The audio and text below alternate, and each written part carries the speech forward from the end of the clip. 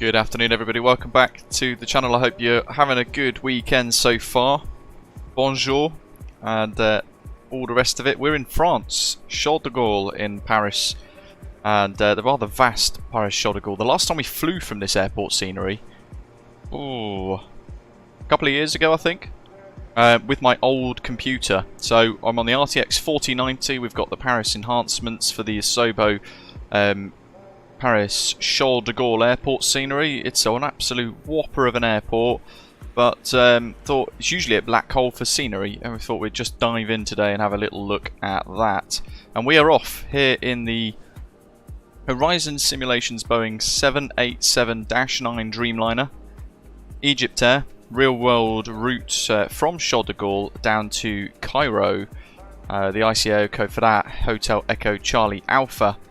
And flight time 4 hours roughly, block time about 4:30, hence the slightly earlier start time today. We're going to be taking a look at the latest version of this Horizon Simulations 787-9 and what should be quite a nice little flight. On arrival we've got a really good freeware enhancement mod for Cairo as well, which should be quite nice. Again, both of them are Asobo handcrafted I believe, but with some freeware community enhancements. Yes, the speed brakes are up because I was testing my keybinds to make sure I've got the correct keybinds set. What it's done is it's deployed the speed brake when I was fiddling around with reverse, as it does, but there aren't enough hydraulics to then retract them, so that will go away during pushback. We'll just blame the engineers. MPS Gaming, good afternoon, great to see you, hope you're well. David, good afternoon as well. Martin, Badger, Lazaros, Kalispera, and everyone else in the live chat. Great to see you. But don't forget, as always, hit like and subscribe if you're new to the channel, joining us for the first time. Make sure you do hit that subscribe button down below as well. So we'll dive straight in. We've got a few folks flying along today, which is great. Currently no ATC here in France. They're probably on strike. But we'll dive into the flight deck. We can see GSX in the top left, doing its thing, probably behind the overlay for you guys to be fair, but we've got half of the cabin loaded at the moment. All the cargo bits are done and the cargo doors are closed, and we've already got a lot of the pre-flight prep and everything complete. Carlito, welcome.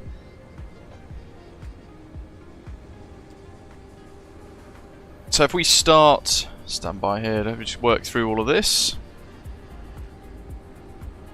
We start with our route configuration. We're going to head out of Charles de Gaulle on runway 09 right. We are Egyptair 800 today. Doc, welcome, good evening to you on his way home.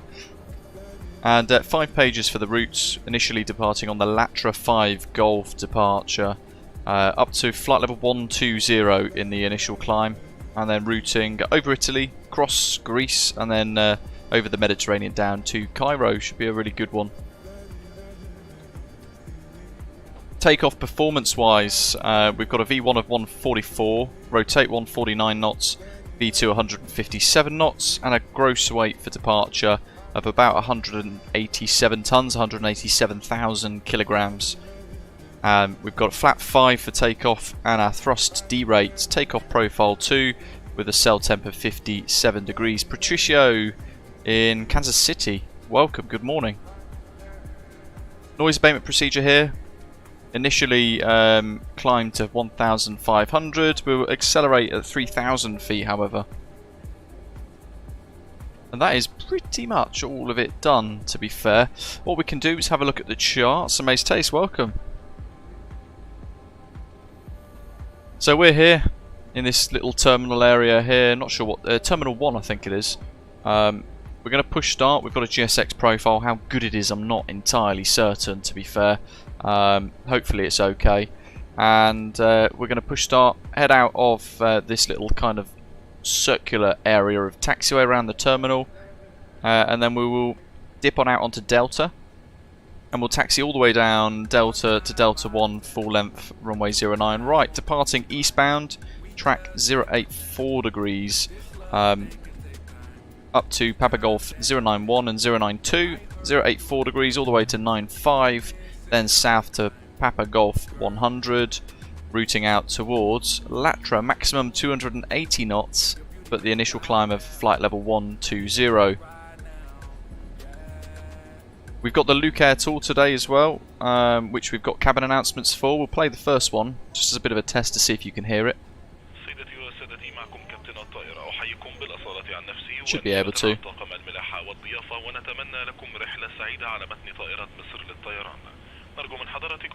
And while we're listening to that, we can see our routing for today. So heading across central France, all the way to, I think that's Nice. Yes, there's Nice. Routing over Nice. May we remind you that this is a non-smoking flight. We wish you a pleasant flight. Thank you. Lovely.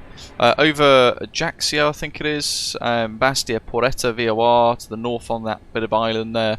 And then over Italy. Initially routing over Ostia. And then Tiano. Past the heel of the boot, across Greece. Crossing Tripoli. North of Heraklion. And then routing down to Egypt. Should be good. Long one, to be fair. Is a pretty long one compared to some of the routes that we've been doing recently. But yeah, should be quite a nice one all the same. So FMC pre-flight is complete. We've got that thrust limitation page there that we mentioned, as you can see. Profile 2 for the climb out as well. And we've got our routing done. FCP set 12,084 and the V2 speed of 157. Oh, there's an Air France Dreamliner. And we've got our transponder down here set to 2000. We'll flick that across to Unicom now because we have no ATC. And then up here, seatbelt signs are on. We can do APU on and start 2, 3. Faults disengaged, and we've got that aft left fuel pump that's activated now because that's where the stuff gets fed from. Doc says, can you depart from Delta 3, please? But yes, I can. 657 is climbing via the SID through 3,700 Charles de Gaulle traffic. We've got this as well, which I do love. This overlay of the ground charts there, it's quite cool. Darren, good afternoon. Base station joining the Egyptair livery, and 787 fans in the 787-10 right now in the sim. Jonathan, welcome. Looking forward to the new update for the Horizon 787. Ian, good afternoon. How you doing, mate? Ben, right at the start of the chat, was asking, he's found a good laptop with an RTX4060 but only 16 gig of RAM. Does he need more RAM? Yeah, to be honest, I'll try and target as best as you can afford. So if that's 32 gig, great. If not, try and get 64 gig. But from what I've read, the RTX 4060 is quite an underwhelming graphics card, and you'd be better off with the RTX 3090, I think. So have a little look at that, because you might mean there you can get a much better system, much more powerful system for less with the RTX 3090. But with a really beastie CPU perhaps, and more RAM, Ben. Although someone in the live chat might know a little bit better, a little bit more info than me, so do let us know if you've got some other tips for Ben selecting a bit of hardware. Prepare for pushback and departure. So APU gens are now on, they've taken the power, external power's shown available because they're disconnected. And what we'll do is pop all of the pumps on. I think the centre tanks might be empty actually. Yeah. So with that in mind, we'll turn those off. We don't need those. Anti-ice, automatic, hydraulics all on automatic. Nav lights, logo lights we can turn off. We don't need those. Pax auto. We can do a dual engine start today with this because it doesn't use bleed air to start the engines. It's got electric starters. If we're flying BA, for example, then I would just do one at a time, but we're doing Egyptair. I think I've seen them at Heathrow actually fire at both at the same time. Oh, me too, Clow. Good afternoon. Yeah, last stream of the week. Might do one next weekend as well if I get a chance.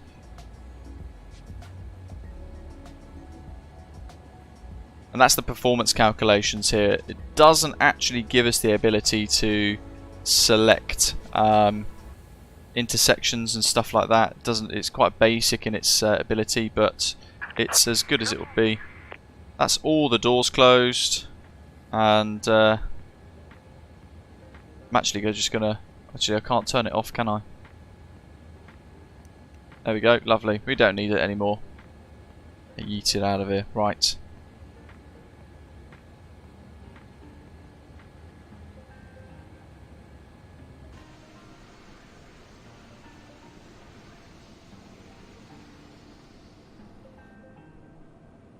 Pushback facing west. It's the only direction in this strange layout. Here we go. Charles de Gaulle traffic. Egyptair 800 heavy. Stand whiskey 04. Push start facing west. Charles de Gaulle traffic. Far brakes off. All traffic information. Australia 7028 is lining up and taking off out of runway 07, LAT 1 Echo departure. Okie dokie. Yeah, Oliver saying, what are your thoughts on the PMDG so far and its release that he's predicting March to April time? What about me? So I'm not sure on the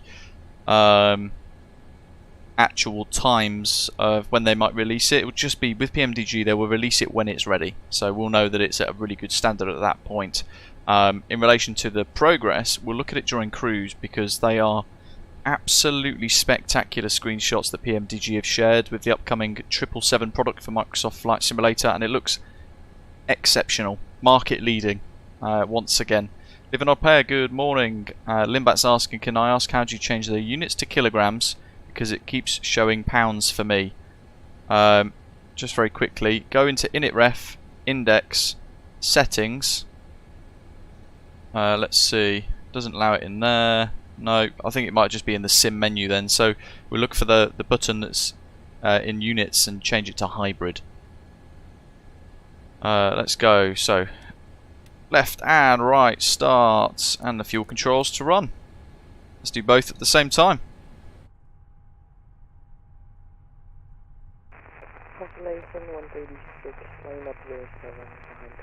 David Gravy on this very channel.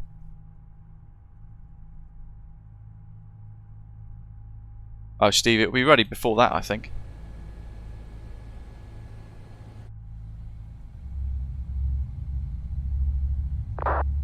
FD Sim Plus sound pack as well for this. I think it's the is it the Rolls Royce that Egyptair uses or the General Electric? I forget.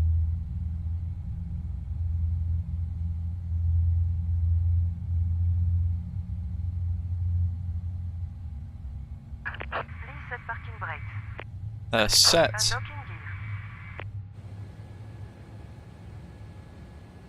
Okay, let's start the Egyptair safety demo. Osprey 598, taxi to runway 09 right for holding point Delta 1 via Alpha Bravo Delta 1.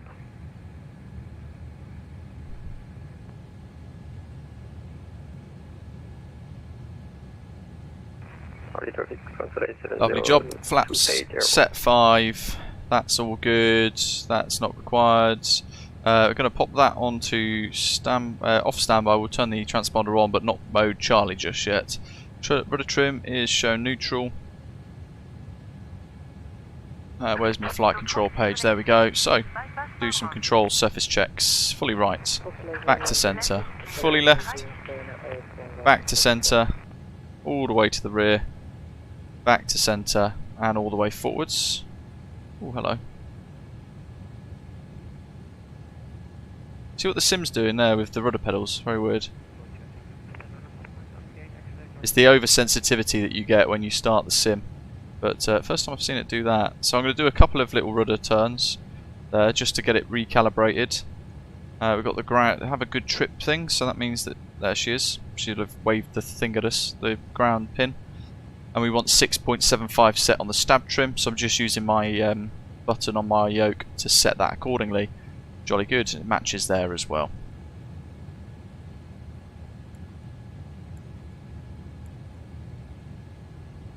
TCAS is off, but that's fine. Flight directors, LNAV and VNAV. And auto thrust. Bar brakes off. Taxi lights on. And the Egyptair safety demonstration for the first time.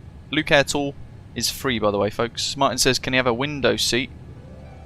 As he wants to jump out over Italy. Ladies and I'll do my best. Welcome aboard Egyptair. Pablo Esquires, welcome. Please pay attention to the Charles de Gaulle traffic, safety Egyptair instructions. 800 If you heavies, have a taxi carry-on to baggage hold point stored Delta under the 3, seat runway in front of you, 09 right, or via Alpha, securely Bravo place and it Delta, in the Charles de overhead Gaulle. bin.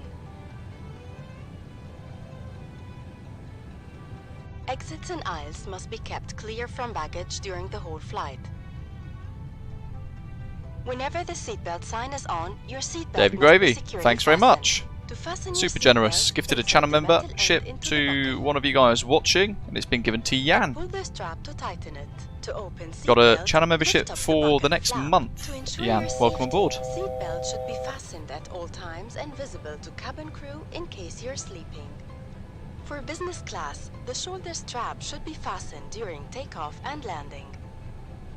We would like to remind you that Terrible all time to Egyptair check flights News are Sky to make sure it's working, but including electronic cigarettes.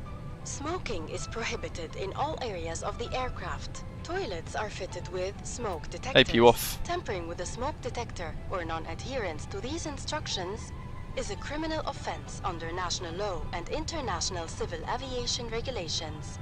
There are 8 Sort out the turn there. exits on this aircraft, which are clearly marked. Please keep in mind Cheeky your bugger. nearest emergency exit might be behind you. In the event of an emergency, the path to Where the did he come exits from? will be illuminated. Instructions on how to open the exits can be found on each exit.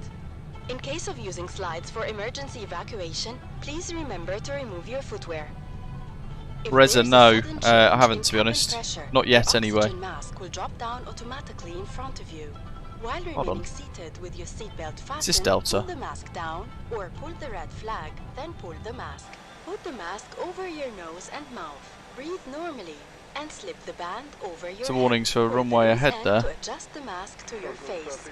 Breathe normally No entry. until we announce it can be removed. Remember to put your Which mask means on we're first gonna have to go before round. helping others. We have to go around this. Here We've taken a wrong or turn. here.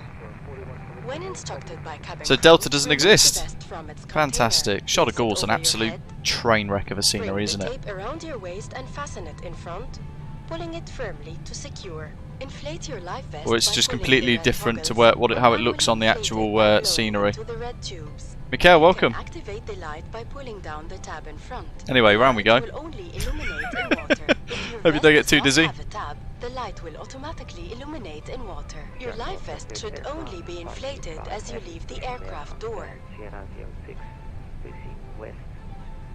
Life vests for infants will be distributed by cabin crew. Oh When dear. safety, Prospect all 495, passengers Terminal are 1, required Pandex to comply with 805, cabin passing crew back facing west. instructions and He'll be all alright, visible Carlito. cards and illuminated information signs There we go. located throughout the cabin. Tour de France indeed. In case of Get your yellow emergency, jersey at this adopt the rate. brace position as shown on the screen.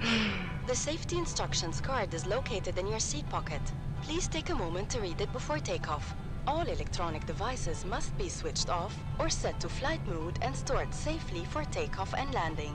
If you drop an Anyway, this is electronic Delta, device I inside the think. seat, avoid NPS game. moving Yeah, the there seat. we go. And NPS game is on Call a cabin Bravo. crew member There we for go. assistance. Yeah, so we're on Delta now, To start apparently. our flight, make sure your Jolly seatbelt is good. securely fastened. NPS is over there on Seat back is fully Bravo. upright, and handset, footrest, and tray table are folded away, and window shades are fully open. The cabin crew will now move around to do a final cabin check for takeoff, as we are here to make your flight safe and comfortable. Egyptair wishes you a pleasant flight. I know. Well, I saw the red and I thought this doesn't look right.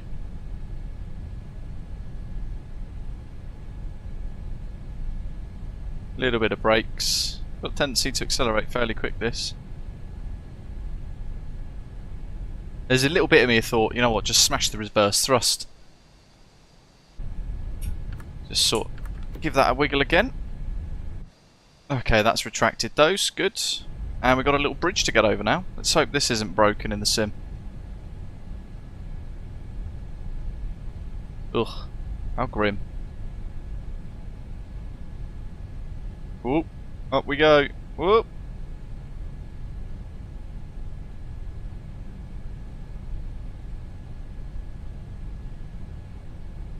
And down we go. A little bump at the end. What a mess. Yeah, need a very good payware Charles de Gaulle airport scenery, really, don't we? This is Sobo 1 is a train wreck.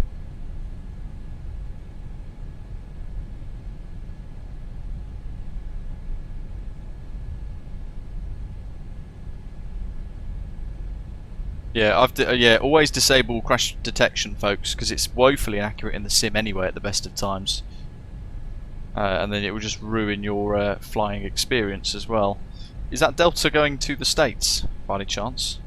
I'll have to have a look on Volanta in a short while, see if we can find them. Lanzanari are welcome on board. Good afternoon. Oh, Chuffineck. I thought I pressed the beacon, but I didn't. Definitely going to have points deducted now.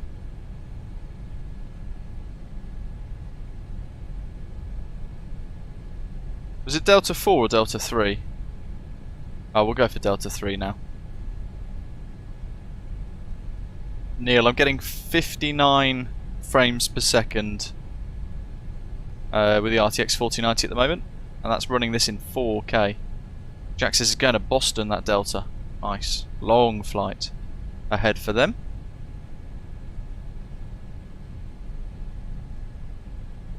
Runway turn off. Lights.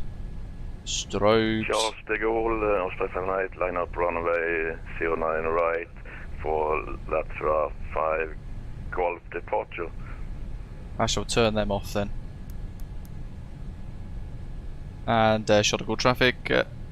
Egyptair 800, so holding short. Runway 09 right, Delta 3. So this is technically the Cat 1 guard area.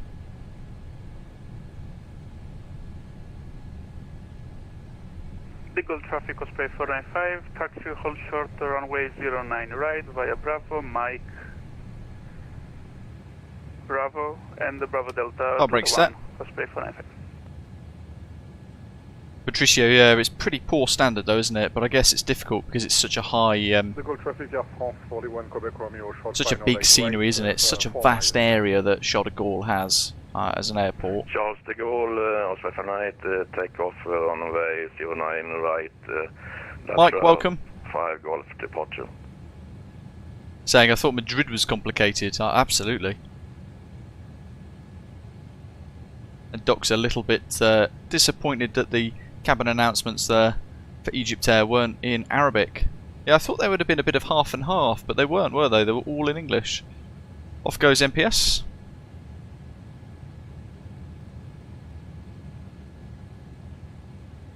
Charles de Gaulle traffic, Zoutalo lining up Egyptair 800, lining up Delta 309 right.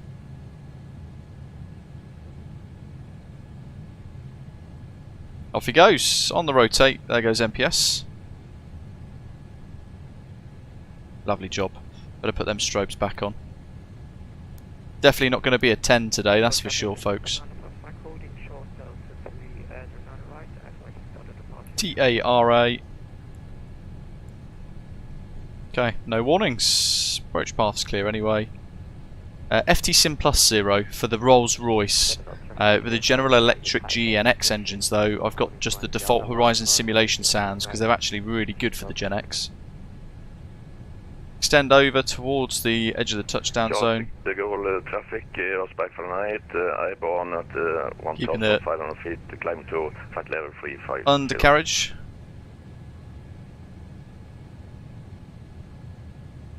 Below the aircraft. I'm not sure why it's doing this. I don't really know why, but it seems to like almost give me no control over my thingy camera at the moment, my external cam.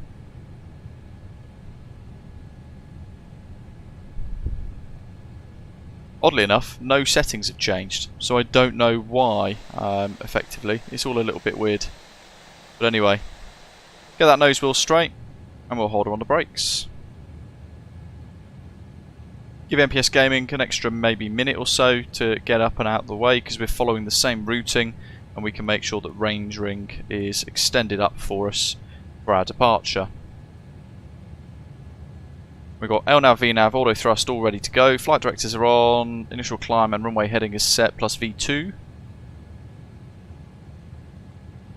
And Charles de Gaulle traffic, Air France 41 Quebec Romeo is cleared off runway 8 right, taxiing to Terminal 2E. There's a Lufthansa, probably wondering what's going on.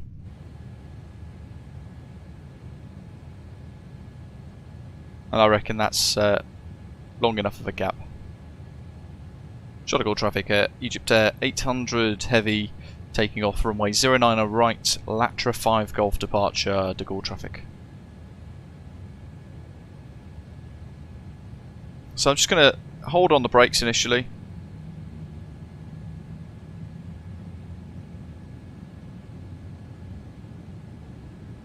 Off the brakes through 40% M1.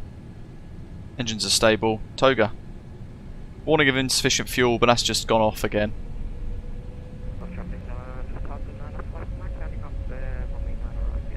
We've got plenty. Checklist incomplete, we're ignoring that. Disregard. It's because we haven't followed the actual checklists on the aircraft, we're just working through our own flow. Through 100 knots.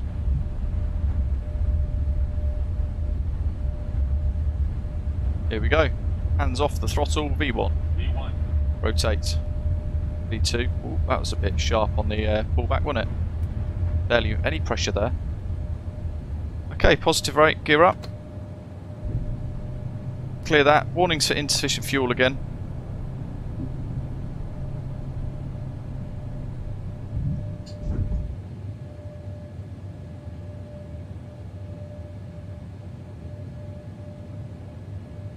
Okay, gear up. Autopilot engaged. Charles de Gaulle traffic, Egyptair 800s airborne through 2,000 feet.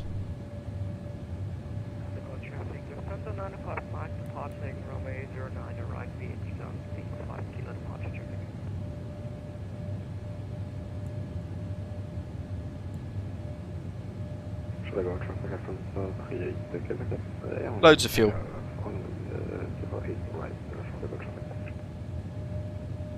4.7 tons left by the time we get to Cairo. Okay, so through 3,000 feet now, nose comes down, aircraft begins to accelerate.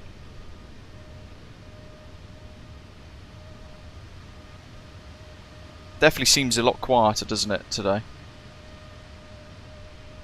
The wing flex bouncing away.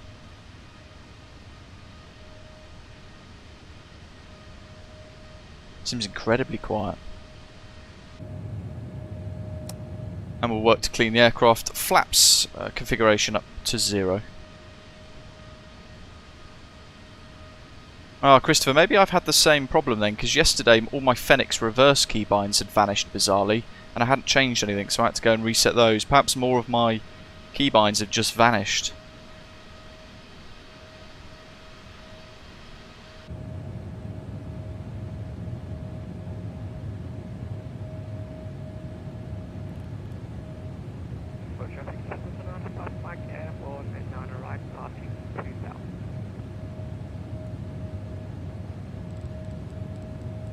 $390 for cruise today, so we'll keep that going.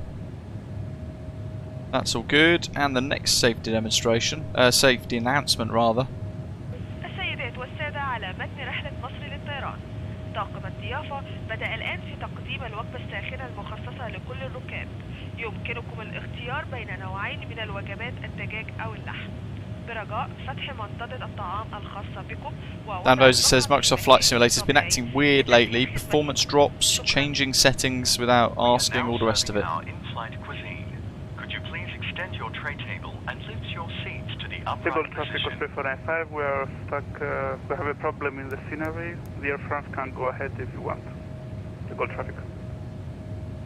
Takeoff traffic, Roger, France 565 Heavy, flying up runway 09 right. Takeoff traffic. What's the departure transition level? 5,000. It's not warning at me though, it's not shouting at me to change. Probably because I've not set it in here. Transition altitude. Yeah, that'll be it. We've not flown this since November, so it's great to be back in it, but it means that we have to jump, scrape off a whole lot of rust, and make a number of mistakes as we kind of relearn the jet.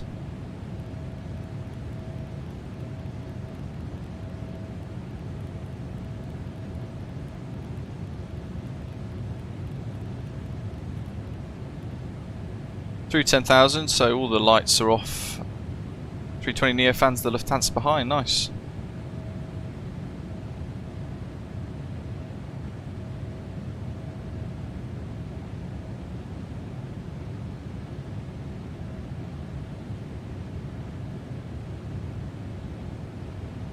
And we're on new comps, so we'll just smash up out of the way. Through to cruise.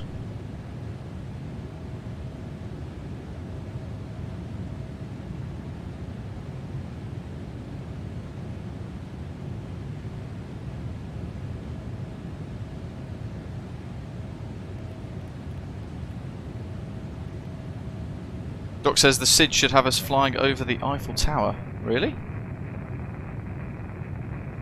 Mind you, we're probably going to be quite high up. If that's Paris over there, probably going to be very high at that point.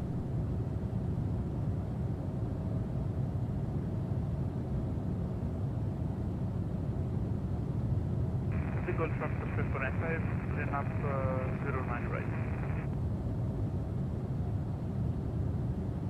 We'll keep an eye out though. You never know, we might see it. We probably won't, but we'll keep an eye out for it. Now if you're wondering how do you get hold of this freeware 787-9, as before with the Horizon Simulation aircraft, you need Premium Deluxe. You need the Microsoft Flight Simulator Premium Deluxe Edition, which then allows you to have the 787-10 for this to work. And then you'll be able to download the Cairo 787-8, the Horizon Sim 787-9, and soon the Horizon Sim 787-10, which will be their own branch-off version, which will be very cool. Who needs quality wings, eh? The only thing that would bring would be a cabin, which we don't have in this aircraft, of course, but it's in its current form, certainly good enough. Keep the head in bugger lines.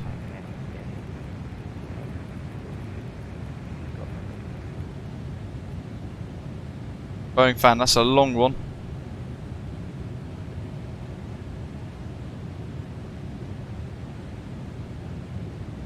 So there's Paris Charles de Gaulle over there, and all of this is Paris city, stretching many, many miles. But I've got no idea where the Eiffel Tower would be. That's Paris Orly, I think, over there, just in the distance in the middle of your screens.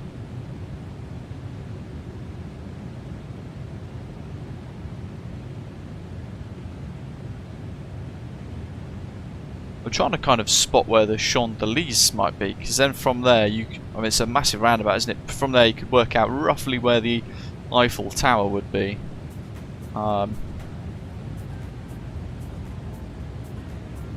Probably over there actually, because there's a big old cityscape and you can see some photogrammetry trying to load in, so the Eiffel Tower is going to be in that little section in the middle of our screens there, I think.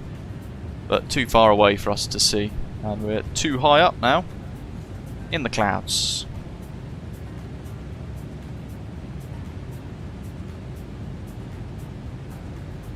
.5.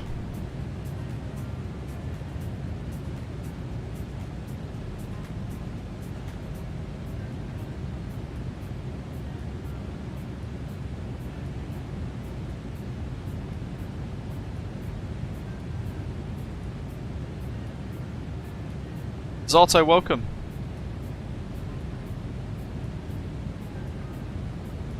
Steve, nice. Is that with the new Aerosoft Volume 2 Antarctica scenery? Because they've got that, I think, there, haven't they? I think the airport that they used, I'm not entirely certain, but it might be one of the little airstrips that they used for the flight. Quite possibly Birdman, not sure. I'll tell you what I'm looking forward to, the Caribbean World Update. That's going to be really good. I'm hoping we get VC Bird International, Antigua, and a few other nice sceneries and photogrammetry enhancements, because it's an area of the world which is stunning and has been, up to now, kind of neglected in the sim. So I'm looking forward to seeing what they bring there. I'm not sure if they've announced the airports that will be included yet. Again, someone in the live chat might know.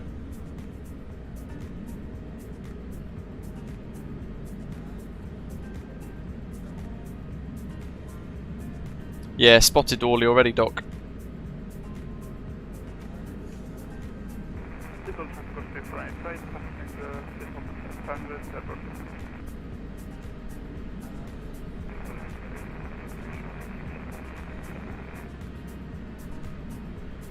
Look at that. The sheer scale of Paris. There's a screenshot and a half. Bingo. In fact, yeah, can't see it, look. It's a bit too far away. Probably would have seen the Eiffel Tower there somewhere. Yeah, there's Orly.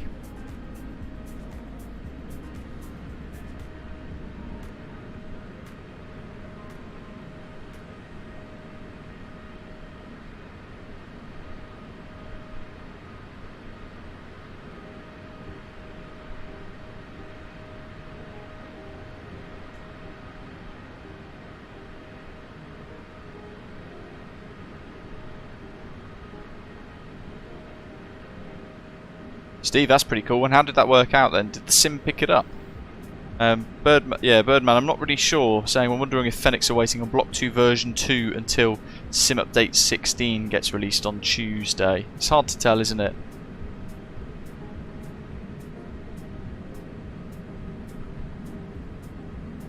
No worries at all, Zato. To be fair, this was meant to be tomorrow's live stream, but we've decided, because it's Sunday, and I very rarely stream on Sundays as well, with the way my shifts and everything play out. Thought, why not? Let's just dive in. I'm going to have to Google all those, Ashley. TFFS, is that Trinidad and Tobago? MDPP Punta Cana? Actually, that's Puerto Plata, isn't it, actually, PP?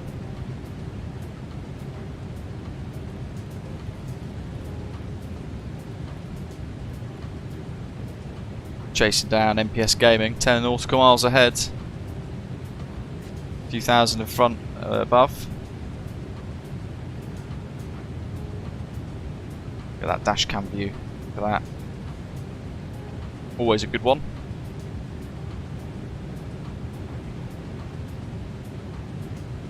Yeah, that's it. World Update 16. Ooh, Sangster in Jamaica, Zato. That would be a cool one.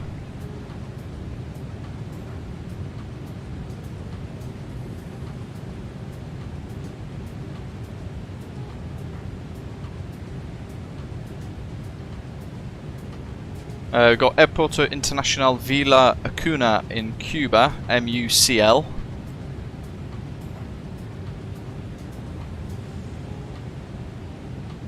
MDPP is Puerto Plata International Airport in the Dominican Republic. I did get it eventually.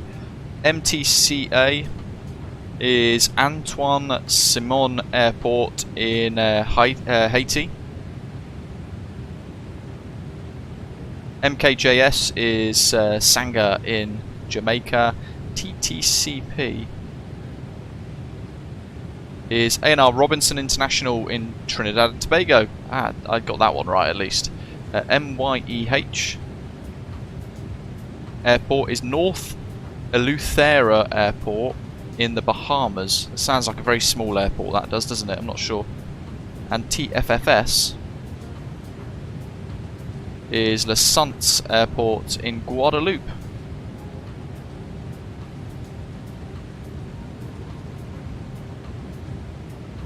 That'll be a cool one, Zato. Air Jamaica from Miami to Sangster in the A300-600. That'd be a cracking one, won't it? And yeah, more ATR routes available. Though they're long old slogs, aren't they, in the ATR? But Miami to Jamaica will be a classic. But I'm glad there's some bigger international airports included there.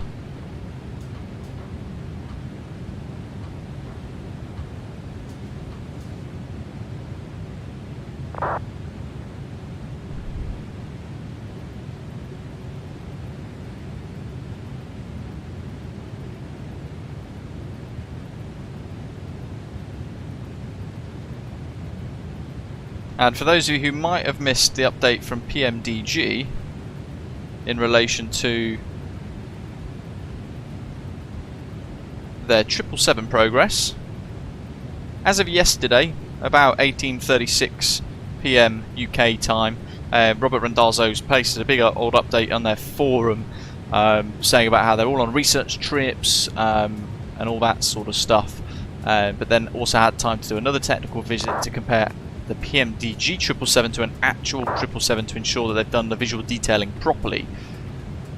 And they were kind of having to work it around a number of blizzards in the US as well. But anyway, a bit of a detailed preview, as you can see there. Look at that. The 777 beta process continues at speed, with another beta having been delivered to the PMDG beta team last night. The last couple of weeks have seen PMDG focus on finding and killing conflicts between the C++ code and the Clang compiler, which is something used by Microsoft Flight Simulator.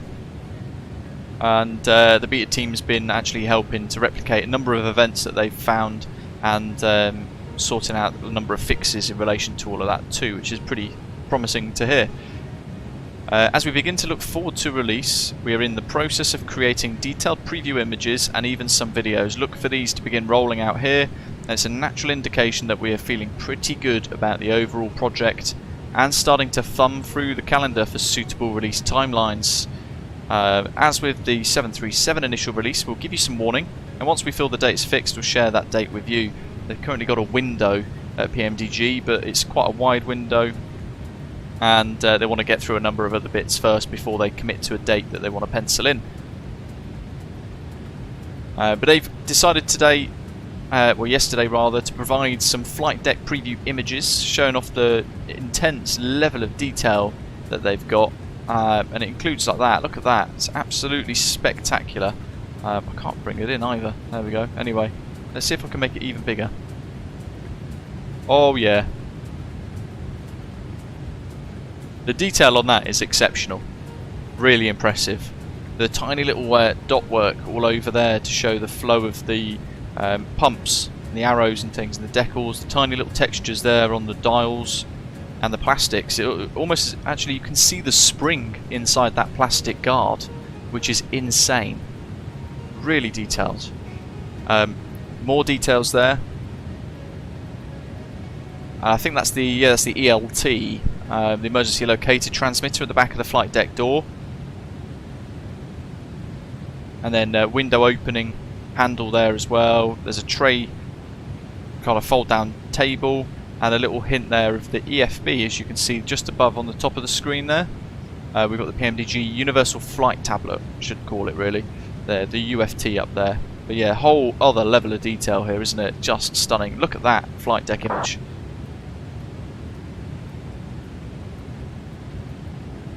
Now, I've spent a lot of time in a 777 when I was flying as cabin crew, and I'd spend a lot of time sat in this jump seat here, just on the corner of the photograph, right in the corner of the flight deck behind the first officer.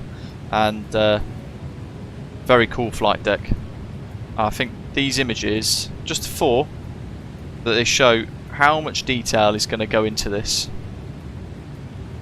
Very exciting indeed. Yeah, in his last image, his favourite standout detail is the high-vis desk rumpled up in the storage locker to the right of the cockpit door, and the bags present in the crew bag storage locker behind the captain's seat. There's quite a bit of detail in the headset storage. Above the captain's head, the non-skid strips on the shelf behind the seat is also present, and the texturing is such that it almost seems like you can rub your hand along the rough surface. They are the little things, but when seen as a whole, they really make the entire flight deck look and feel real. It says there, it is nearly time to get excited about 777. Absolutely. It's going to be awesome, isn't it? Have we overtaken MPS yet? Almost. Don't know where he is. Oh, 16 below now.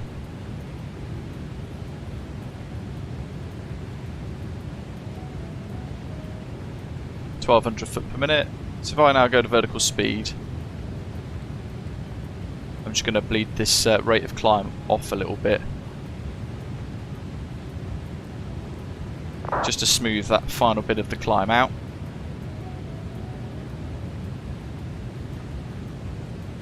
Oh no, not flying in real life, Tace. No idea about pricing yet, Neil. We'll be able to get more detail from PMDG directly via their forums over the next few weeks for that. Once they start to set a date, they'll then start talking about pricing and all the rest of it. But now we've got time to save up for that, whatever it may be priced at. But I'll tell you what, with our experience of the 737, we know that the PMDG 777, whatever it's going to be priced at, is going to be quite remarkable, I would imagine. And I think it might be surprising to a lot of people. I would expect roughly the same J-foot, actually.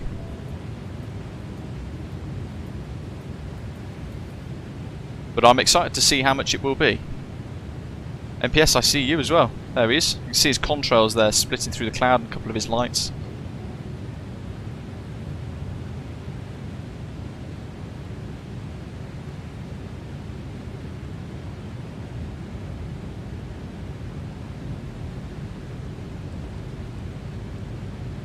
Around that to 400 foot per minute now, last 1,000. We'll really kind of round off that cruise. Oh yeah, Mike. People can't help themselves though.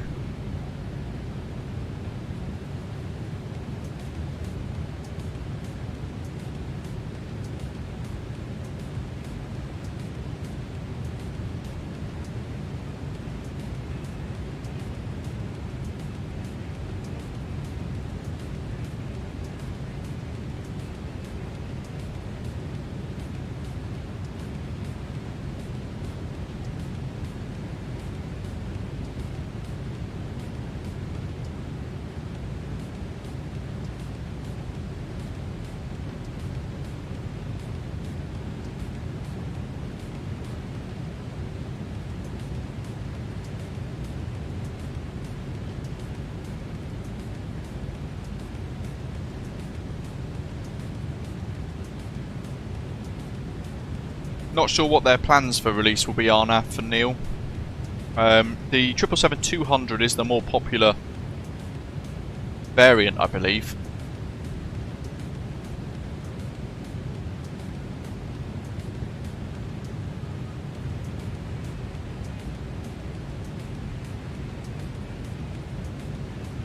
But then the 777-300, you've got airlines like British Airways, American Airlines, Turkish Airlines. You've got quite a good variety of airline operators buzzing around in the 300 variant. Opens up some fantastic route options.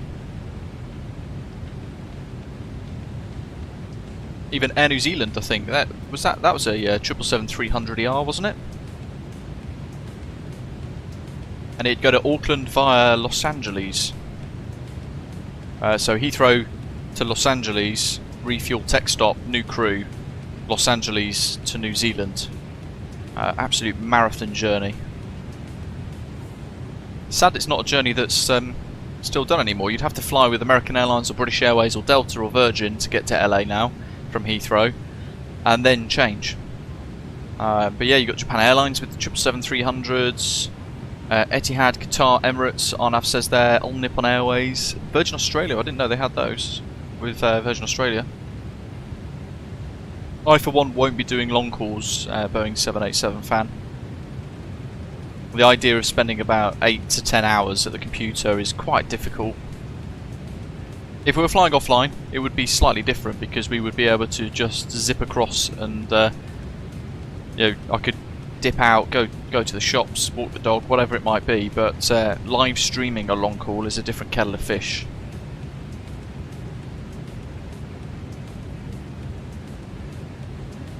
Yeah, I'd imagine, I would expect, as Ashley's saying there, as a pure guess, because I have no idea, the 777-200, and it would probably be packaged as a passenger and a freighter version. And then after that, 777-300 as a separate add-on, perhaps.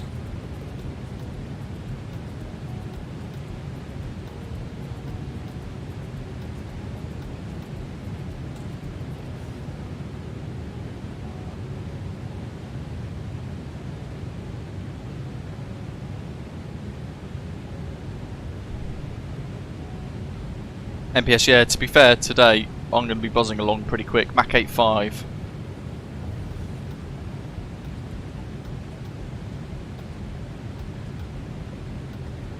Let's go back to VNAV controlled speed there, I think. Daniel, yeah, that'd be quite a cool one. Now we've got some epic scenery as well for Emirates. And yeah, living on a player, that's the one. Air Canada's got quite a few 777-200 and 300s too. For me, I loved working on the 777-300 ER with BA. I thought it was a fantastic aeroplane. But the 777-200 has taken me all over the world. It's taken me to Japan, it's taken me to Mauritius, all over the US as well. So there's no real preference for me between the variants. They're both epic. The 777 is the workhorse of the long-haul world, isn't it, after all?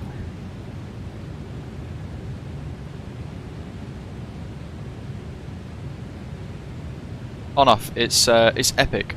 Absolutely fantastic. For me, the 737 is still the best in the sim. Toronto to Vancouver could be a cool one. Bit long though, isn't it? But could be quite a good route to replicate there. Let's see if we can dip out. The sim has definitely got different sounds over the last few weeks, hasn't it? It's a bit weird. Aaron, I highly doubt that. Maybe January 2025 at the earliest.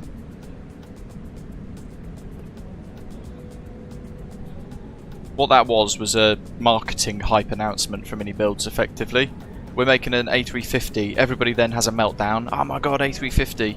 But it would be probably a minimum 12 months away. Dwar, welcome.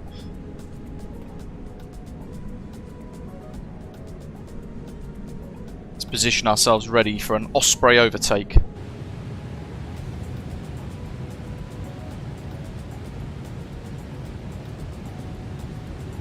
What's your cruise, MPS?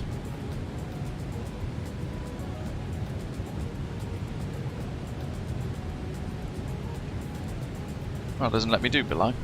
Oh well.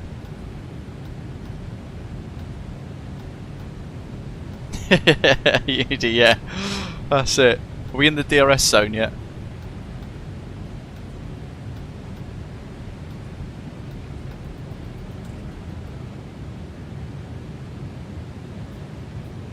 Yeah, and probably a bit of an awkward one, isn't it, for them? Because the 737 MAX is plagued with problems. It's almost as if it's cursed. You're doing Mach... Oh, I was going to say Mach 9. My goodness. Shaking the rivets out the wings. Christ. So you're doing Mach 7.9, I'm Mach 8.4. My ground speed's 487 knots. We'll probably close you down. Probably about 5 minutes, 10 minutes we'll be flying overhead. There's MPS Gaming just there. While we're in the chase, let's have a little look at our departure there so far. So, I'm going to pop the screenshots onto Volanta. Initially we flew out runway heading and then we turned south over Romainville, Evry, and then headed south. We got badge up front, MSR 919. No screenshots. If we zoom on in, MPS Osprey 598. No screenshots yet, that's all good. And then we've got Sugoku behind, Osprey 495 in the A330-900.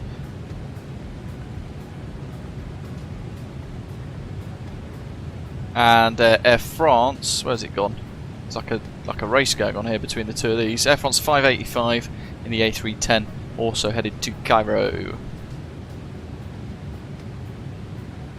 I think that is all of us.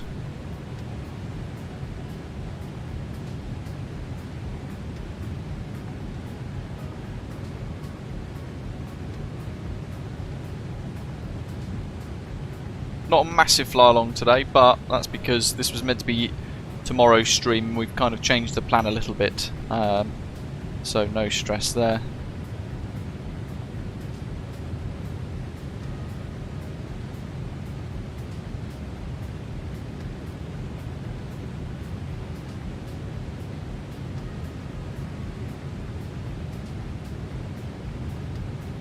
Oh yeah, RDP197, Mahon to Amsterdam.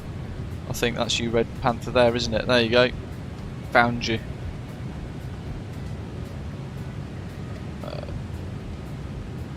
There it is.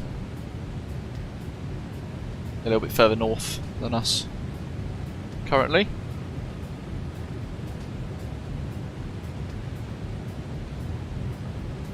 Not sure if the A310 has been fixed yet, Badger, to be fair. How long is planned for the flight? It's normal time, so I think it's a 4 hour 30 block, which is one of the longest streams we've done in a little while. Look at that, hunting him down.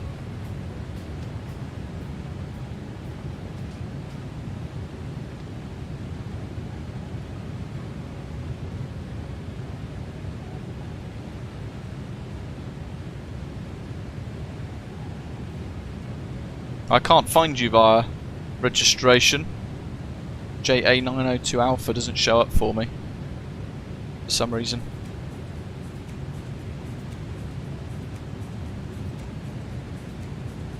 Valanta might just be having a bit of a wobble being the weekend MPS. I'll keep an eye on it though. Eventually when the screenshots show up we'll have a little look.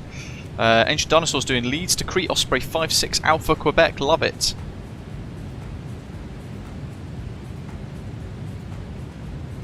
We'll find you on the New Sky map shortly as well actually. Are you on VATSIM, Ancient Dinosaur, or are you flying offline? Do we fly Sim Pilot as well? Flying to Funchal, Cat 303. Trying to think what that call sign is meant to be. Cat 303. Nice, VATSIM, love it. Yeah, and it'll be super cool, won't it? Doing some of those shorter hops in Emirates 777. Neo Sky Aegean, welcome to you as well. It says truly enjoy your videos. Thank you for your tutorials. You're more than welcome. Jan, you have to make sure the call sign is the same. Copenhagen Air Taxi, interesting. Not to be fly then. He's trying to break off, look. We're in the hunt. Pep Napoli, we discussed it at great length yesterday, to be honest. And I've been quite vocal and open about my own thoughts about how the community's basically been scammed and all the rest of it. So a bit of a tough pill to swallow that, isn't it?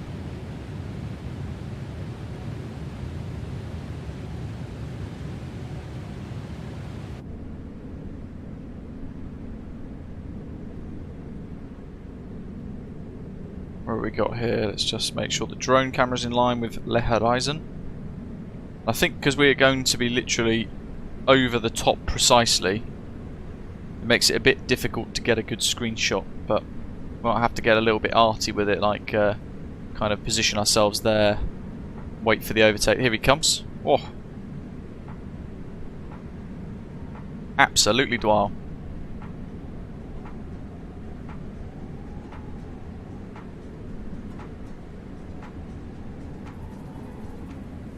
RNAF, the Latin VFR aircraft are pretty rubbish. You very much rely on having to use freeware enhancement mods from like Horizon Simulations for the A320neo and things to actually make it a bit easier.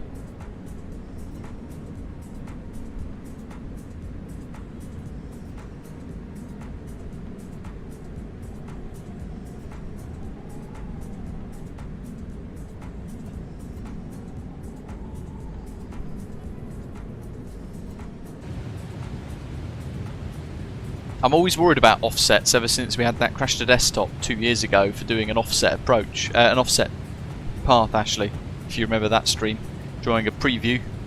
So I tend to avoid offsets now, just in case.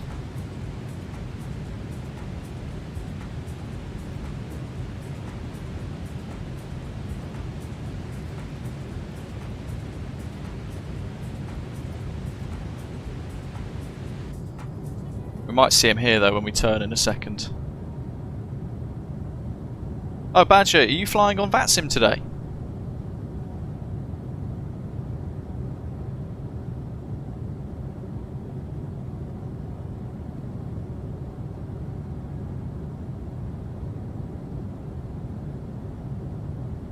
Just automatically there, Biohazard. Oh, epic, Badger. Good drills. Nice one. Great to see you on the network. How are you finding it? Oh, Neil, that's a tough one. That's a tough one. Probably the 300ER. No, I'm not sure though, because the 200's more flexible.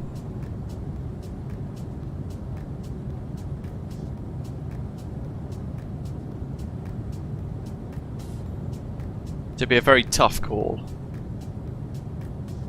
Big thanks to everyone who's hit the like button so far. Great to see lots of you enjoying today's live stream.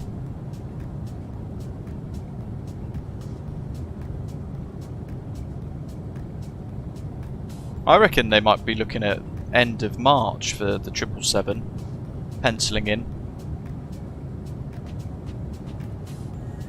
Be very exciting. Where he at? There he is, right below us.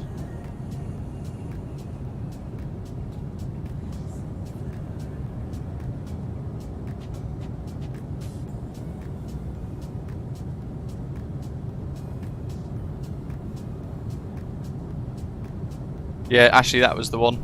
But yeah, they were able to patch it because of it, basically.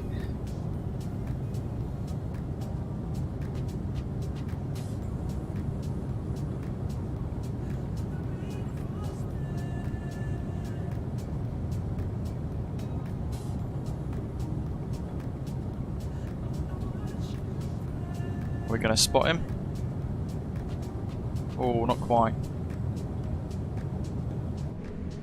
Might be the right time to get a screenshot with a slight offset though. Limbat, no. We've got another about 3.5 hours before we descend. Maybe about 3 hours. There he is, chasing us. Bingo.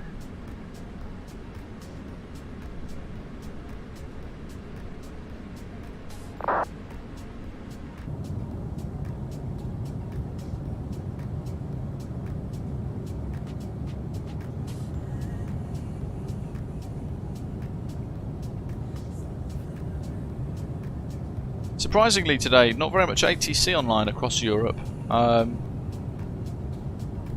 Anywhere. I think there's Gatwick approach. No, EGLL North approach, Dublin approach. That's it really. Geneva approach.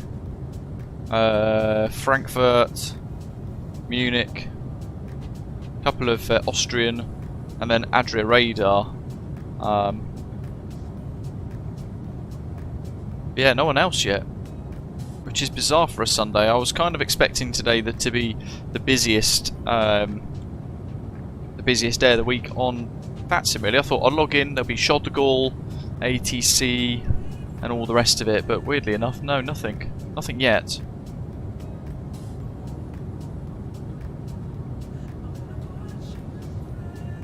Takes the pressure off though, I guess. The guys yesterday at the end of the stream when we flew into Madrid overload, we were incredibly lucky flying in. There was 2 aircraft that got in behind us, which I think there might have been Zato and MPS Gaming. But everyone else were holding for about an hour to an hour and a half afterwards, which is incredible. Ian, for example, only landed about an hour and a half later.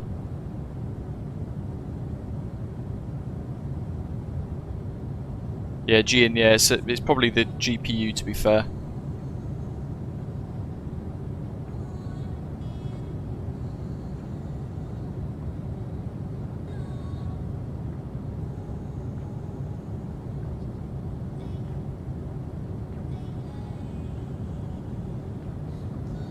Going to have a little look at the New Sky map to see what's going on at the moment on the New Sky network.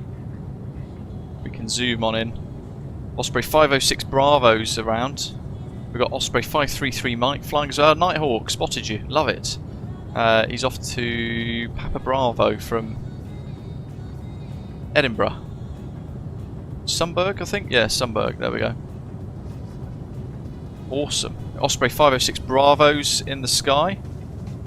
That's Alex flying the 737-800 from Edinburgh down to Bristol on VATSIM. Love it, got a lot of time for that as well. Great to see lots of you using VATSIM for it. Osprey 64 Mike doing some Nordic flying there, Blue, in the A320, going out of Oslo, Gardermoen down to Kristiansand.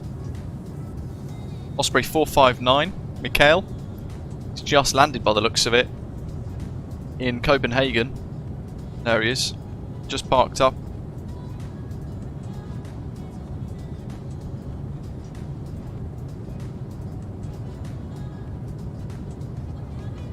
What we can do is, where we are, click that. 100 flights online currently. If we type BVX, we can see everybody.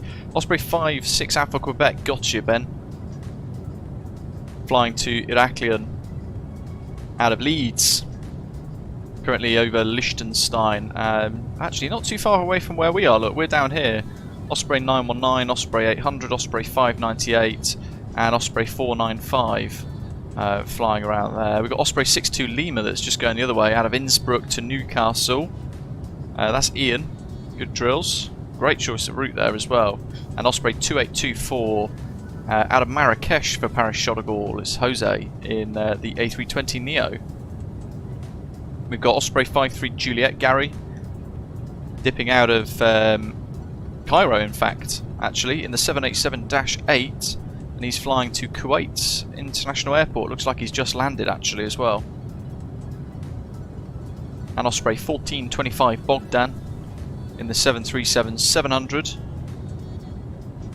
out of Jinnah to Dubai. Hasn't yet departed by the looks of it. And that is everybody airborne for Osprey at the moment by the looks of it. Tell you what, Belgrade to Domodedovo Snozabert in the 737-800.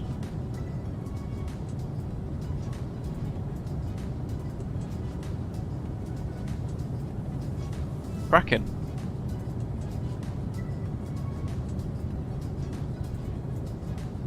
So currently 13 flights online at the moment with Osprey.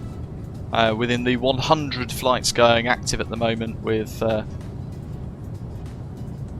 Osprey Airways and New Sky. Quite a good variety now. New Sky's really coming into its own by the looks of it. We've got Top Sky flying around. Alpaca has now made its way over to New Sky, which is great to see. There going Oceanic, my goodness, SMB. Vosamba Airline, interesting. And Silvery Wings. Quite a good variety here. EAG, Eagle Airlines Virtual, that's one heck of a route.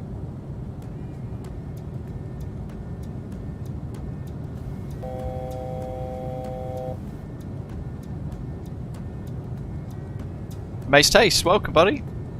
Joining us as a bronze frequent flyer, thanks for your support. Don't forget, if you've got a channel membership folks and you're in our Discord server, make sure you've linked your user account into your YouTube user account into your Discord user account, and it will get you access to the club lounge.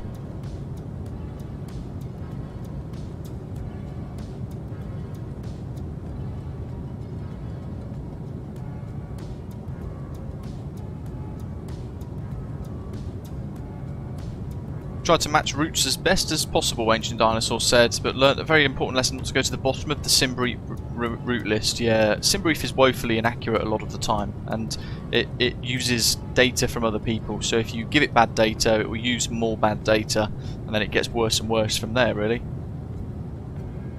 No worries at all with Maze Taste. Sorry to hear about the redundancy, buddy. Hopefully it's all sorted now. Great to have you back. Les Pyrenees coming up now. Nice is online, Badger says. I don't think we'll be speaking to them though. That's just like a Nice approach. So we'll just basically fly over the top of them, but we'll be too high to speak to Nice approach.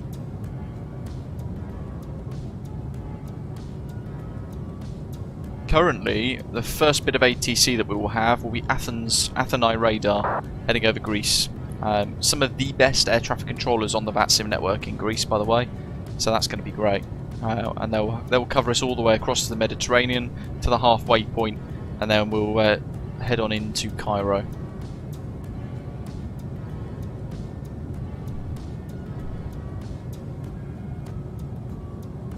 Actually, this isn't even the Pyrenees. I think this is the Alps, isn't it?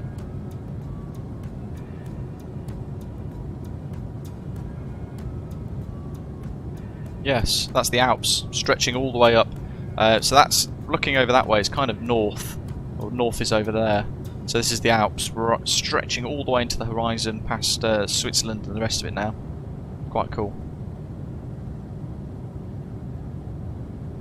Pablo, welcome. Hopefully not.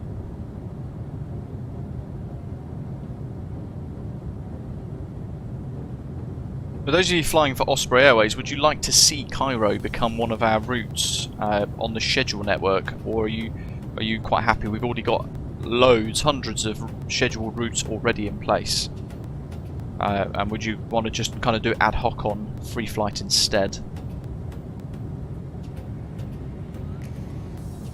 Mont Blanc, right, left,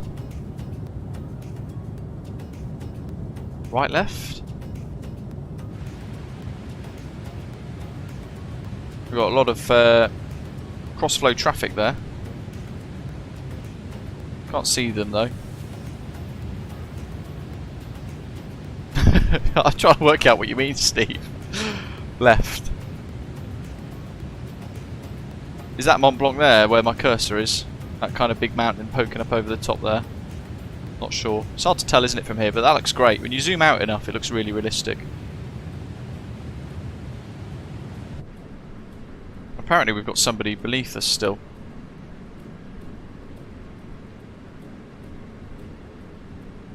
$2,000 foot per minute. Well, 2,000 feet below. Can't see them though. Badger says, I think MPS Gaming is in a rush. He hasn't hit slew, or time acceleration by any chance, has it, by accident?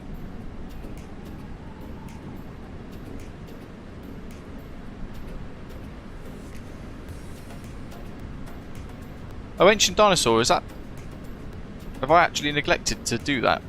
I thought I had Alicante paired up with everywhere. My apologies.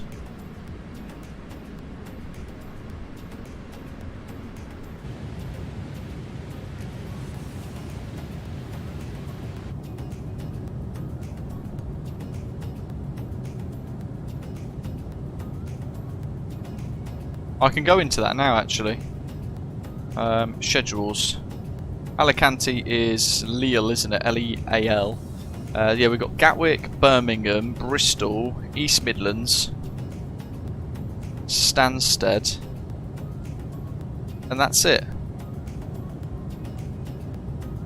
Oh. And you want Manchester, was it?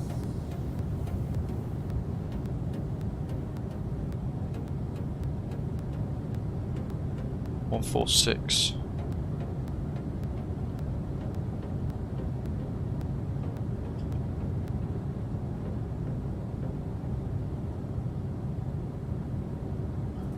It's about 2 hours 50, isn't it, from Alicante? Madrid, sorry. Manchester, my goodness.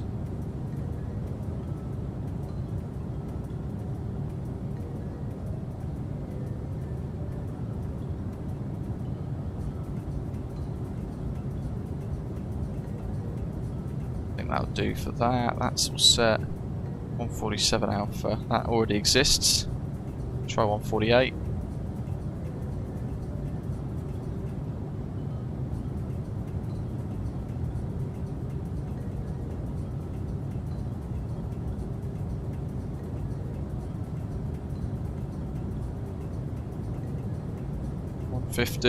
I'm just adding it now, 2 seconds.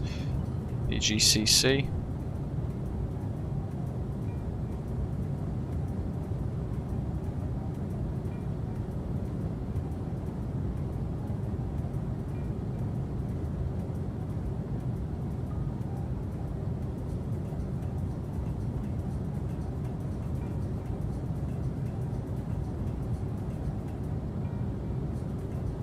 Okay, it's going to be Osprey 151 Alpha and 151 Bravo for the flight number for Manchester Alicante.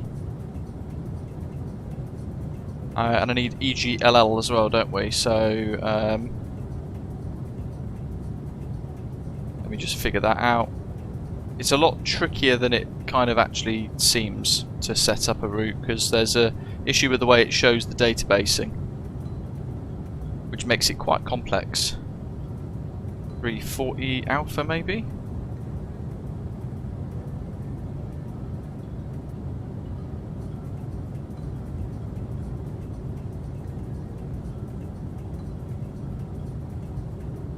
No, that OG exists.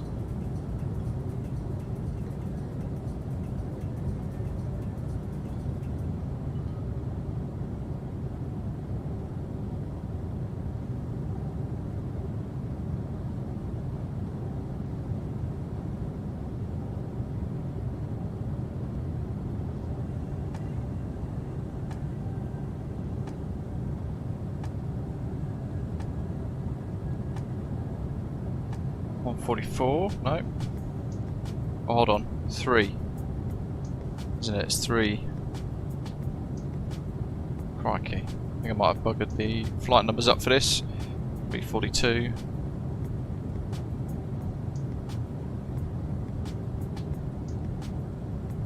It's actually quite time consuming just adding one single route, because it doesn't let you see. There we go, 346. Schoffineck. Which means I've got to find that one again. 46 Alpha.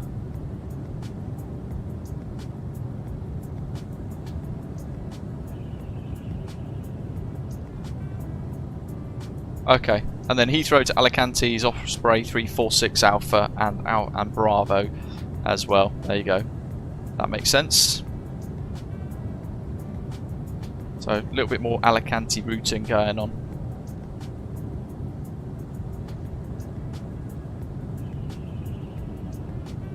I think we have Malaga as well, but yeah, we've got Manchester, Gatwick, Heathrow, Birmingham, East Midlands for Malaga. So plenty there. Although the East Midlands ones haven't been flown at all. Crikey. See if we can turn that into a different route somewhere.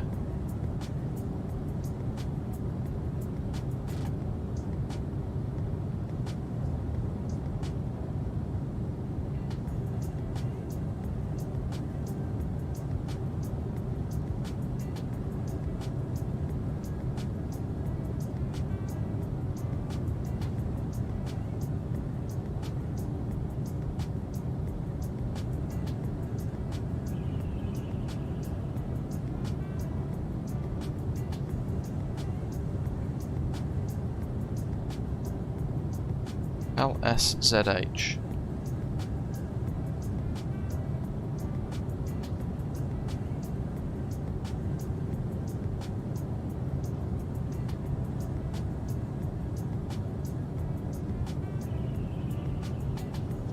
Quite a lot of the East Midlands routes aren't being flown actually, looking at this now.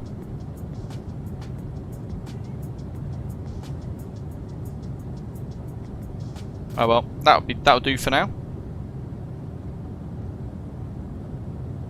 Badge is wanting Manchester to Hecka. 2 seconds. I've just come out of it. Stand by, let's go back in. So I'll show you guys how it all works while we do this, because you guys can see what we're doing and what it looks like for me when I'm trying to set up a route.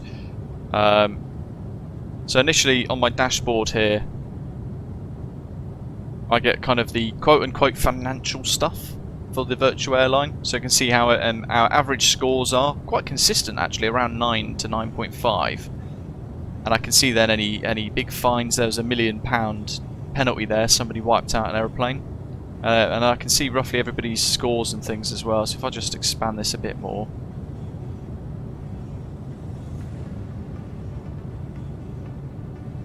I can see who's en route, and I can see everybody's flight logs and all the rest of it, and how much money they've made profit-wise, if they've incurred penalties for tail strikes, wing strikes, and their general scores. It's quite interesting. And then on schedules, I have to add the airport actually, so I have to go in here and add Heka, Cairo, which becomes, it fills the gaps in basically, so if it's out of sequence, there you go, it's number 64. Which doesn't mean too much, to be fair. But what I have to then do is find the sequence of, for example, Echo Golf Charlie Charlie. And this is where it kind of breaks, because it gets rid of the filter on the bottom right, so I can't actually click across to find the furthest possible flight number. But I know the last one I just did was Alicante, so for Manchester it'd be 151, therefore I can go in here and do EGCC to Heka, and then it would be 152 Alpha. What's the flight time? Probably about 5 hours, won't it? It would be about 5, is it 5 hours? How long is it roughly? And then here we go, all, and I've got to select all the different aircraft that we've got in our fleet that can actually do the route. So I'm going to deactivate small and extra small straight away. I'll leave the Neos on there because I think they have got the range, but the other ones don't necessarily. No, it's only 5 hours, so it probably could reach. I'll go for 320, 321. We'll get rid of the Mad Dogs. And I can leave all of those on to give you guys some long haul flexibility on some shorter routes. Get rid of the GA.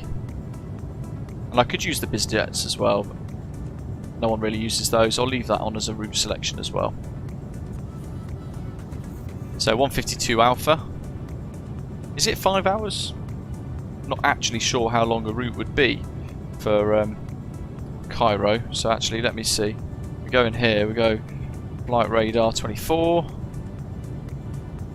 EGCC,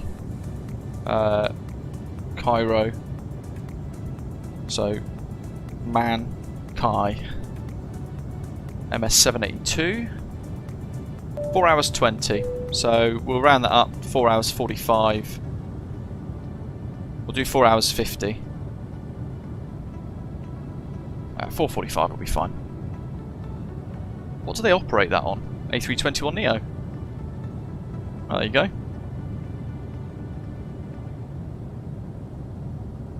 So once we've done all that, that's 152 Alpha, we save the change, and then we go back in, we have to do Heka,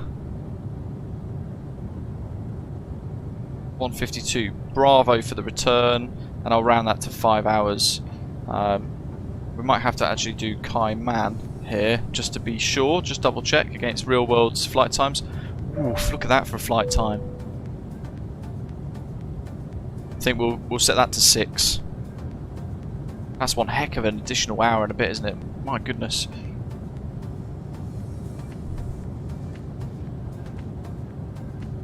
I don't know if the 737-600 has the range for that then. GA XL 319, get rid of that. Heka. I have to go in and just tweak the aircraft accordingly. We'll get rid of that one to make sure it matches like so. I'm going to take a quick screenshot here of this because that's pretty nice, isn't it? We'll have a quick look on the right hand side. Oh, very nice. Evil Ace, welcome. 6 months already. Nice stuff. Thank you for all your ongoing support. Appreciate it.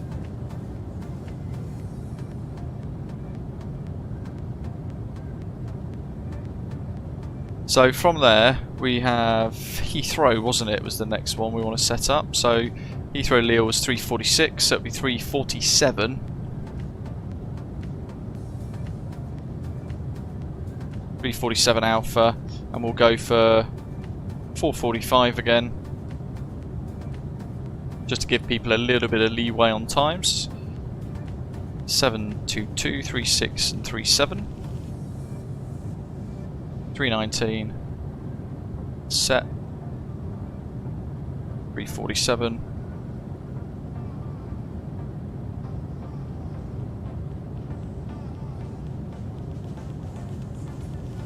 And it's probably going to be, so Kai to LHR, it's going to be a number of hours, isn't it? We'll look at the BA one.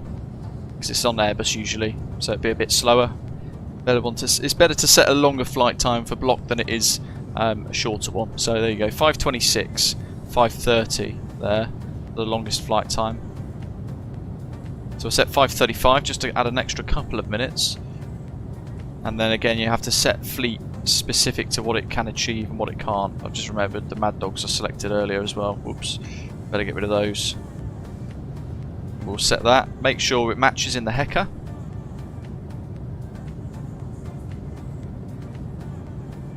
And I'll save it, but then if I don't double check, I'll find that actually it doesn't save properly. That's twice now. Third time lucky, bingo. But yeah, flying, as Doc is saying at the live chat, flying east, because of the winds, the jet streams and all the rest of it, usually a lot faster than it would be flying west. Which is why there's this additional time of the flights. But I also want to set up some cargo, because Cairo I would imagine is quite a good one for cargo, isn't it? So we can go to EGNX, good old East Midlands. We can scroll down, have a little look. 623F. Those of you who love a bit of select cargo, A300 ops. Oh, I've forgotten already. 623.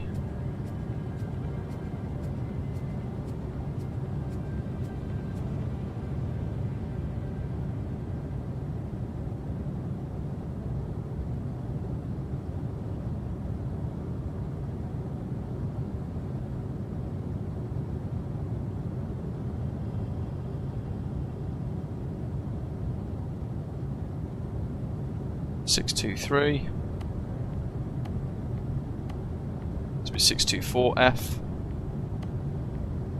We'll go for 4 hours 45. We'll have to flick that across to cargo. Small won't do it. 738F will, and the A306F will. So we'll leave those selected like that. 445, 624F.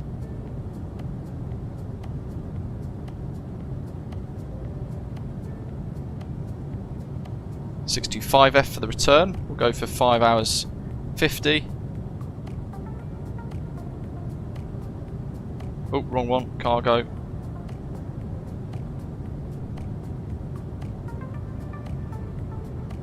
Bingo. Ancient Dinosaur, yes. It does allow time acceleration. It will then remove scores. So in the New Sky Wiki, which I'll just load up here to show you guys if you're not sure. Where is it?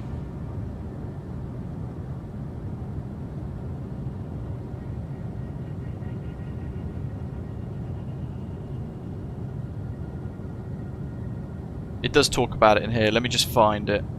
Managers, airports, aircraft, schedules, charters.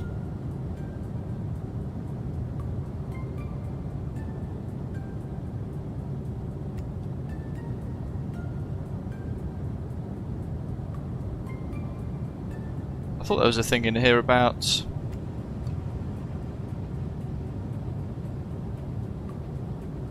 time acceleration. Depending on airline SOP settings, the time acceleration can be banned and will be treated as cheap or allowed. I've allowed it, in which case it will result in proportionately reduced revenue.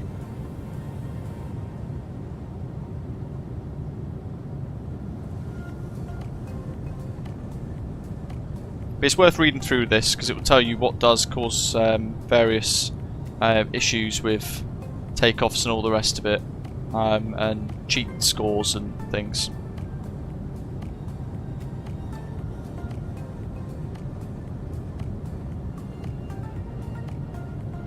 Alexis, it's our channel's virtual airline, yes. Osprey Airways. But if you use time acceleration, Ancient Dinosaur, you can. All it will do is then deduct the revenue based upon how much time acceleration you've used. So if you end up flying a 5-hour flight in about 3 hours, then it will mean that you end up kind of having 3 hours worth of flight time deducted, otherwise you make crazy profit and all the rest of it. Oh, is that you, Badger, that I've just dipped over the top of? There he is. Yeah, that'll be you. Epic. Flying VATSIM on stream for the first time. Superb.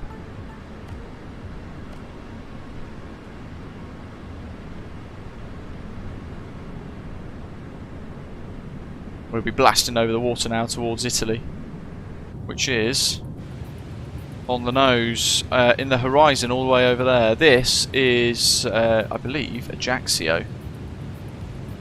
Not 100% sure, I'd have to double check.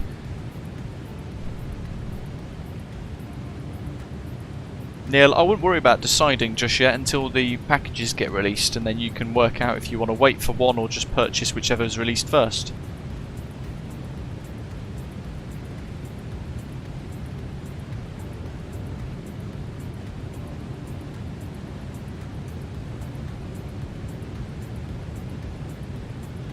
Lazarus, as in, say for example you expect to use 10 tons but only use 9 tons, is that what you mean?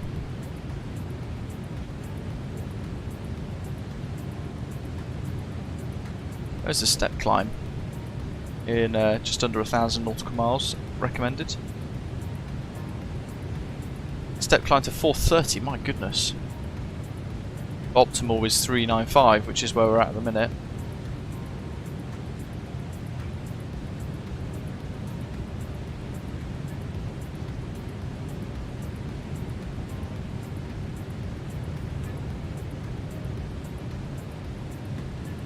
Might just have to tweak that profile then, Lazarus, to kind of reduce the amount of fuel that we're using. Make sure the standby instruments on standard pressure there as well. Magic, welcome. How are you?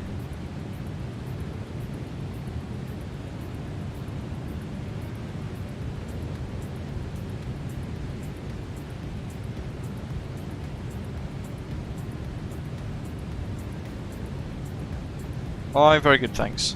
Always.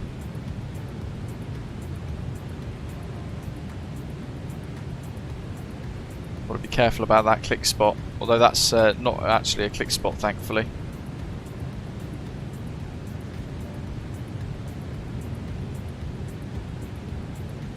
New sky rating below landing rate. I get a use less fuel than expected warning. Oh, do you know roughly how much difference in fuel that there is in the fuel burn compared to what you planned for, Lazarus? I might be able to just tweak the profile a little bit and reduce the amount, put maybe like a -3 or something. It may well be that they've tweaked it a bit more in the latest Headwind Simulations A330neo update, so it's kind of screwed around with what fuel expectations there were previously. So we'll have a little tweak.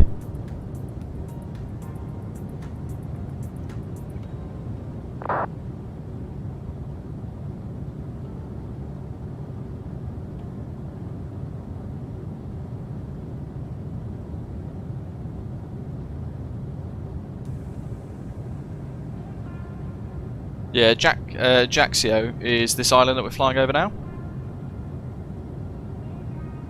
Just double check to work it out. And on the charts, just north of Calvi, St. Catherine. We're routing just over the tip of the island of Ajaccio, and then over the water towards Ostia. Naples, we would just route to the north of Naples, and Rome Fiumicino's up here somewhere, but I'm not sure exactly where.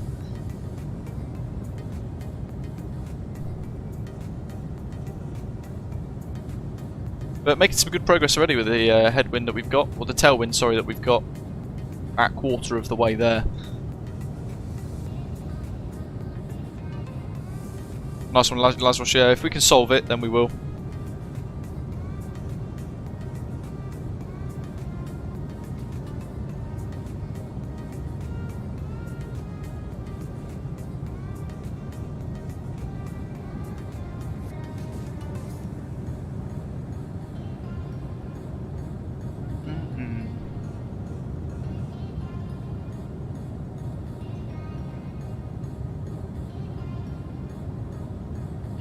Still got no screenshots from you there, MPS. Looking at Volanta, having a quick look there behind the scenes.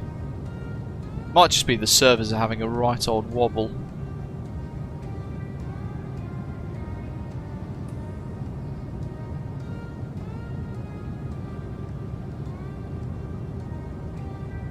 And VATSIM looks really busy, but very little ATC online, which for a Sunday it's a little disappointing.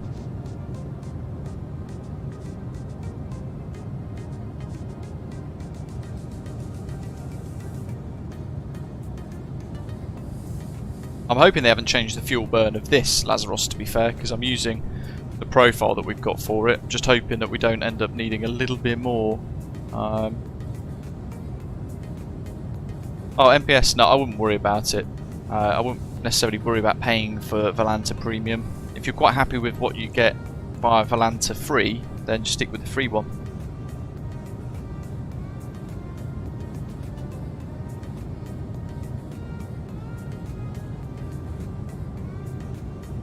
Ajaccio Airport is down there somewhere, I think in that tiny little bit of valley there. So remember, you fly in over the tip here and then you route into the bay. You kind of sweep around the valley. In fact, it would be right in the middle of the screen there in that tiny dip of the coast. So you go past the corner there, then you route in, hug the land, then you sweep round and touch down. It's quite cool. Very tricky approach, that.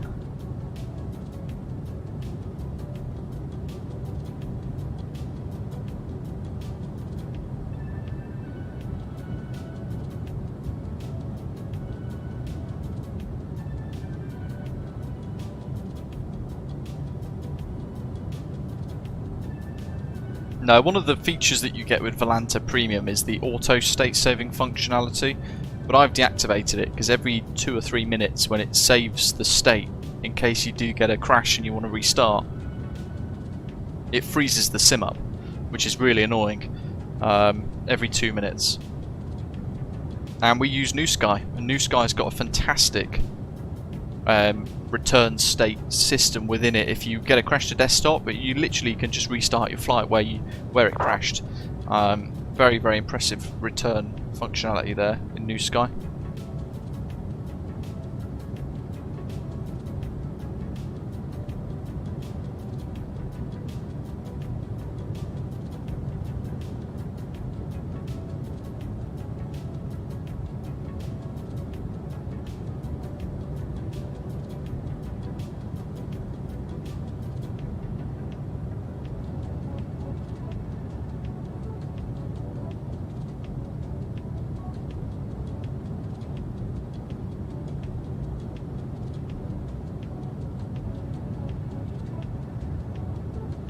Can you not just press Alt F4, Ancient Dinosaur?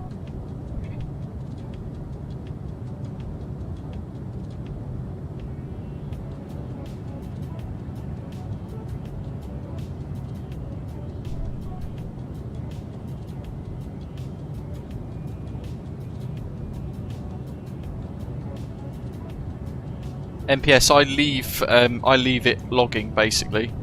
But what I'll do instead is go into a browser and I'll look at the New Sky map in the browser instead of using the app.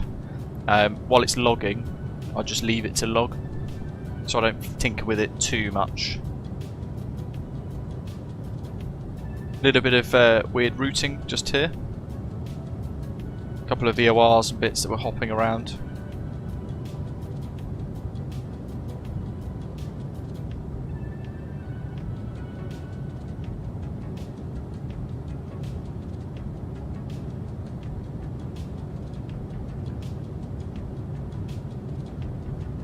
That's the one, yeah, MPS. newsky.app, app.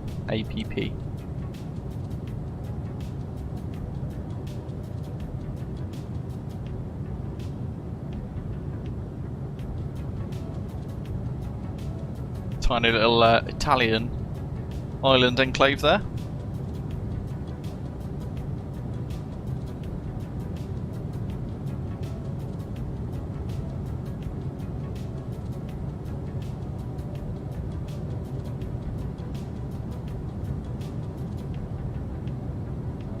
Doc says we'll be flying right over Rome Fiumicino next. Very exciting. It's an airport we've not flown to for a little while, actually.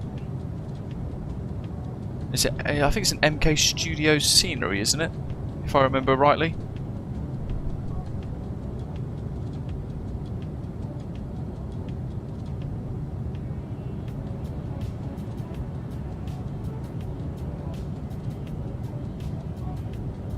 It's a tough one, I see. I would say no, because currently now, the state of the sim, so to speak,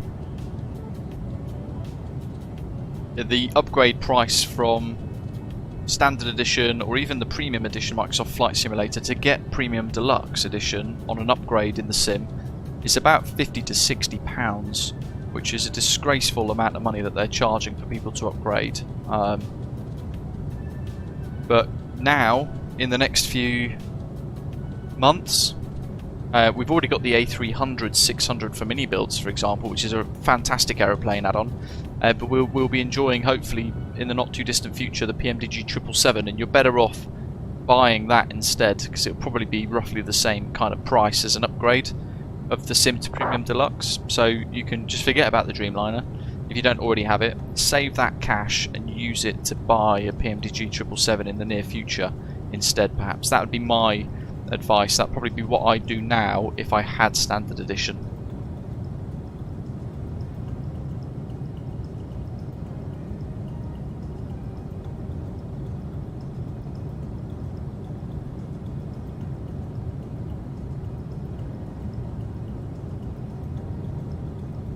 Mine says Rome, beautiful city. Italy's a stunning country. I've only ever been to Rome. I'd very much like to see some more of the coastal regions.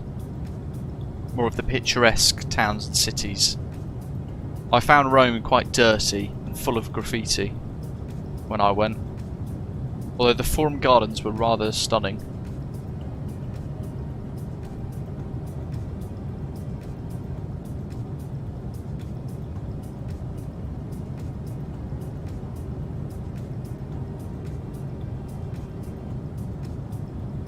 What I've always wanted to go to is Catania and Sicily and that kind of part of Italy. It's meant to be really, really nice.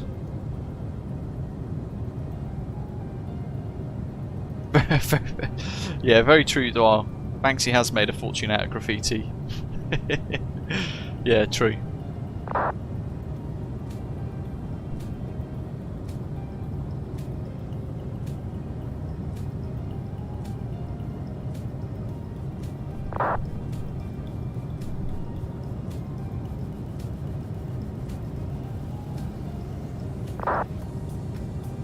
Mikel, very nice. Have you been before?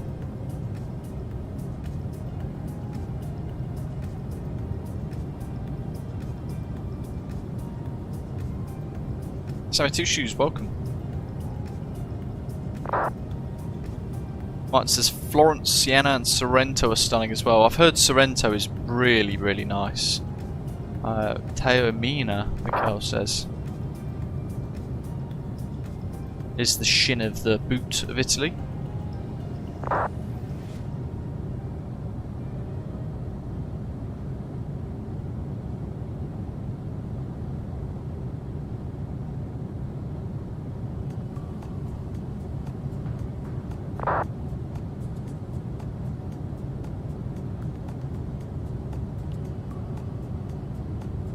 Nice.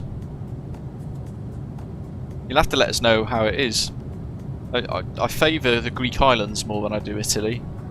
I think maybe my experience of Rome is probably what made me think, you know what, I'd rather go to Greece than Italy. I'm not sure, but been to Rome, Florence and Venedig. There's no CP DLC in this, unfortunately.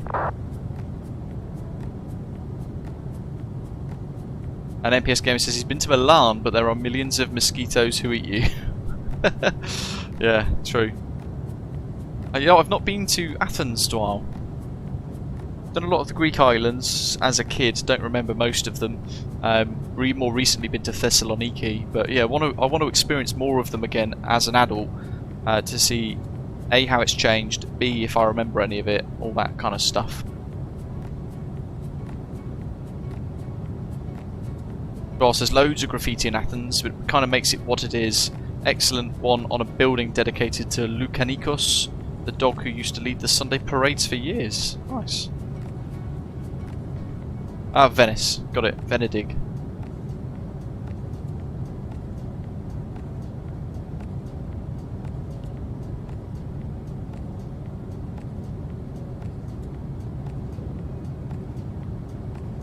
Porto Santa Stefano there, that little enclave that's just been swallowed up by the engine. Covento Padre Passionisti, Cala Piccolo, Cala Moresca, Porto Ecole, Orbitello, and Strada Provinciale di Gianella. Kind of like a highway bridge going out over the water there.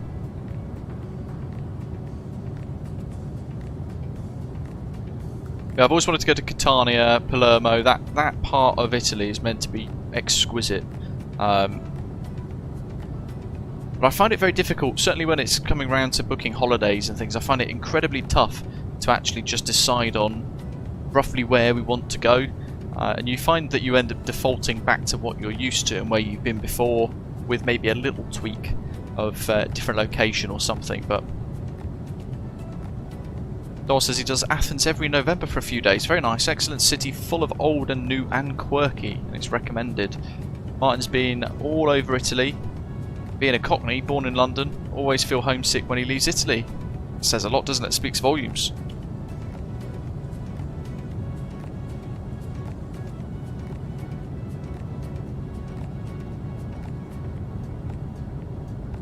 I mean, big bucket list for me would be New Zealand. I'd love to visit Queenstown, but it's so far away. In fact, I'm gonna. Who would do a package? You probably wouldn't be able to get a package, would you? So you'd have to go.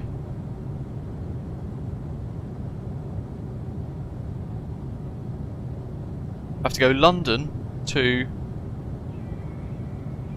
Queenstown, 2 adults, and this would just be economy, even though that would be horrendous. We'll go premium. July would be the winter, so I don't know, November. Jeez, are you guys seeing these prices? No, you're not, because I didn't put it on the screen. Look at that, $7 grand just for flights. Phew.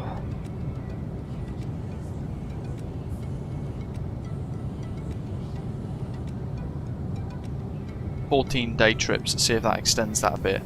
5822. So £3,400 each to go from London to Queenstown. If we change that to economy,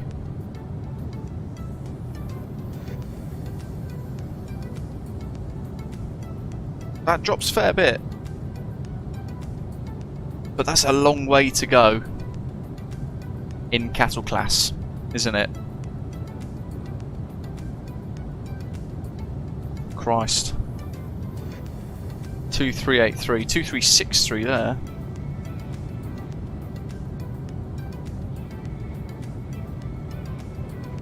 Remco, I was, yeah. PMTG releasing some updates to their 777 project on their forums. Went through it a little earlier on. Stunning views, stunning kind of pictures and things that they've generated. Oh yes, getting a bit of a cityscape now for Italy. Running down past the aircraft. Look at that. See if we can make this into a bit of a better screenshot.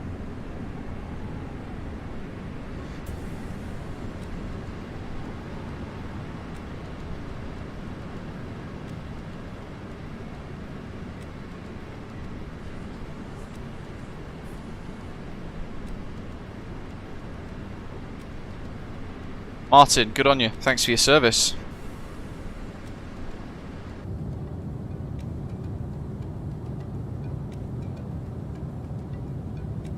Remco, absolutely, yeah. I think it's fantastic. We should have Rome. Is Rome Fiumicino down here? I don't think it is it? It's a bit too rural looking.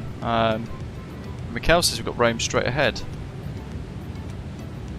Oh yeah.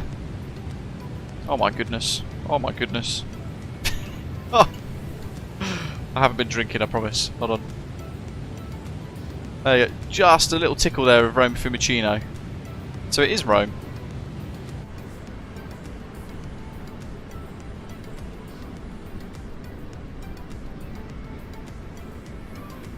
Let's watch it go past. Phil, hello buddy. No worries at all. It's doing really good. Again, I haven't flown it since November time, so really rusty, but we've a couple of mistakes at the start, but we've kind of chased it, got back to it. I won't be getting a 10 today because I forgot to turn the beacon on during pushback. Too many other things in my head at the time, but probably get a 9. Madness. But if you wanted to join us, if anyone was looking to fly and kind of continue the route with us, then you can join us from Naples, for example, or Bari in Italy, Tirana as well, to fly down the Albanian coast and Greek coast to meet up with us, or even in about 30 minutes, 40 minutes, Athens, just as a few options. And there is Rome's Fiumicino International Airport.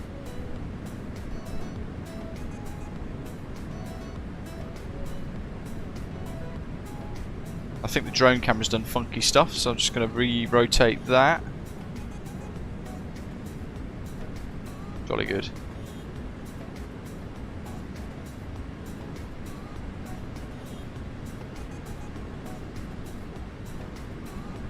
Did you feel that you wanted to sign back up, Martin, back then?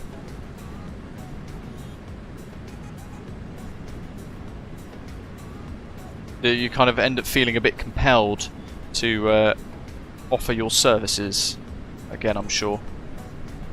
Times like that. Yes, the Ryanair Rome Airport, Mikhail, the one that's about 40 miles away.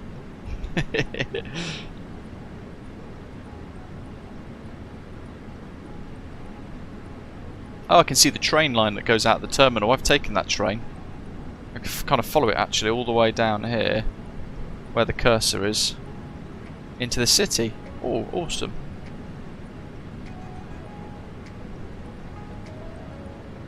Double-decker train. Couldn't believe it. I thought, why are they not in the UK? And there's the vastness of Rome.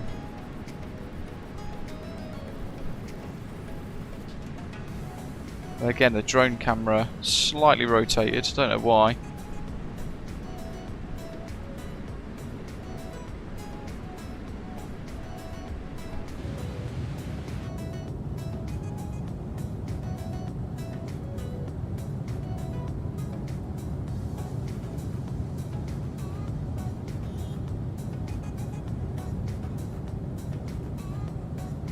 Big stadium there. Colosseum's in that bit somewhere. There's the Vatican just right in the centre before the engine goes over. You can see Vatican City right there. Just about.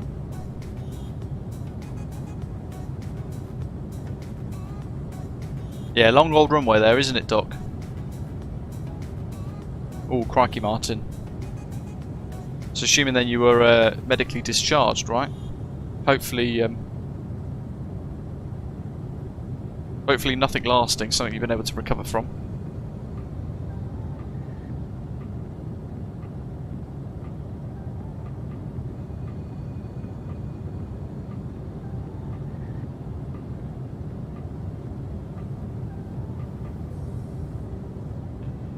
I wonder how much it would be to go to, instead of Queenstown, Auckland.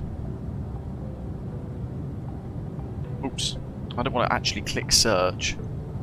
Via China Southern. Hell no. Qatar Airways and British Airways. That's a bit more like it.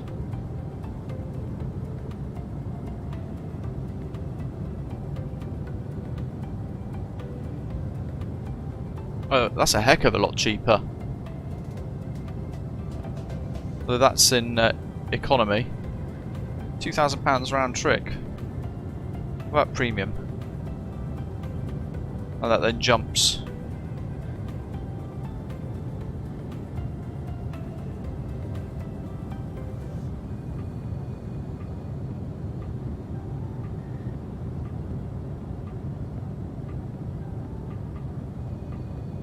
Cheapest is 4828 with Lufthansa and Air New Zealand with 2 stops. Too many.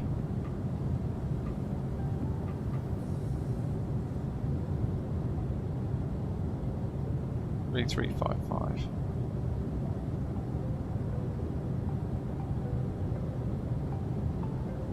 I'm well and truly researching the heck out of this. So expensive.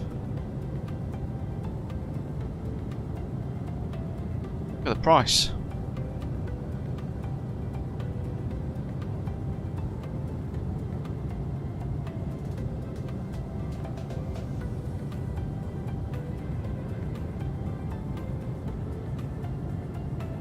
Jeez. It's a shame really, because it's somewhere I'd absolutely love to go. Cathay Pacific, but I wouldn't fly on Cathay these days, unfortunately. BA Air New Zealand, BA Cathay, BA Air New Zealand, American Airlines via LA. Oh no, via Dallas Fort Worth. Interesting. And then we're going into £10,000 plus. Christ. Whoa. 42-hour journey. Who would even do that?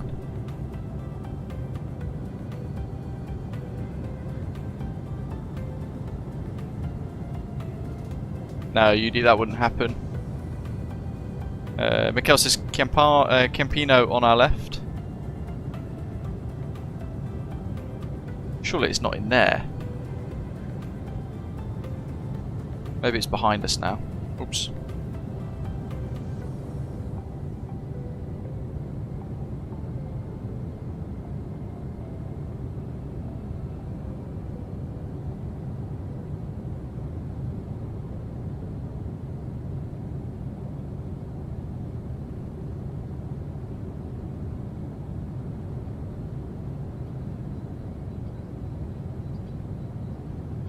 Is Campino down there somewhere? That's insanely far away. I passed it. Whoops. Getting sidetracked looking at astronomically sky-high prices.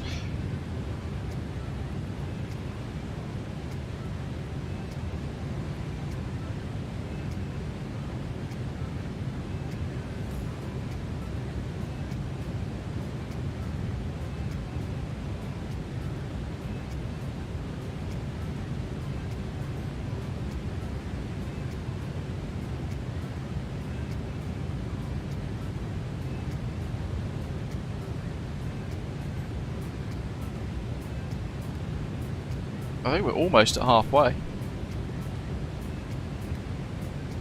Long goal will hop this.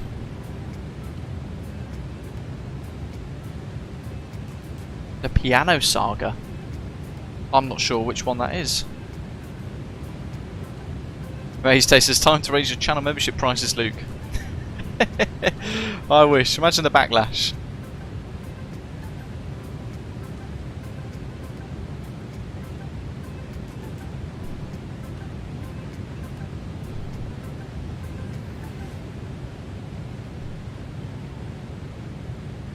If we run that as a theory then with that perf hop that somebody just mentioned, we can filter by airline, one world only.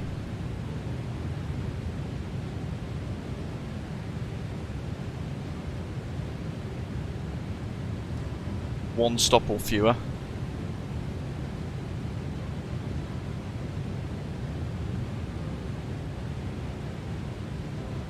How much is that difference? 1158 to 56. Whoosh, jeez. 3290.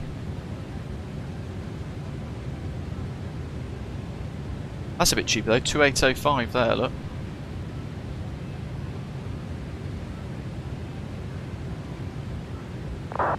That's with Cathay though. Heathrow JFK to Auckland with a 17.5. Oh, that's the world's longest flight, isn't it? Qantas 4. Often delayed by over 30 minutes. Oh, gee. Oh. 3 hour, 5 minute layover. That's a lot of travelling, isn't it, folks? 8 hours, 5 minutes, plus the time at the airport before, so plus 3 hours. You're looking at 12 hours already. And then 3 hours, 5 minutes layover before a 17.5 hour flight. Oh, Jesus. Just doesn't sound fun at all, does it?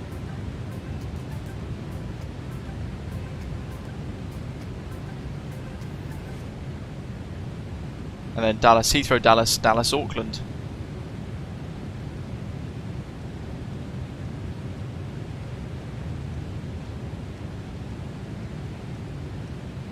Oh, that doesn't make any sense. Why would that be a Qantas flight to Auckland?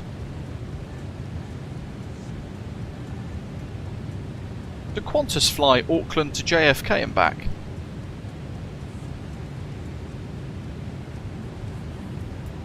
Ah, Martin, thanks. I did see about the parachute injury. Asking if you got perhaps medically retired in that case. That's why I asked back a few minutes ago. Martin says in chat there, I never really got over it. It's back injury with parachuting in the Marines, but 71 now, can get around his flat. But if it's a case if I sneeze, I can put his back out. Bedridden to 2 to 3 months. My goodness, that's got to be incredibly careful there. Lucas, good morning to you, Recife, Brazil. Welcome. The crew voice, lukeairtool.net. It's really nice freeware.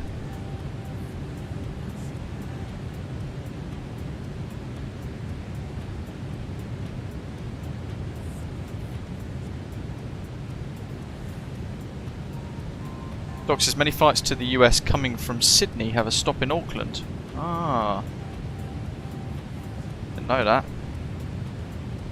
Hitesh says, can you refuse to fly after boarding a flight, non-medical reasons?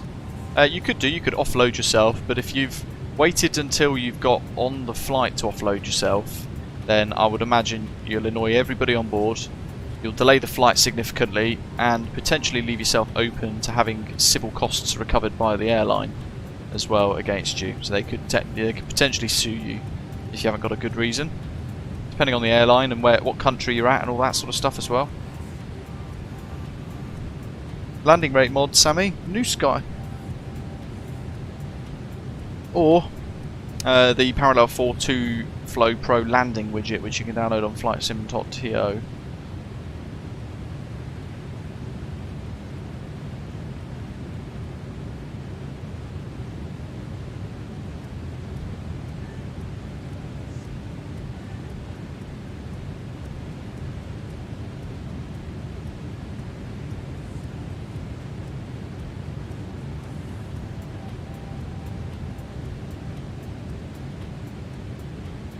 It's frustrating, isn't it? Because it's so far away, but I really want to go. But at the same time, I couldn't do that journey in economy and be cramped and all that sort of stuff. I would really, really struggle with that.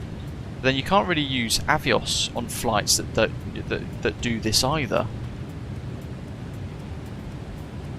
Well, you could actually, couldn't you? You could do Avios, not a companion voucher, but you could use Avios, but it'd be probably my entire balance of Avios to reduce the amount of money that I'm paying significantly.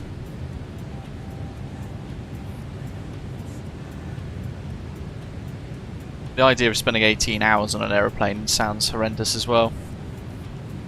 Especially when you read reviews of Qantas. They're not particularly well liked.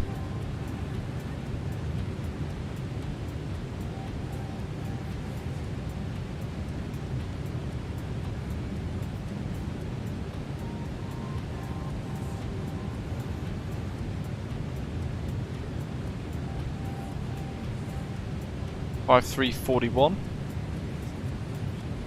So it'd be 12 grand business class return for 2 weeks. That's without any accommodation, spending money, food, anything.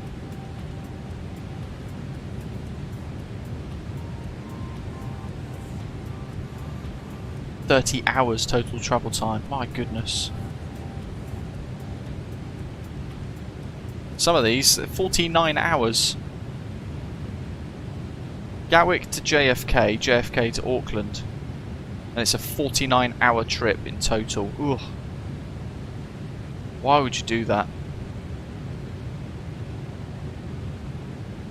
Martin, I haven't, no.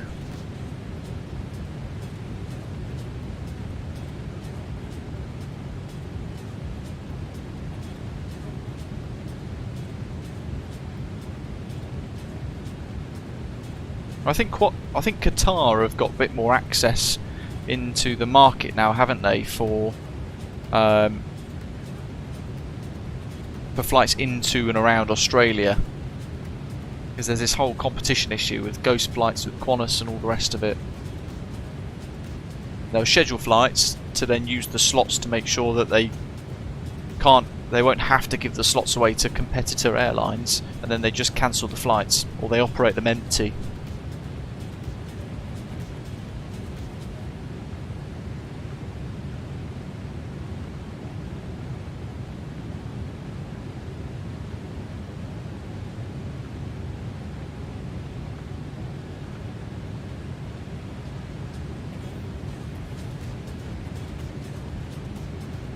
Afternoon, commentator. Hope you're doing well. Oh yeah, we're not even halfway yet. Crikey. We have to blame Doc for this incredibly long flight. Says their wind's still pushing us along strongly anyway.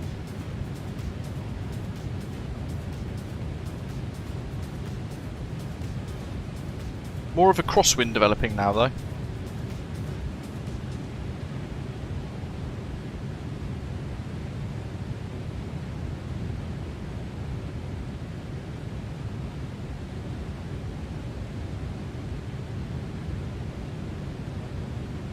So at Latan, I'll just do a little fuel check here. We've knocked off quite a few of these waypoints already. Latan 12.7 tons it says we should have, but that's 214 nautical miles away. And according to that estimate there, we'll have 12.6 on board, which means that we'll be 0.1 below our fuel estimates. No biggie, we had 4.8 tons of additional fuel for a diversion. And that's only to Heba in Alexandria.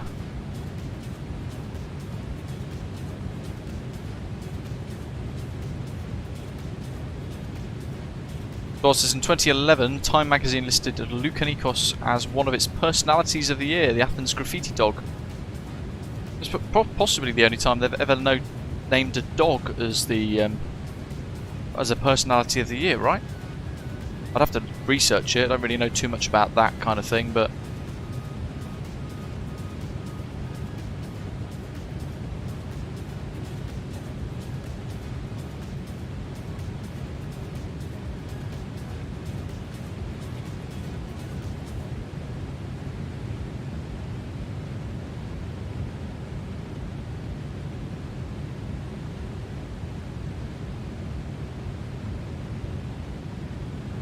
you know what I've just realised as well, this whole time. Fuming.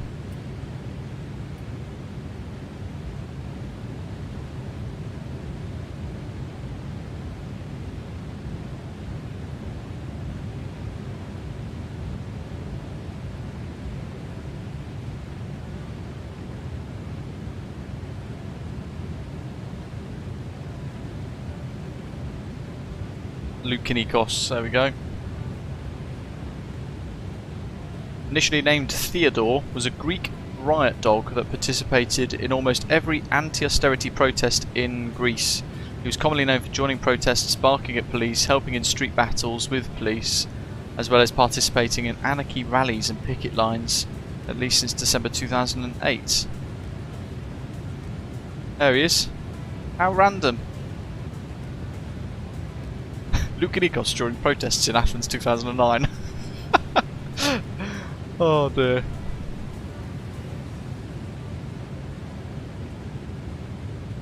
Nominated Person of the Year in 2011 by Time magazine, and it's a dog.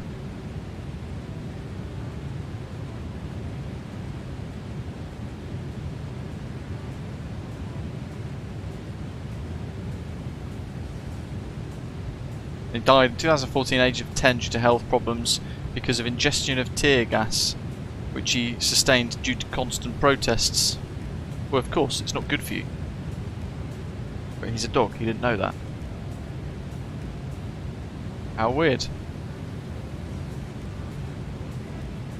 Right, Aviation, welcome.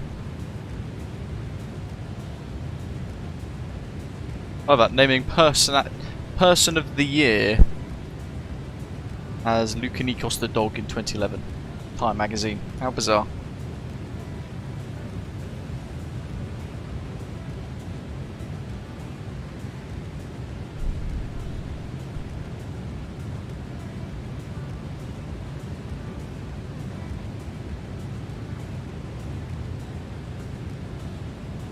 Well, we're Horizon Sim, aren't we? Let me have a little look on their Discord server. There she is.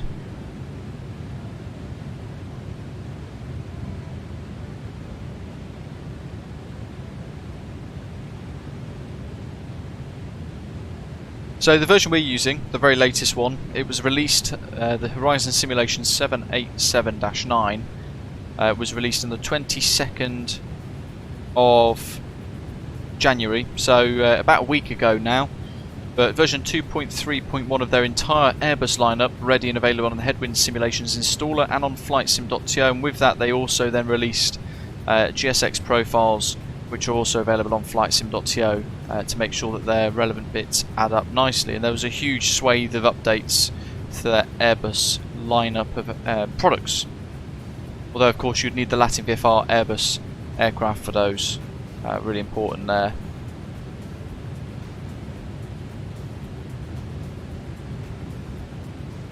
That wasn't the cockpit one actually. The 18th of January was the 787-9 update. Versions 1.02, and it brought tweaks and improvements and a general clean-up for the aircraft. They changed the brake differential scales. Version 3 lighting in the on the aircraft by Cairo, who made the 787-8. They've cleaned up elements of the code that the working title 0.2.4 uses for the FMS, and they've also reconfigured the initial cold and dark configuration. So it's now a truer cold dark setup. All lights and displays are off and down. They've changed a couple of the camera points. Default interactive points have been corrected, and they've also removed the icing mesh and updated elevator elasticity values. And then they put here, just to keep everyone in the loop with our recently announced CPDLC update. The team is still hard at work bringing this update to you. We understand how keen everyone wants to have this update for CPDLC, and they're looking to provide previews of it in the coming months. It's also worth noting this update will be compatible with their upcoming 787-10.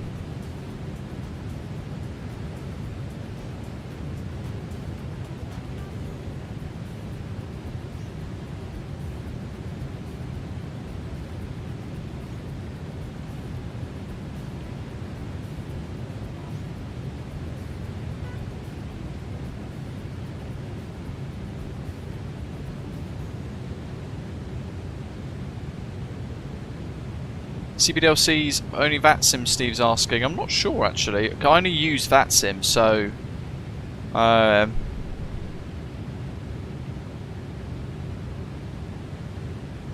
yeah, I'm not sure. I only use VATSIM, so it's a bit tough to tell. But CPDLC would work. I'm going to assume that they would use Hoppy ACAS, which means then, by that theory, it should also work on IVAO as well, right? Yeah, who needs Quality Wings, Badger says. I think, did we find that their company, Quality Wings, have been dissolved or something recently? Brian's headed from Tokyo to Toronto. That's a long old hop.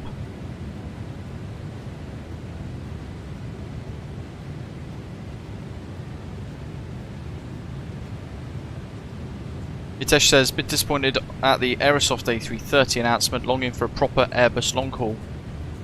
Well, the Anybuild's A300-600R is the long range A300. Not long haul, but it can travel far enough. What's the furthest kind of routing that it could do from Heathrow? I'm trying to think off the top of my head now. I think it can go across the pond, can't it? The A300.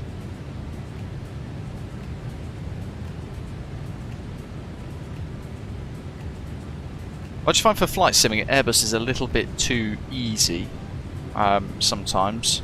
Boeing requires you to intervene and do lots of stuff. So I think for that reason the 777 will be the market leader by quite some margin. But the Anybuild's A300-600 is fantastic. Granted, it doesn't have the super long range. It wouldn't be able to do Heathrow JFK. That's a very big long haul flight, which actually is quite niche. Not everybody would do a flight in that length necessarily.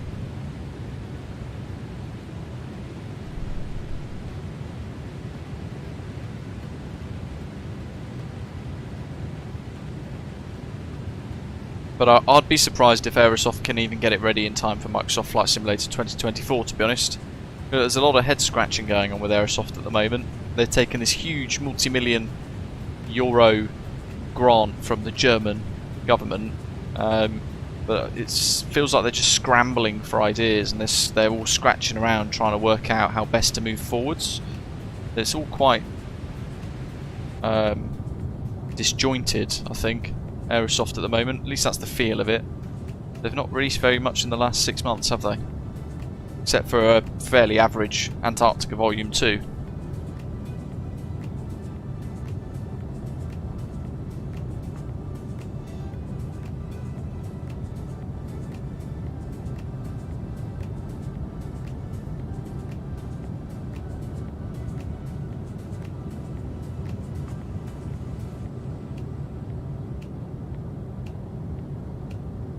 Reggie, welcome.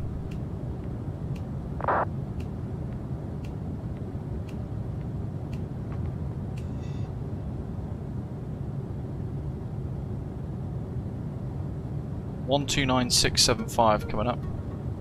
Steve, it's probably because they sold it to Microsoft for Microsoft Flight Simulator 2024. That's my assumption.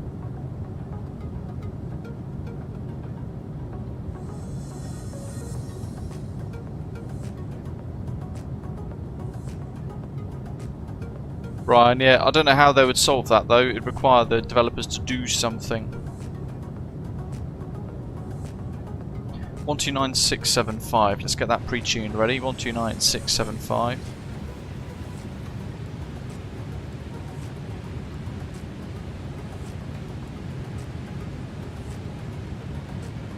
That's Athena radar. Letan is coming up.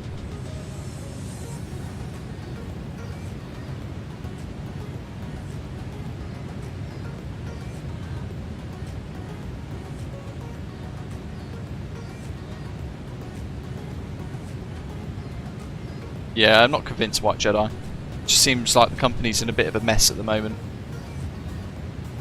Doc says, so actually the scenery of Paris Charles de Gaulle is pretty accurate according to this Google Earth link sent to your DM. I'll have a little look.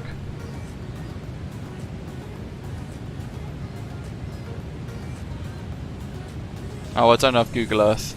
Oh well. I'll take your word for it.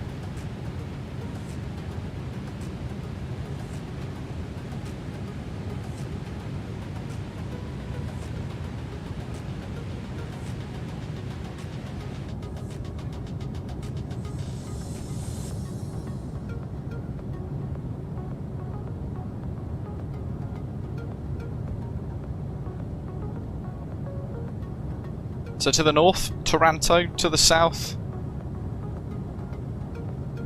we've got Messina, Catania. We're now over the Ionian Sea, routing towards Greek airspace. The waypoint Latan that we were talking about at the moment, where we're going to check our fuel against what we've planned and what our estimates are. It's just to the southwest of Corfu, and that'll be the point in which we'll be speaking to Athena radar. Sugoku's making some good progress behind us, past Naples.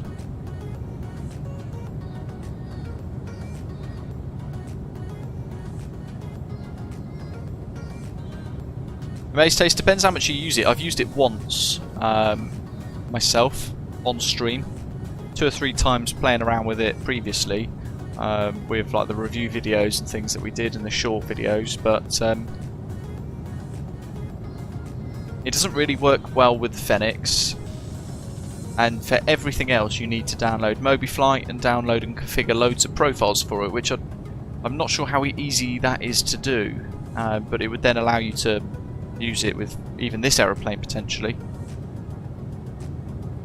But effectively it works rather nicely with the Headwind A330 and the Flybywire A32NX. That's kind of it really in MSFS at the moment, with direct integration.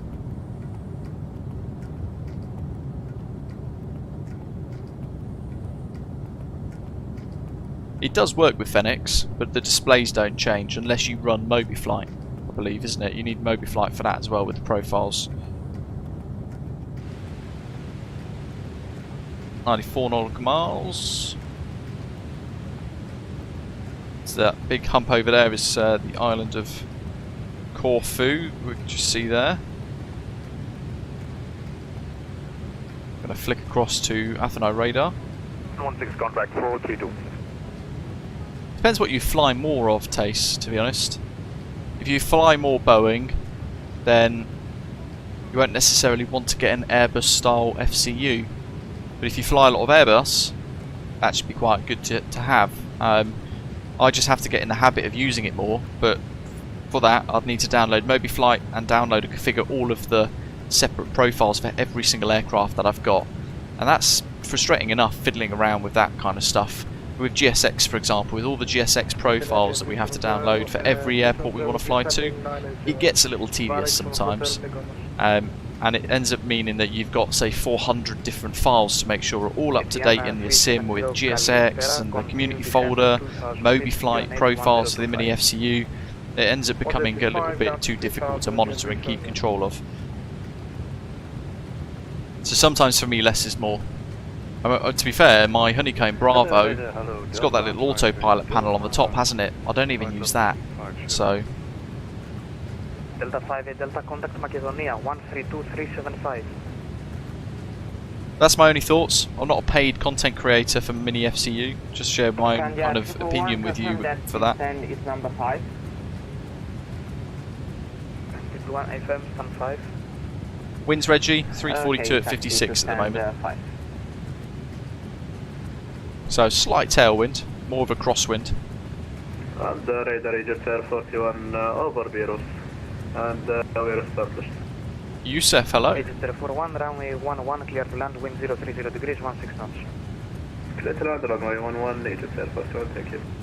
Crazy Gamer, I believe you've got an ETA at the top of your screen. Clear to land, GM 5.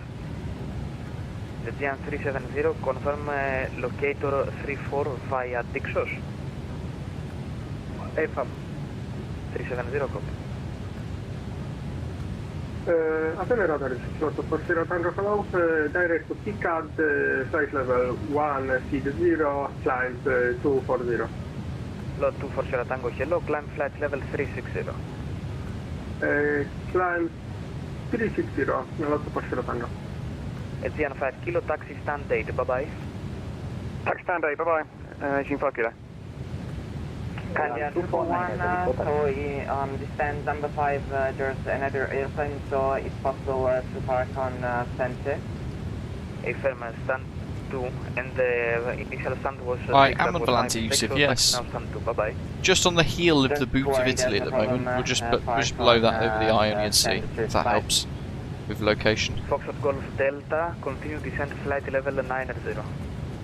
Delta 90, Dina Calipera, Agent TT Romeo Tanya, requesting IFR to your people. GM2 Romeo, hello, I'll call you back in a minute, stand by. Contract 432, expect Varix 3 Charlie arrival, runway 03 right. Varix 3 Charlie 03 right, contract 432. LL 249, requesting taxi. LL 249, taxi via Alpha holding point 24. Taxi via Alpha holding point 24 and Al 249. Aegean 370 over Dixos, clear to locator 34, report runway inside. Almost clear locator, Jet 370, will report runway inside. Just be advised, we're going to do 2 attempts if failed first, and if not, then we'll return back to Athens. Ooh. Copy. Juicy. Someone's got a technical problem. Athena radar, FedEx 5033 350, bound Glasgow. FedEx 5033, hello, search Coca 0047. 0047, FedEx 5033. So we're still 50 miles away from his airspace, won't call him up immediately. Confirm ready for departure. Because technically Lecce's just here, this is Italian airspace still. We get kind of halfway over the water, we're committed over the water, Corfu's just there. Then we can look to speak to him. FedEx 5033, radar contact, flight level 350. Copy radar contact, FedEx 5033. There might be Mount Olympus right off in the background over there on the horizon. Aegean 315, taxi left on Delta, stand 7. Καλή συνέχεια. Taxi left on Delta, to stand 7, Aegean 315.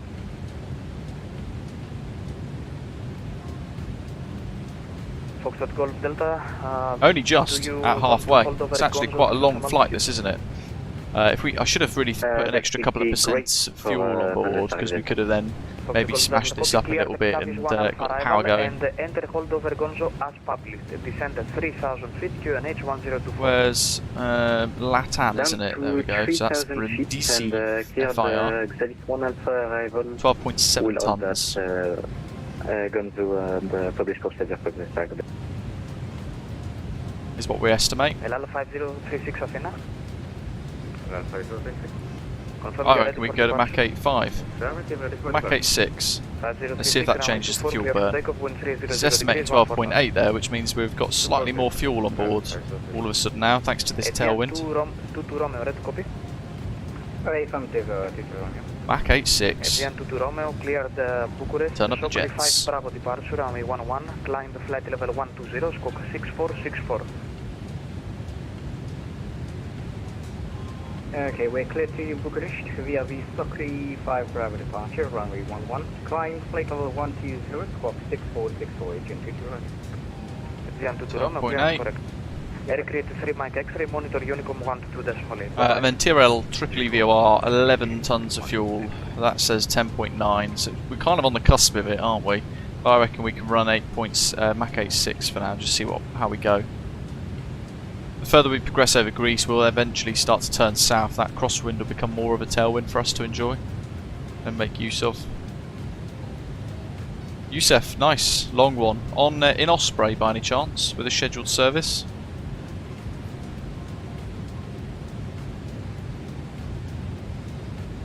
LL 249 and line up and wait runway 24. Line up and wait 24, LL 249.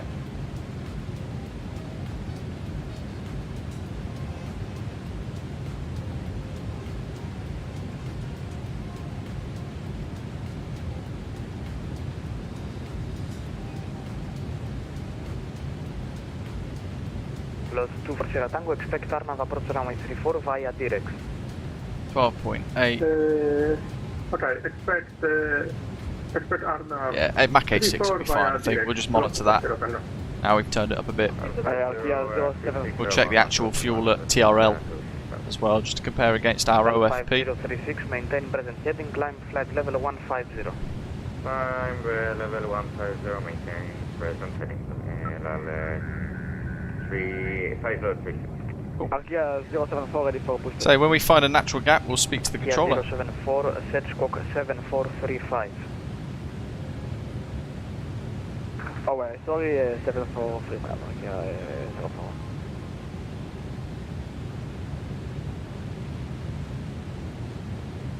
Athena radar, good evening.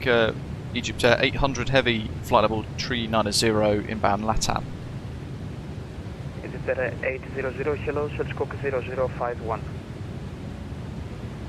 Squawk 0051, Egyptair 800. Runway inside the GM 370. GM 370, runway 34, clear to land, wind 030 degrees, 12, gas in 22 knots. 0051. Akia 074, ready for pushback. Akia 074, pushing start approved, facing east. Basically, he can look for us on our taxi left on November, on his radar shortly. 6, bye-bye. We're just waiting for that radar contact call. November Echo and Mike stand 6 feet at 41.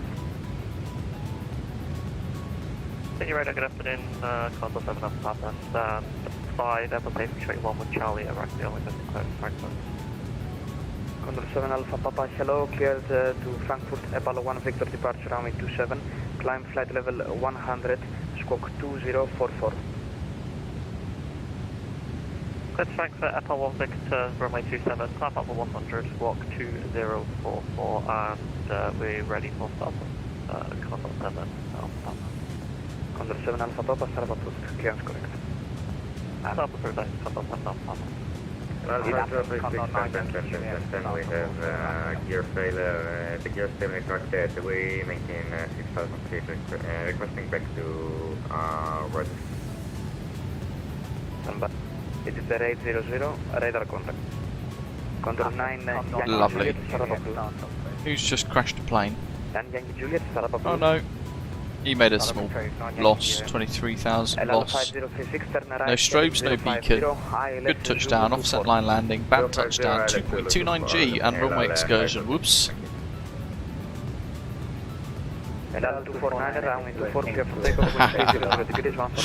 Whoever that is an absolute shocker of a touchdown.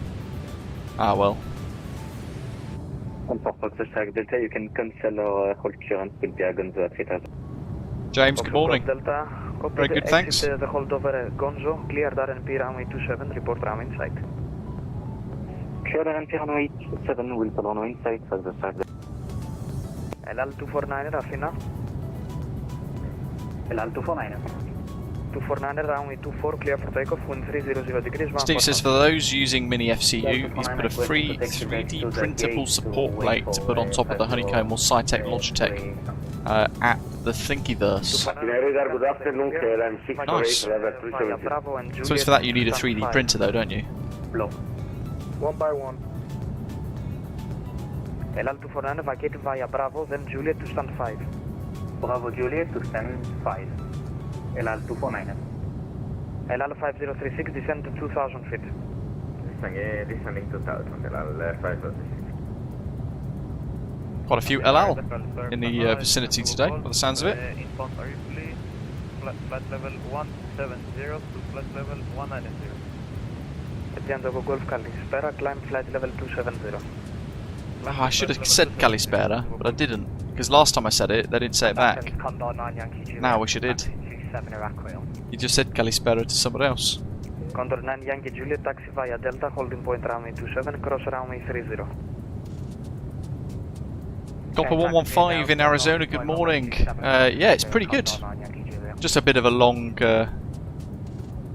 refresh needed on the ground. A couple of little mistakes early doors, but yeah, feel like we're getting back in the flow with the 787. It's a great aeroplane to fly. James, happy birthday to your mum, reaching the mighty age of 70. 648, hello, search Squawk 6631. Squawk 6631, Helen 648, thank you.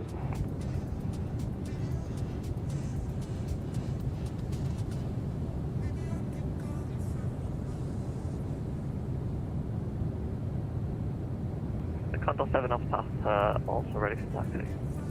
Condor 7 Alpha Papa, after the company Airbus A321, taxi via Delta, holding point 27, cross runway 30. Following the company Airbus A321, taxi via Delta, holding point runway 27, cross runway 30, Condor 7 Alpha Papa. LL5036, turn right, heading 060. 060, LL5036. Avian 370, taxi via Alpha, stand 4, California. Stand number 4, Jet 370.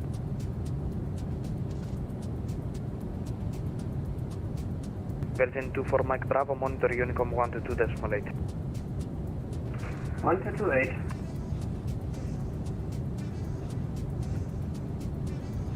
KLM 648, radar contact, flight level 370. Radar contact, thank you, KLM 648.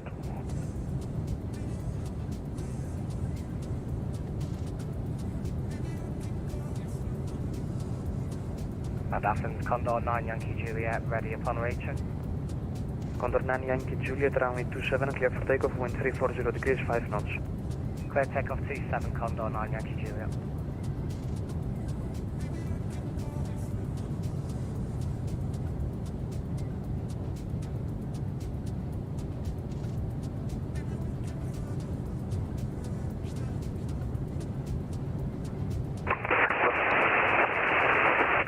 Jeez. Looks like he's got a window open in a helicopter.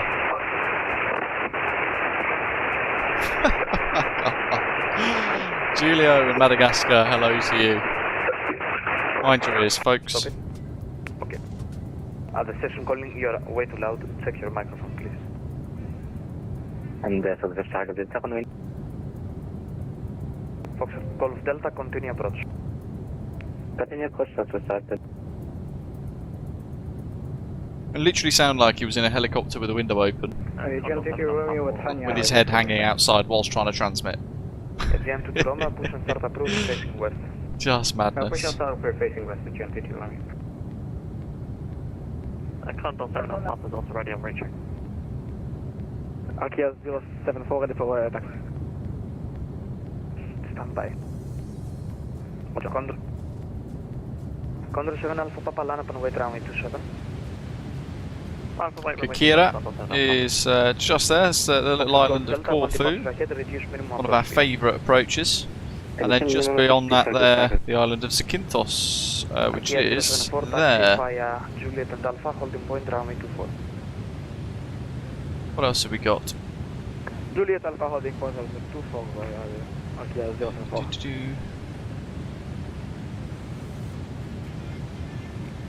Condor 9 Yankee Juliet. Left Carter, Ionian Islands with Kefalina, and then Zakynthos, yeah. Condor 7 Alpha Papa, runway 27, clear for takeoff, wind 340 degrees, 5 knots. Runway 27, left takeoff. That one there is Zakynthos, they're the Ionian Islands. Radar contact, climb flight level 180. And that right there is Corfu. Just Condor 9 Yankee Juliet, say again. Try and get the bearings. Juliet, climb flight level 180. Climb flight level 180, 9 Yankee Juliet.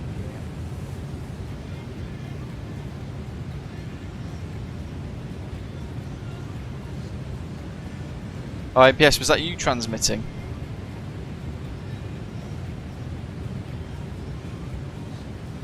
It was quite foggy this morning when I woke up, Badger and Cairo. What's it now? Winds 270 at 5, all the 9s, broken cloud 2500. Rather nice 18 degrees Celsius. 2.4 QNH 1020. Love a bit of Zakynthos here, eh? You going back there at any point this year or next year perhaps? Not flown into there for a little while actually, have we? Back in summer I think we last flew to Zakynthos in the sim.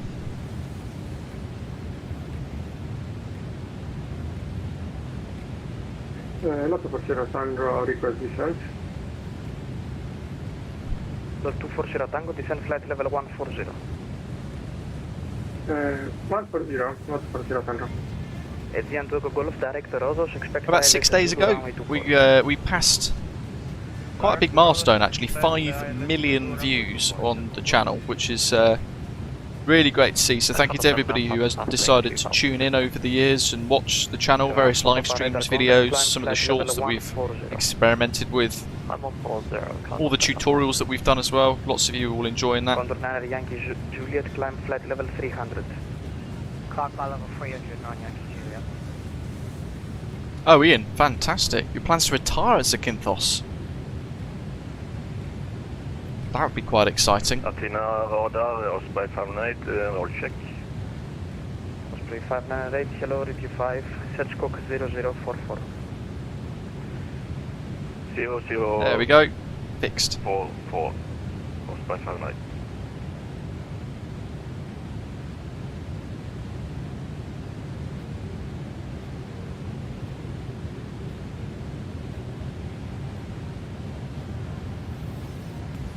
Athens with full ATC, by the way. Delta, taxi left on Delta. We've got Athens with ground tower approach and centre all online. I think that is a very huge way. Have a good day. Lot 2 for Sierra Tango, proceed directed direct. 5 million views, but how many coffees? Less than 100. Trying to think. If it's the buy me a coffee thing, then definitely less than 50. I think actually, maybe 10 or 12 or 15 buy me a coffees. That's usually the flightsim.to stuff, isn't it? Like the checklists and things that I've done, but that's all good as long as people are enjoying them. This region here is definitely my favourite part of the world to go and fly around. Greece, the Ionian Islands, and just Greece in general. I think it's some of the most stunning parts of Microsoft Flight Simulator, well represented, I think. Osprey 598, radar contact, flight level 370. Osprey 598, flight level 370. Condor 9 Yankee Juliet, proceed direct Yankee November, climb flight level 340.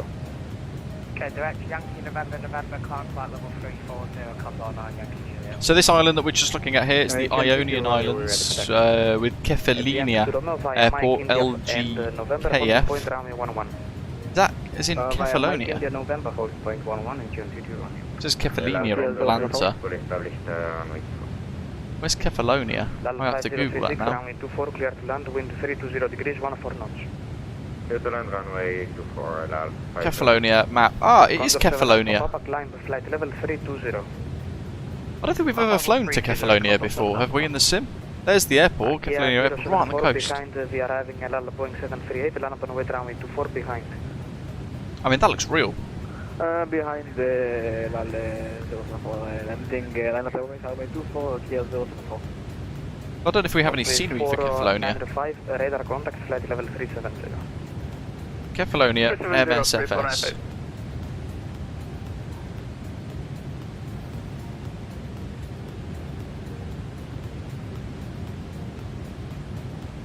FS Add-ons has made one. Kilo Echo Alpha. Kilo Echo Alpha contract 432. Awful developer.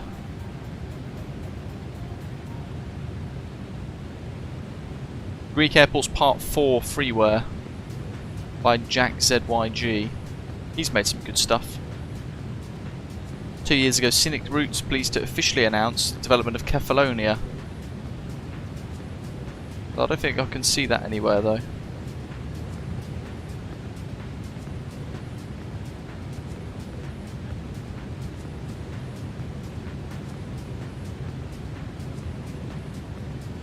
LGKF.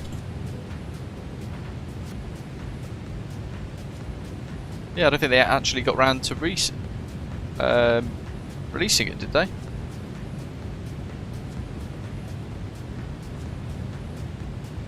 LGKF.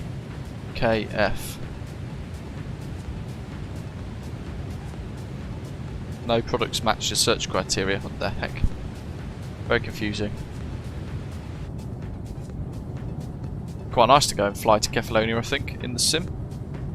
I actually forgot that was a part of Greece that we could explore. Should have really looked at holidays there. Ah, of course it is Mandrew, because now they've decided that other news articles and stuff have done it, and other content creators like ourselves have been speaking about it for the last 2 weeks. They've decided now they want to make videos to make money off it. Rather ironic. It frustrates me somewhat. Everybody holds their breath and holds their comment because they don't want to upset developers, they don't want to upset their sponsorship sponsors and all the rest of it. But actually, I'd rather we all just be a bit open and transparent and honest.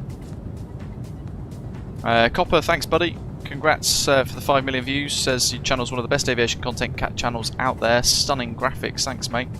And Image Seeker, good afternoon to you.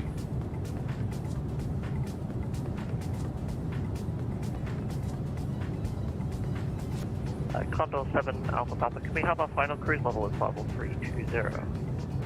7 Alpha Papa, copy. Amended the final fit. Vega, been to Kefalonia on holiday in real life, was very beautiful. I'd totally forgotten about it being a destination in Greece, to be fair. Which makes me feel a little bit stupid. We almost booked Corfu this year. And we're going to... Where are we going this time? I think we're going to Rhodes instead actually this time, although I'm a little bit nervous about wildfires. They got absolutely battered this year, didn't they, with wildfires and evacuations and people running down the beach and to escape fire and all sorts of carnage, but it wasn't El Nino year. Usually the year after becomes a little bit more stable in the atmosphere, so it should be okay. El Nino is usually every 4 years, I think, on average, if memory serves me right.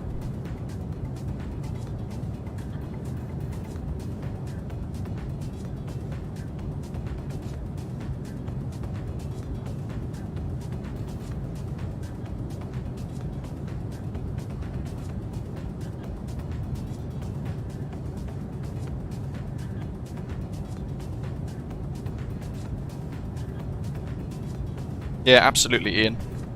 Usually started by a stupid human as well. Lighting a barbecue. Usually portable barbecues. They should be completely illegal in every country.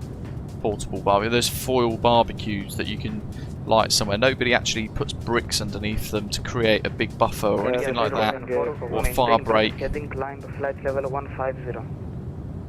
It says Lindos comes recommended on Rhodes, well worth a day trip. That's the old town, isn't it, I think, from memory. I remember going to Rhodes as a kid, maybe about 10 or 11 years of age, roughly, so quite a long time ago, but I remember there being, I think it is Rhodes, I remember like a big walled ancient city, and you go in and it's like lots of little, it's odd I remember this, lots of little kind of alleyway style width streets with little food shacks, and I remember eating crepes. And then going upstairs to a rooftop bar for a lunch. That's all I remember from my holiday in Rhodes as a kid. How bizarre. Andrew says yesterday for him marked an 11-year anniversary working at the same farm in Canada. Never missed a day of work or been late. Reliable indeed, Andrew.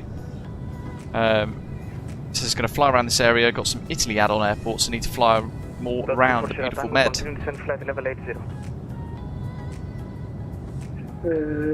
Snatch and Baklava, always good choices.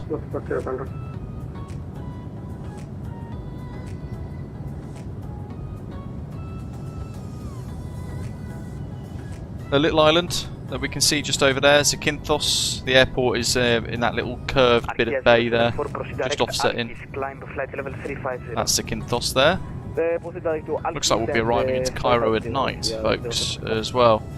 So we can either pause at sunset, pause the time so it doesn't advance on us and it stays light, or we can just keep it on live time. What do you guys think? Good, alright so far information after Touchwood.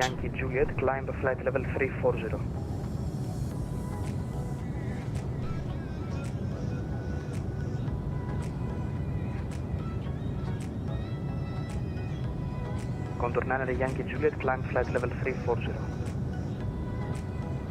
We'll set a little poll. Edian 2 Romeo, continue climb via city flight level 180.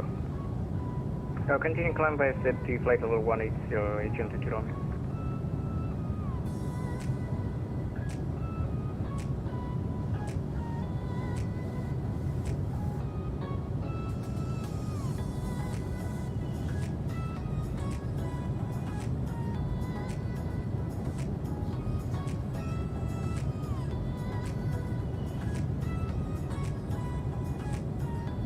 There we are, you guys can pick. I'll set up a poll, vote away. We'll leave it open for about, what, 15 minutes before the sun gets too low.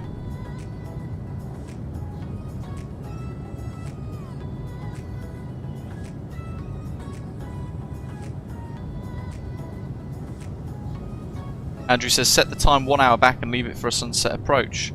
Well, we can pause with Parallel 42 Flow Pro. We can go into time and I can press the little pause button there and it will pause the time right now at what it is, which is quite cool.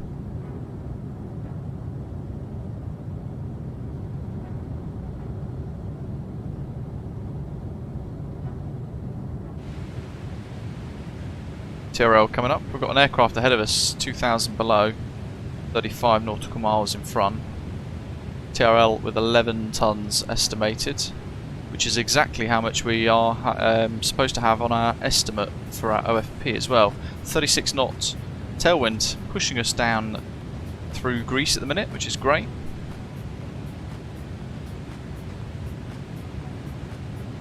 Which means I wonder if I could go to max 7.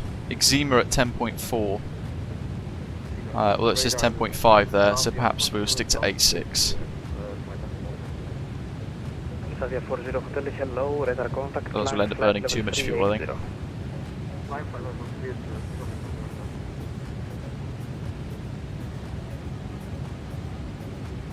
Edian 2 Romeo, proceed direct Alpha Tango Victor, climb flight level 300. Direct to Alpha Tango Victor, climb flight level 300, Edian 2 Romeo. I thought that was an aeroplane. There's two little thing of its mark on the windscreen. There is an aeroplane up here somewhere though, just ahead of us. You can see it on TCAS, 2,000 foot below. We shall keep an eye out. See where he is. We'll see if we can spot them.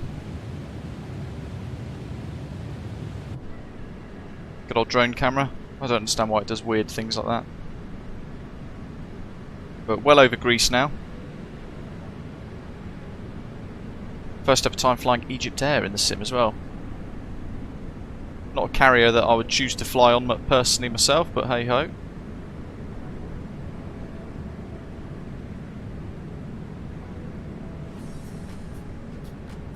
Trying to get the drone camera to rotate nicely here. Great livery. 8K livery as well on flightsim.to for this. Comes with 2 registrations.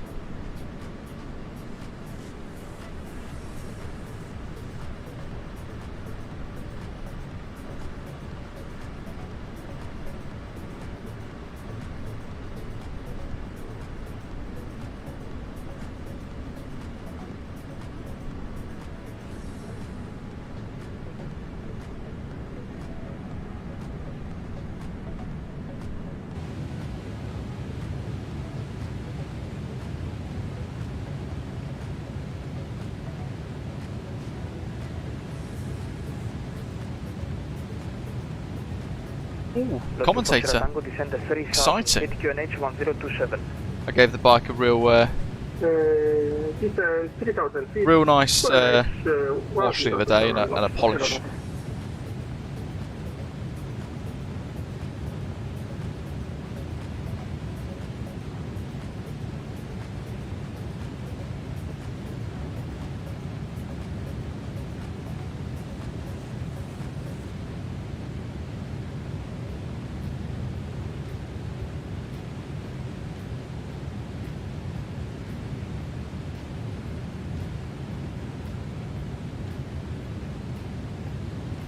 I'm trying to remember what bike you've got commentator. Was it a Ninja? Kawasaki?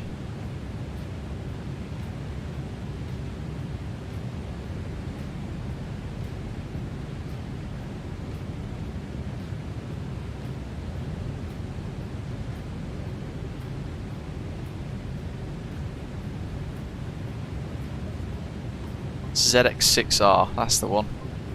Lovely. Doc says Cairo at night is astonishing. Would we see the pyramids? AGM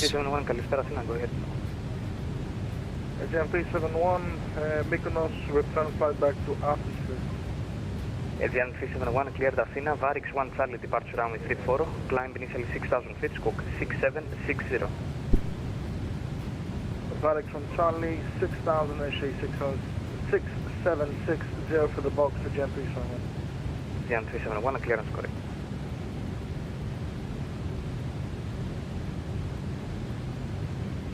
Do you use commentators? Do you use like Kalimoto or like little apps like that will give you scenic routes around where you live for kind of the twisties and all that sort of stuff? A beautiful day for it, isn't it? Clear skies, lovely dry, crisp, nice 11 degrees. Aegean 22 Romeo, climb flight level 360. Climbing flight level 360, Aegean 22 Romeo.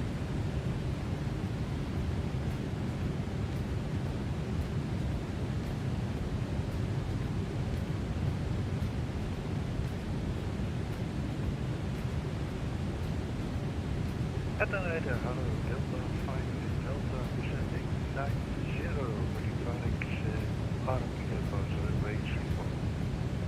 Delta 5-8 Delta, hello, over Varix, clear Darnav runway 34, continue descent Lazarus, nice. feet on QNH. Tried the Hornet yesterday, trying the MT-07 tomorrow, such nice bikes. Ah, so you're tempted by the Yamaha then? Because you were quite fixed. We were talking about it in the lounge the other day, we were quite fixed, you were fixed on Honda, weren't you?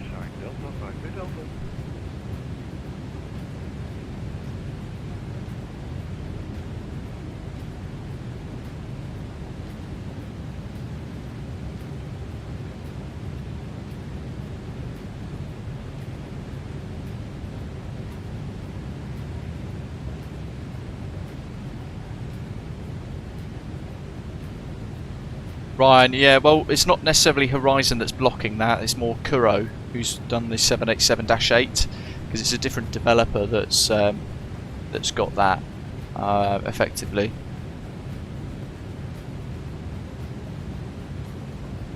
How did you find the Hornet, the Honda Hornet?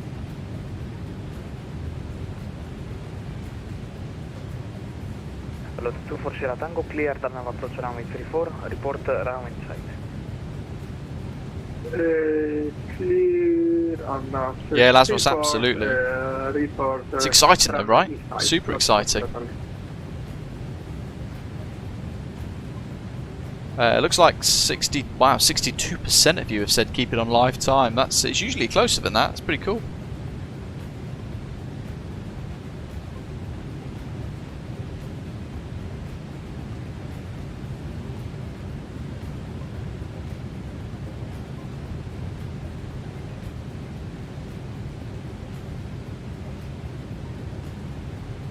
T90 again and Alpha 036 and 6 requesting gap return to Tel Aviv again. Alpha 5036 hello again, clear Tel Aviv. Nilas 1 Alpha departure runway 24, climb 6,000 feet, squawk 7422. Okay, Nilas 1 Alpha departure runway 24, 6,000 feet, 7422, and we are ready for pushback at Alpha. Phil, awesome. What's your call sign? I'll listen out for you. Loved the Hornet, it was smooth, but it had a kick in it when you wanted. So easy to take corners with it, Lazarus says. Was it a manual or was it with the DC, the Honda DCT kind of automatic gearbox? It's quite cool. Never tried any of them though. Commentator says he's got Kalimoto subscription, yeah, but it's always hit and miss for him. Often leads me down awful country lanes that it thinks looks fun but are actually awful. I've heard very mixed, mainly negative reviews of Kalimoto, which is why I haven't got it. And it's odd because I see content creators like Teapot One and all that, and they're all sponsored by Kalimoto, and they all have to do positive videos about Kalimoto. But actually, most people say it's quite naff, which is interesting. Best beer in the UK, James? I'm not a beer drinker, matey. I would just effectively, I just drink Guinness if I'm going to drink anything like that.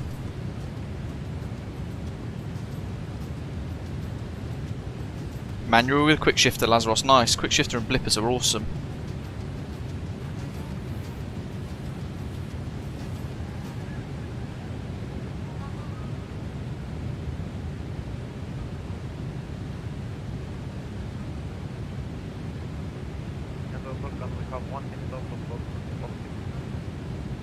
Golf, affirm. Thank you.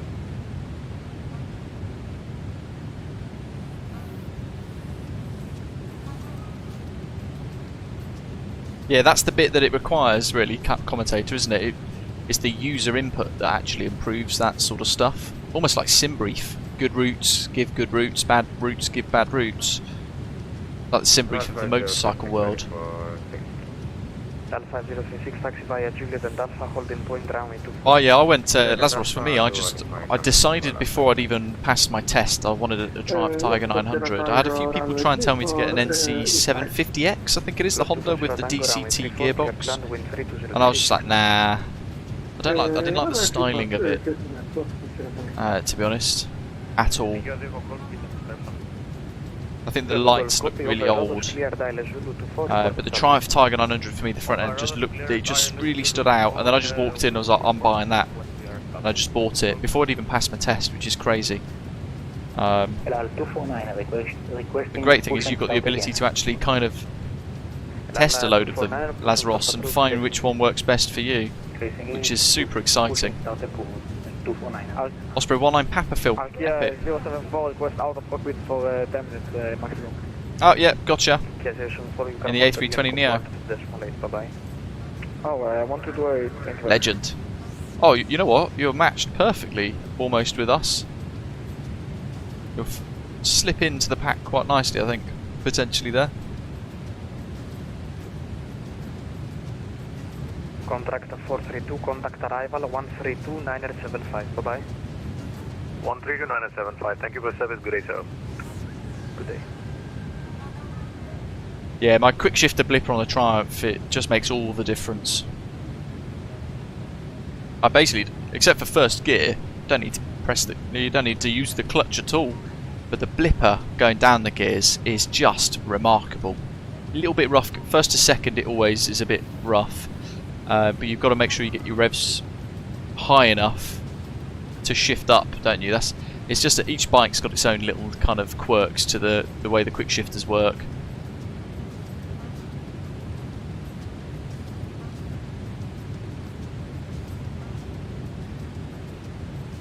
Sammy, nice. Birmingham to Belfast in the A321X. You flying Osprey or flying a real carrier?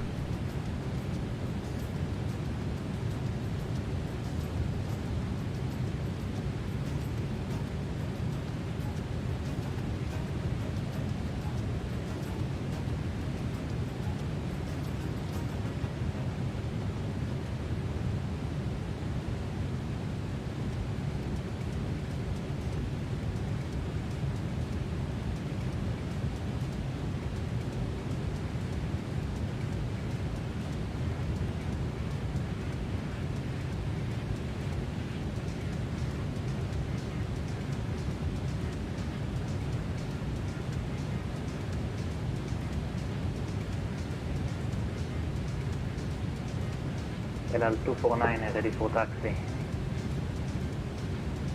LL249 taxi via Juliet and Alpha, holding point runway 24. Juliet and Alpha, holding point 24, LL249.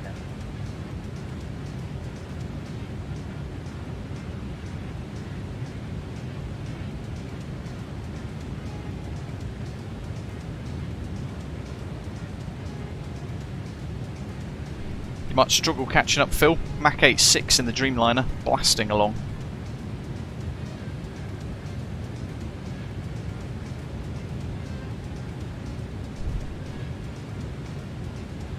Still got a way to go. We're planning on runway 23 centre into Cairo via CVO direct to be a straight in approach. I'll see if the live chat gives us the METAR again. Should do. TM 371, pushing start approved, facing south. Facing south, again, 371. Enjoy your ride, commentator. Let us know how it goes.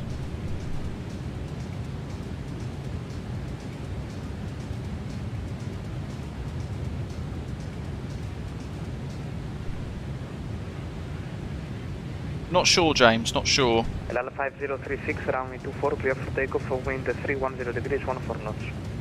24, clear for takeoff, LL5036.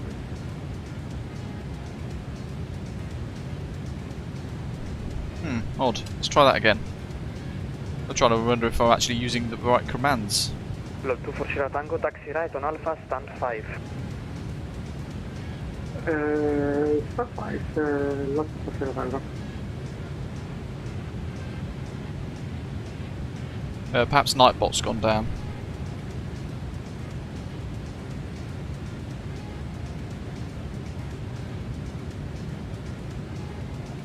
Let me just check. Custom commands. Yeah, it's there. Delta 5 at Delta, runway 34, clear to land, wind 020 degrees, 11 knots. Please LS 34, Delta 5 at Delta. Imagine Badger. Oh, what the? Osprey 598 Athena. How? Osprey 598. Osprey 598, report Mach number. Docbot's more current. Mach number it is. 8. 290 at 7. Copy. Osprey 495, report Mach number. Speed Mach decimal 8 for Osprey 495. 495, copy.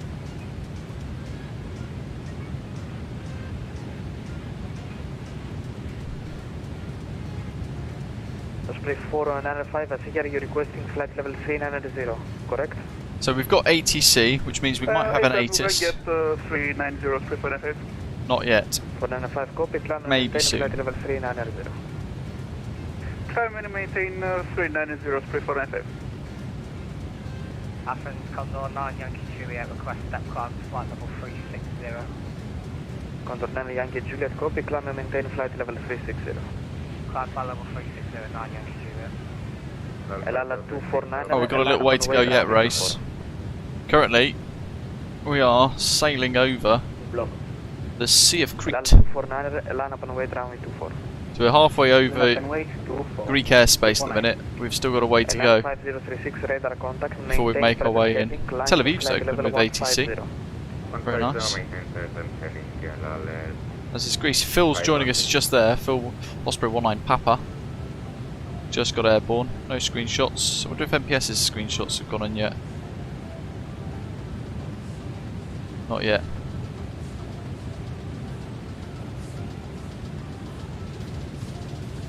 Yeah, we've gobbled off most of all of France, headed over Ajaccio, crossed over Italy, and now we're into Greek airspace. It's quite a scenic little route actually, really, this, to be fair. Quite a lot of screenshots that have gone on to Volanta so far. More to come as well, I'm sure, as we cross the Med.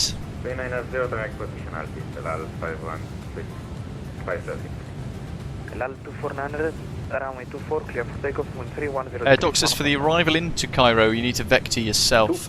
First transition, so this is an overhead transition, Doc, right?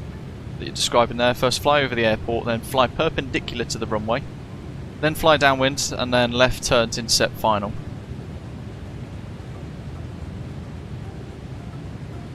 Which would be...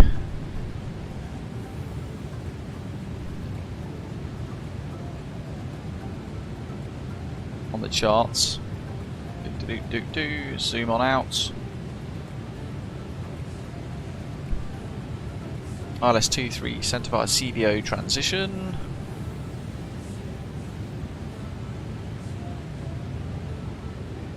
We'll select some outer fix holder procedures. That's all they've got. Airports and parking stands. Select those on the charts. Bye-bye. So, Altox and CRS for the holds. If it's super busy, we're not expecting either of those today, so it should be fine. The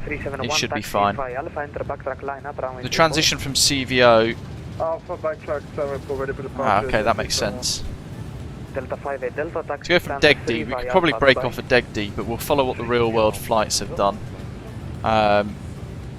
And the ILS procedure here, with the kind of flying the back float, is actually too tight because you need to come in realistically from the south to fly over the airfield, or kind of the west, to then be able to break north and fly the back course to then come and do the dogleg. So what we'll do is a standard overhead transition. We'll route over Cairo's VOR, or just prior to that, and then we'll fly across the airfield. Break off on a heading bug for vectors downwind, and then at about 9 miles, maybe 12, about 12 miles, we'll then start to turn back in again. 12 to 15 miles actually. Turn back in to intercept the ILS with tower on. Well, at that point, when we start to intercept, we'll speak to Cairo Tower, because that's the point that would assume responsibility. Hey, it's Phil. So Cairo 1152 for the VOR frequency, and then we've got the ILS 1095 and the inbound course of 224 for 23 centre. That's the Cat 2 or Cat 3 ILS. We're category D aircraft, so the radar will be 143. Again, we'll go through all of this in a bit more detail as we start to program it all in, and we can look at the airport charts. Landing 23 centre, nice long runway, 4,000 metres in length for us to use, and high speed exit at T2 there, which is the best one to vacate on actually, by the looks of it. Parking stands, we want Foxtrot 2, which is there. So yeah, perfect, that would be bang on. Tango 2. We'd probably then go down Tango, back on Echo or Delta. Delta actually it'd be, so probably Tango 2, left Tango, round back on ourselves, left Delta, and then up. Or Tango 2 right, and then left Sierra 1, Sierra Delta. Not sure. That's a long one for a high speed exit. Doc says to vacate Tango 3 though. The thing with Tango 3 is it's a 90-degree exit, so we have to reduce a lot more speed for that. So it all depends on if we've got aircraft tight behind us on the approach. If we've got aircraft that are quite close behind, we'll have to keep the speed up and we'll just roll off the high speed exit at about 50 knots and then bring the speed right down to a stop. If we've got time and space, Tango 3, we'll probably be very slow at Tango 3 anyway in order to vacate naturally, because it's a super long runway today. 18 radar, hello, Agent 9 Golf, inbound, Ropox, flight level. I'll write down what you've got there, Doc. Tango 3, 01, Sierra Delta, Bay 2, flight level 170, Foxtrot 2.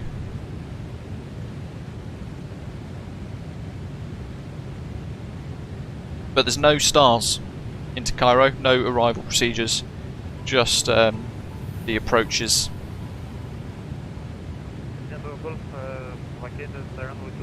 I do, Faris, yes. Should probably start getting the cabin lighting set up actually for it going dark in a moment.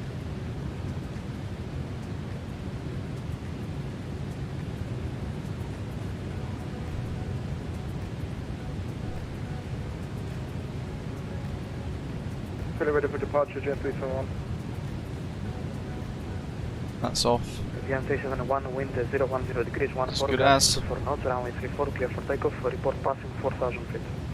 Report passing 4,000, Gen 371, thank you.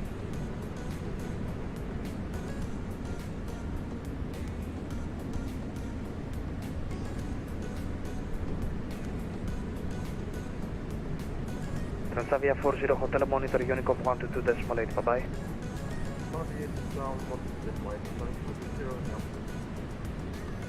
Let's get that sunset. There we are, look at that.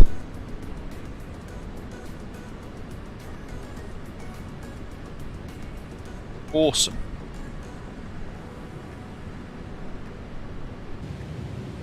We go into the flight deck, it's getting super dark.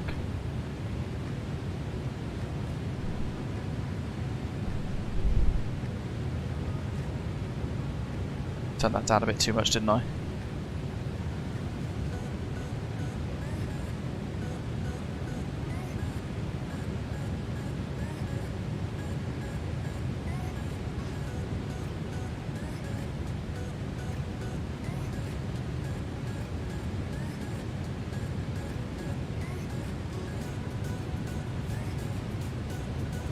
Bring that back in. And that yoke's still there. Jolly good. We'll just have to assess the lighting as it gets a bit dark. Over 100 likes now as well. Thank you very much, folks. Great to see lots of you enjoying it today. If you're new to the channel, tuning in, don't forget, hit subscribe, hit the notification bell, all the usual stuff. And very soon, it's going to be dark. See if we've got an ATIS generated yet at Heka, Cairo International. Error. Oh, interesting. I've seen that before.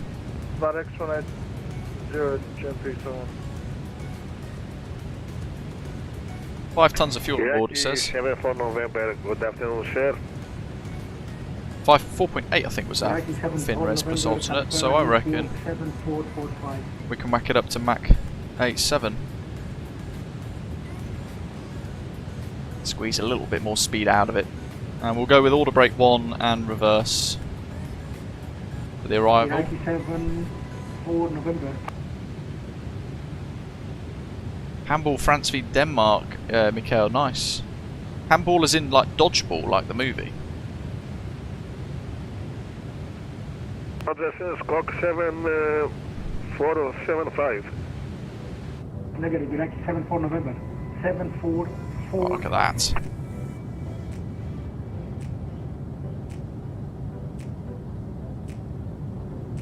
Okay, sir, now we're setting 7445. Handball. I'm trying to think what it is. Is it a bit like dodgeball?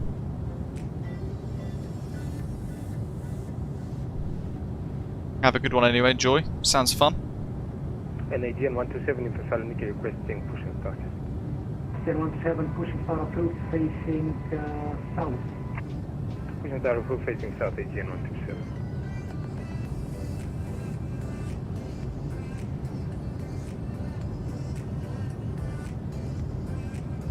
Yankee 74 November, identify, direct Varix 3 Charlie Alpha.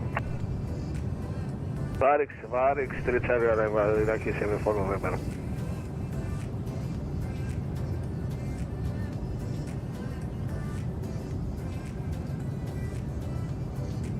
Nice, great route. Innsbruck to Heathrow. Absolute cracker. Covered in snow, I'd imagine, right? No information.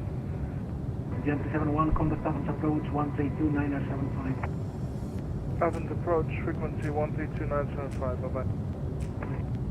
Passenger 20 November, hello. Clear to Skiathos, runway 33. James, whoops, that's not good. Is that Osprey going to Skiathos? That's fantastic. Climb flight level 100, walk 1472. After 20 November is clear to Skiathos via Netics, 1 X-ray departure, runway 23 via departure, climb flight level 100, scope 1472. After 20 November, we back. Osprey 20 November. Awesome. Can't see them on the map yet though on New Sky, but maybe they're not tracking it on New Sky.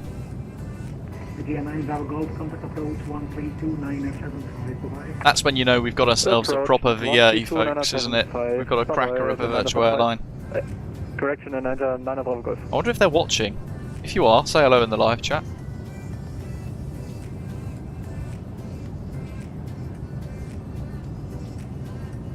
Look at that below. Oh, that's a screenshot. That's Crete below. I think, if I've got that right. Yes, it is. The edge of Crete. So we'll be getting handed off very soon, actually. Kevin 47 says, isn't handball a mix of basketball and football? I don't know, I've always thought it looks a bit goofy. I've got no idea what it is. I just assumed it'd be like dodgeball. Dodge a edge. Dodge a edge, you could dodge a ball. Great movie. FGR says, saw we flying over today. Cheers from the previous Athena controller. Nice one.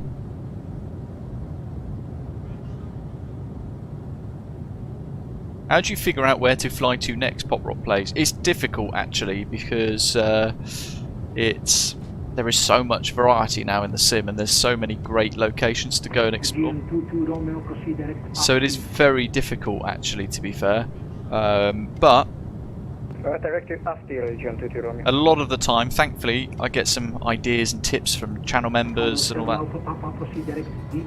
helping to decide where we fly next.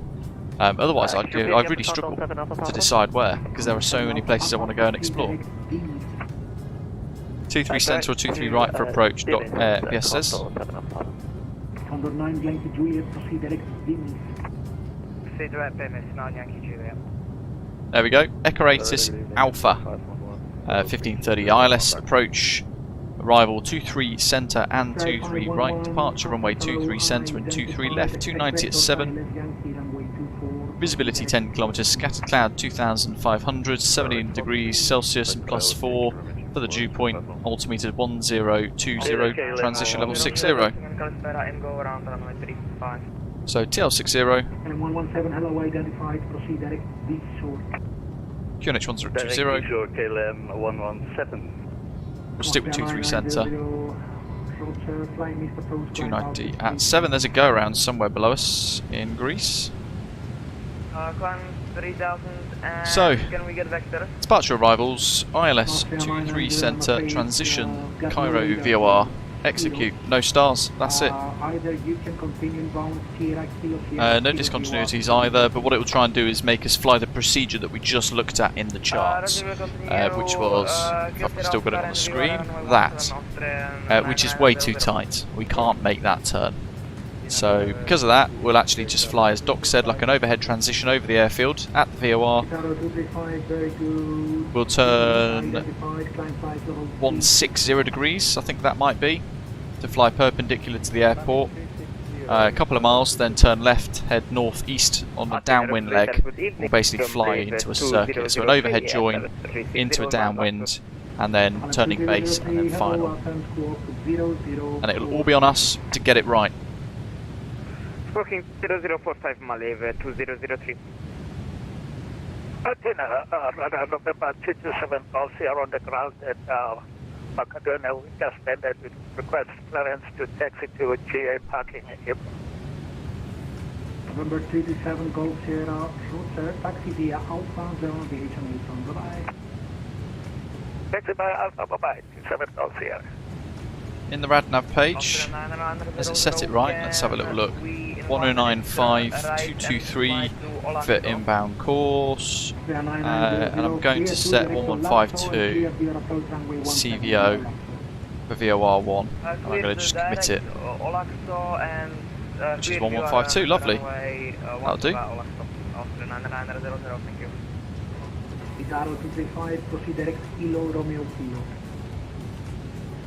We'll leave VOR right on an auto tune.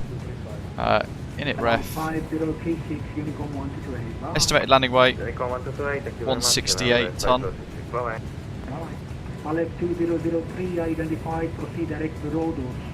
And we'll go for flap 25 for the arrival. We won't need flap 30. Indian 127 to Salinigiri, taxi runway 34. And VNAV descent forecast. Transition level was 60. Oh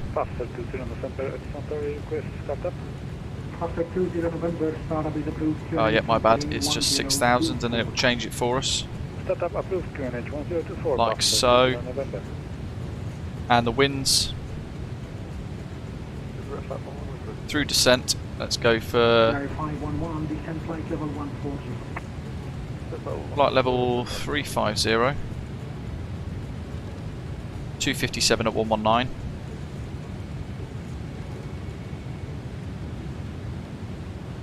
That is some strong wind. Flight level 200. 266 at 70.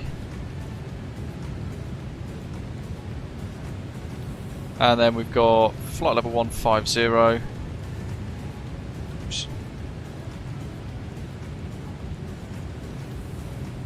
275 at 44.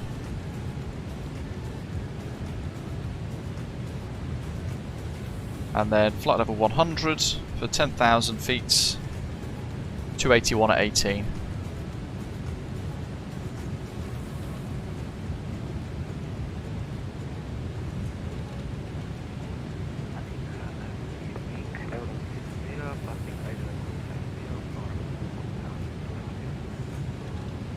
And then 4,000 foot winds on the forecast. We've got 289 at 8. So we can use that as well if we want to. We could also request it. So I've already put it in, but we can use the SimBrief importation by clicking that button there, and it will basically do it for us. Like so, and we just press load, and it will load in loads of different winds for us.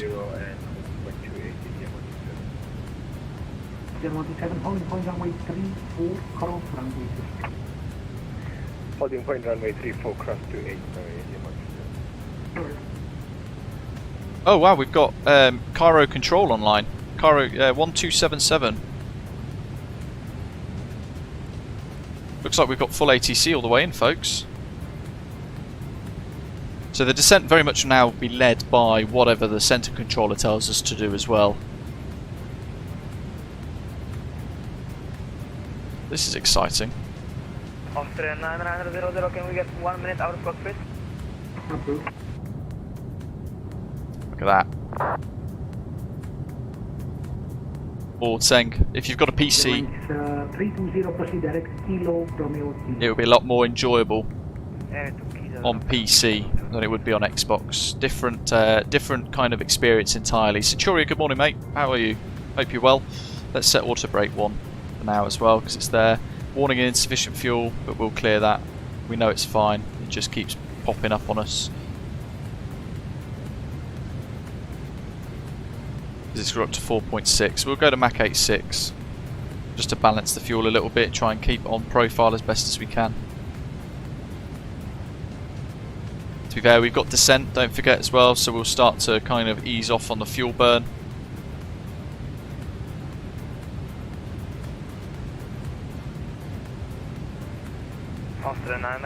Whoever that Osprey pilot was a moment ago, they're not even flying on New Sky. I don't think. No, they're not.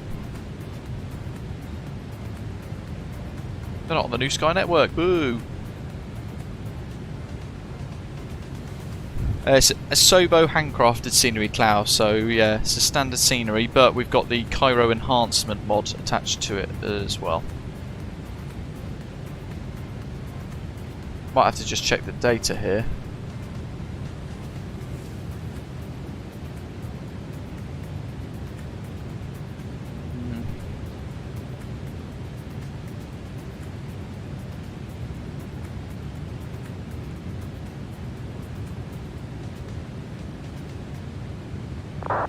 Okay, good. So that's now refreshed it because it wanted us at 290 at Degdi still. So we've pulled our top of descent all the way forwards now. So those of you flying this earlier on, just to make sure you've got the top of descent set up correctly, because it was right up here now. I've just refreshed it and it's zipped all the way up to before BLT. I mean, that's possibly in, isn't it? True.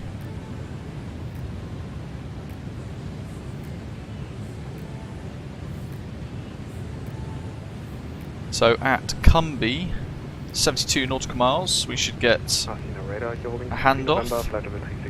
We're going to keep getting warning recalls.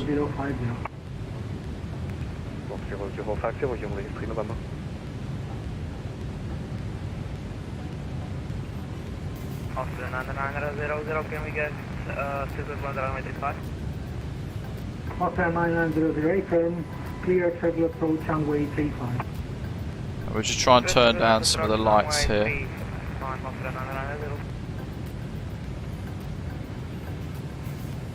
The various screens and things. ZN127 holding short Alpha 6 runway 34. ZN127 330 degrees 18. Air shield floods, that's good. They're all set. That's as good as that will Copy the be. wind clear for takeoff runway 34.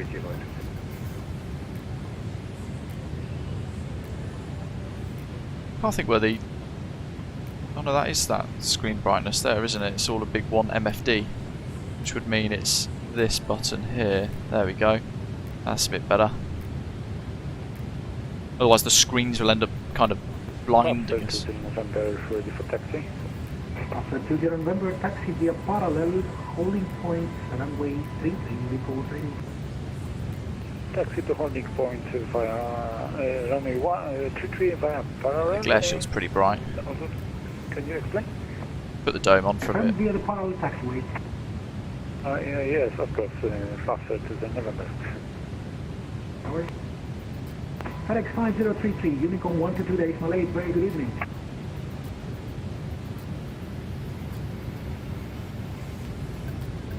FedEx 5033, Unicorn 1 to 28, bye.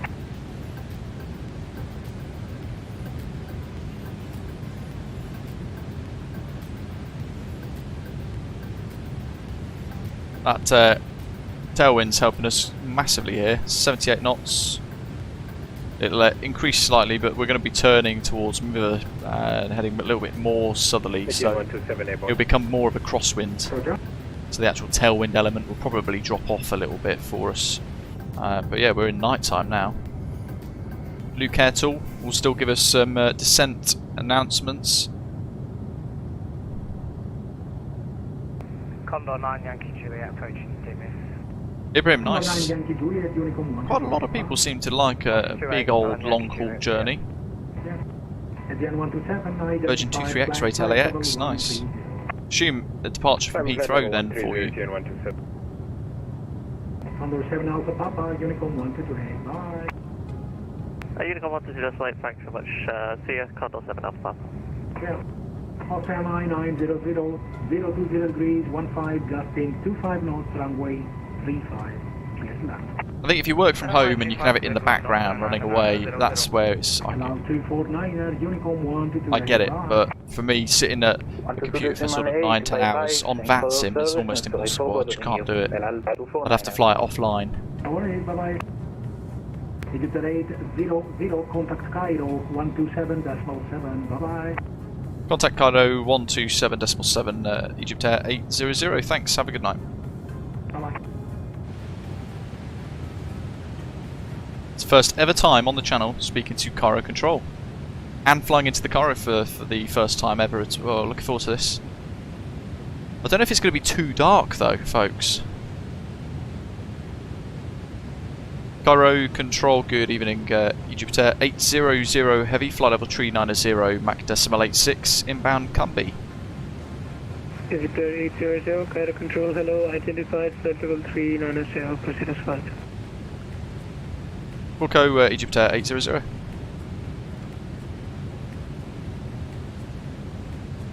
Cairo should pop with the lighting at night, Reggie says. My harbour, oh I should have done. I've wasted the opportunity there. Damn it. Tower 1181 is next. So we'll pre-tune that in the box ready. Have a quick check of the part brake there, make sure it was off as well.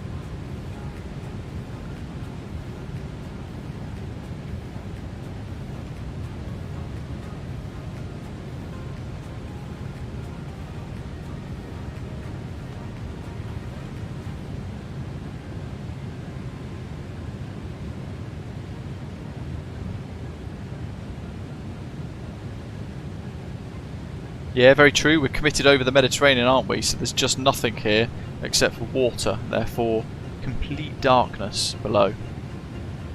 Oh, what's that? Oh, it's the oxygen.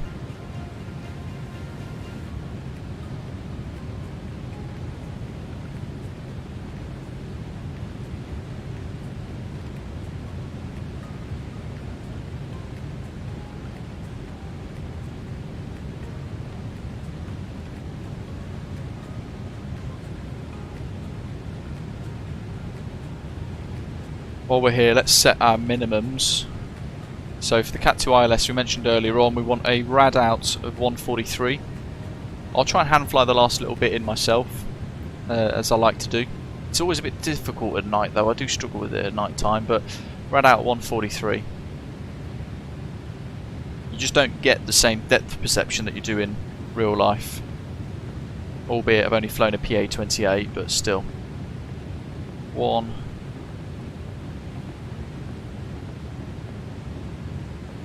And never at night. Actually, that needs to be rad radio.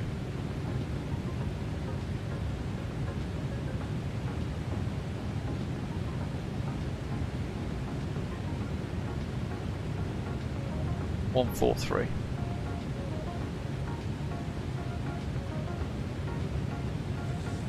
Done. QNH was 1020.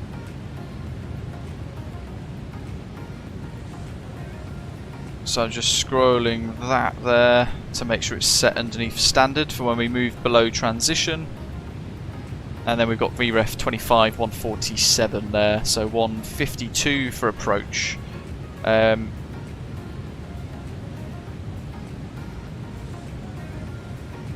Ibrahim says, looking forward to the CP DLC integration in the 787-9. It will be definitely very helpful, I agree. I think it will be quite good, won't it? It depends how they pull it off though, but I'm sure they'll do a good job of it regardless.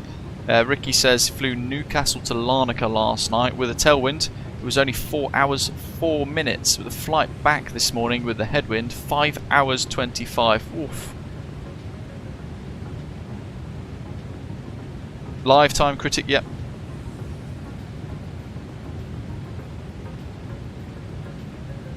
Lifetime live weather.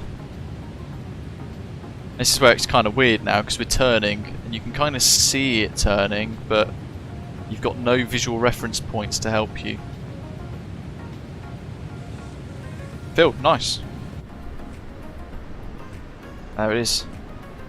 Darkness. Contrails lit up slightly behind.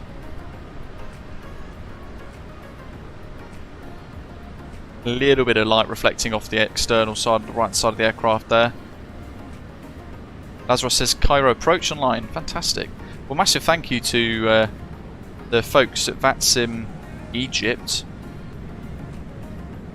Not sure if it's their own division or a bigger African division, I'm not sure, but really appreciate giving us some ATC this evening. Good evening, Osprey 1 on Papa level 370 go.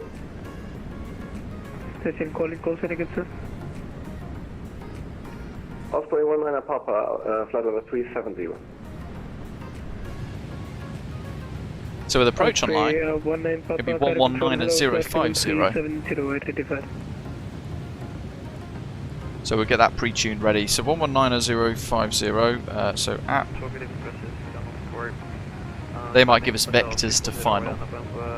We'll just do as we planned there. So, and then we've got tower 118 decimal 6714 control. Hello, reset scope 2301.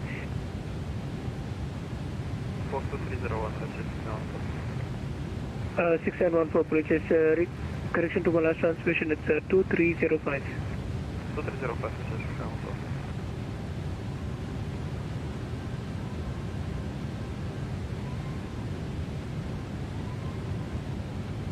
That's 6714 identified cross climbing 7500. Continue climb flight level 340.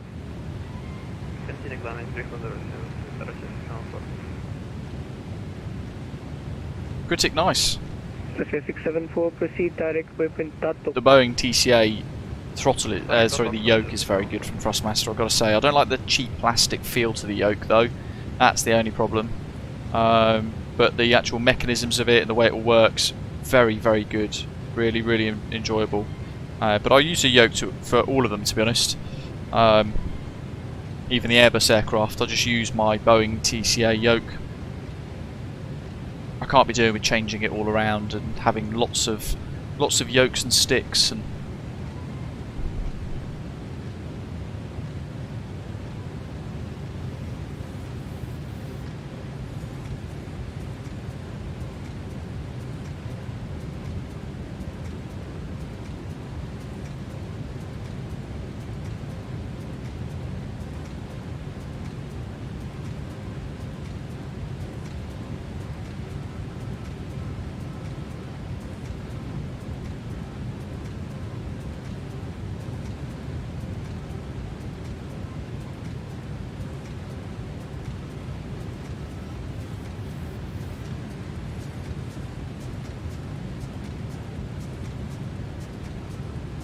Yeah, Reggie, it's fine.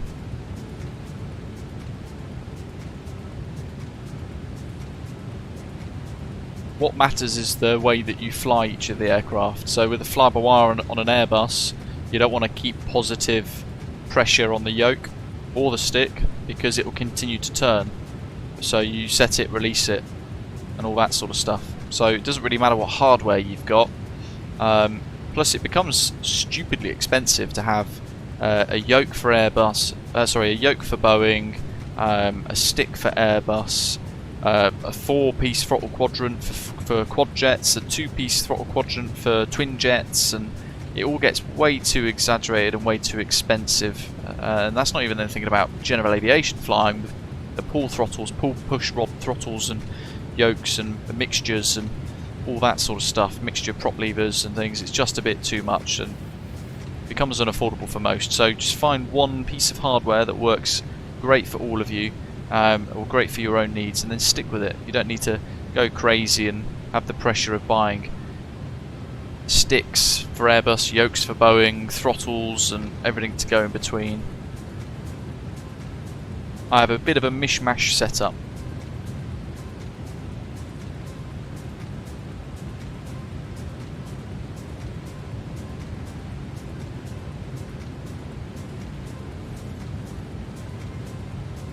Osprey 1 and Papa Cairo control. Osprey 1 and Papa. Osprey 1 and Papa, report Mach speed please. Mach 7.78, Osprey 1 and Papa. Osprey 1 and Papa, Roger.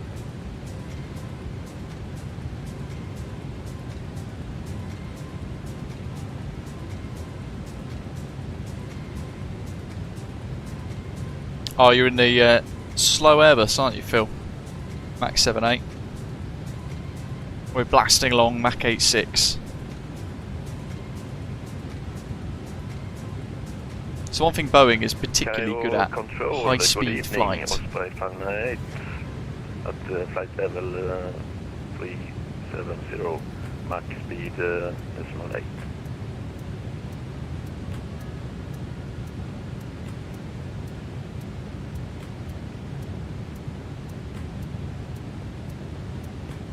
Station Korea, call delegation.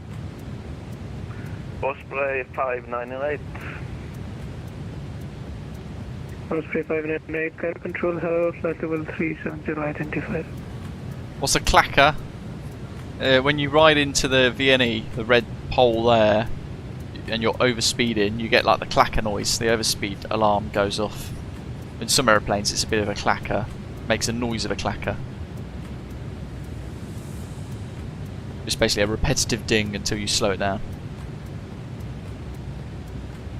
Yeah, very true, Phil.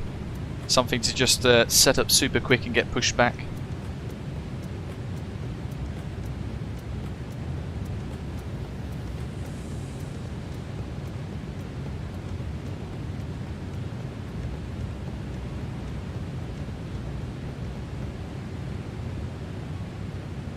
.4. Oh, the fuel burn's killing us at the minute.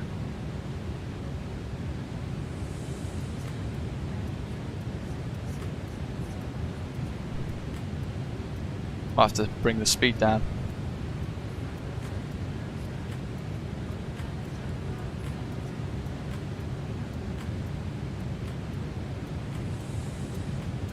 More speed, more drag and all that. No, it's more like Mach 90, Reggie. It's a very fast aircraft, the Dreamliner.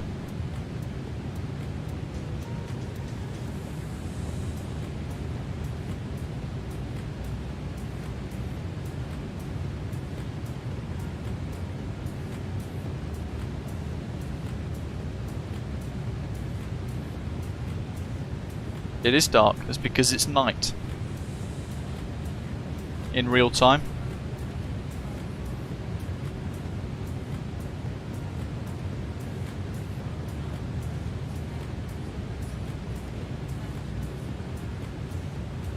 Further east though, tiny bit of light. 495, flight level 390, there's the Goku. Combi. Osprey 495, Cairo control, hello, identified flight level 390, report Mach speed. Crikey, yeah, Reggie, that's Mach 92's quick. Decimal 84, Osprey 495. Osprey 495, also reduce speed, Mach decimal 78. Decimal 78, Osprey 495. There you go, Danielle, Mach 92 for MMO on the 787.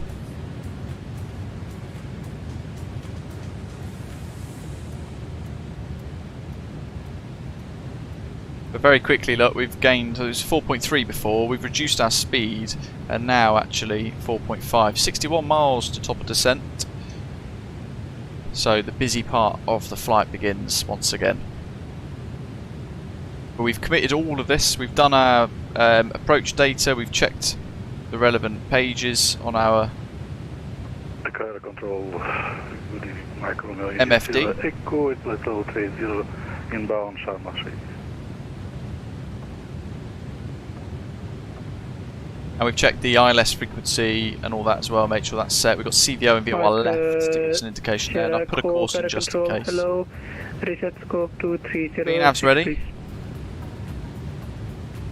As is the forecast page with transition level.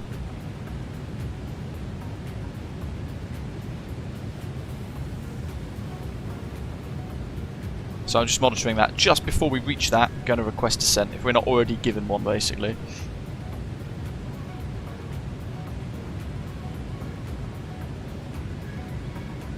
Yeah, it's remarkably quick. Let's see what, with our load today, we'll see what it can actually reach before it hits the clacker. So you go, Mach 9.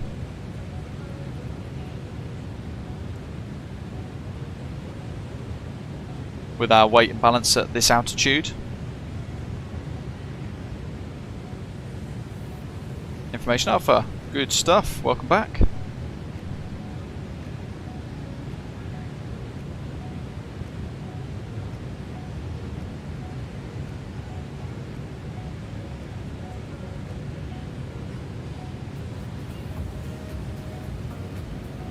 So VREF set, minimum set, transition level QNH is set, auto brake set, data's checked, MCP not yet set, all the lights and signs not yet required, but anti-ice remains on auto.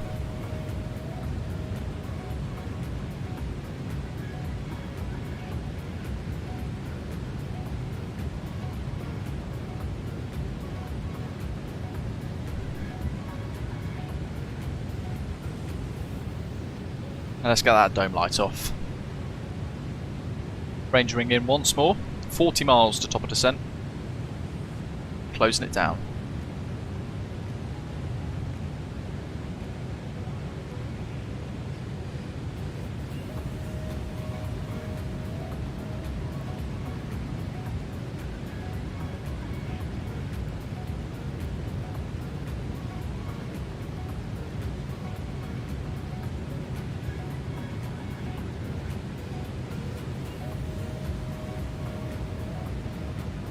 One goal trip this, isn't it?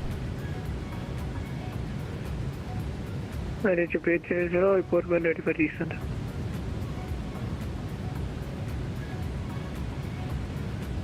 We'll go with Egyptair 800.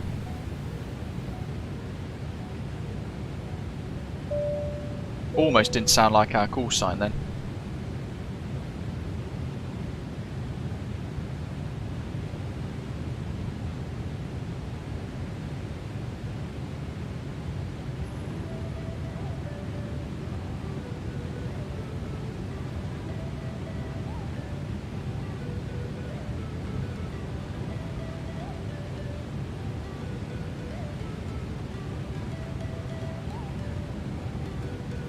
Little bit of coastline over there. Start to see it coming into view. Very faint light bloom. 20 miles. I think it's time to get our top of descent, folks.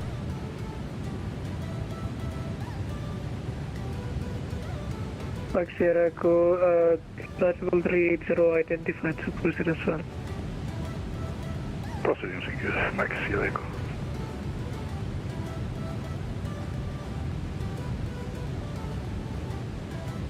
We can start a gentle descent by requesting it now, basically. I hope so, Reggie. I've not flown into Cairo before. I hope, a lot of the time at night time in the sim it gets a bit washed out and doesn't look that impressive. So I always favour that kind of twilight time where there's still a little bit of light in the sky but all the lights below are still on. Cairo Control, have a good evening. Centric 621 at Hurghada Airport, gate number 71. Request IFR clearance to Istanbul Sabiha Gökçen. Brook 621, Cairo Control, hello, stand by for clearance in the morning. Abanoob, welcome aboard, thanks for subscribing. And Egyptair 800 Heavy, request descent.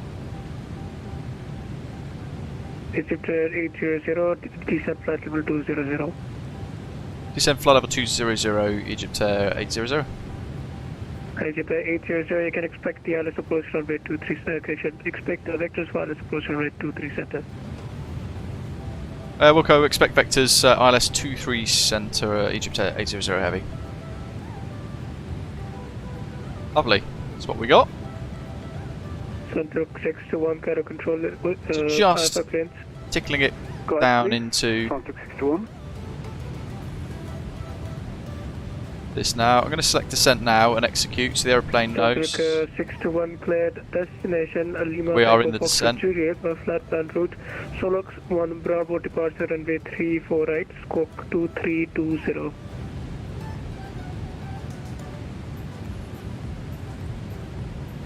So definitely Control clear to a deduction in points because I forgot to turn the beacon on during pushback, my bad. So we won't have a perfect 10 today on Blue Sky. Warning for insufficient fuel again. Sorry, squawk will be 2320, Centric 621. It's fine though, we're above thin reds. Feedback is correct. Information Alpha is current. QNH form 018. Report ready for push and start. Information Alpha already on board. Will report when ready for start and push. Centric 621.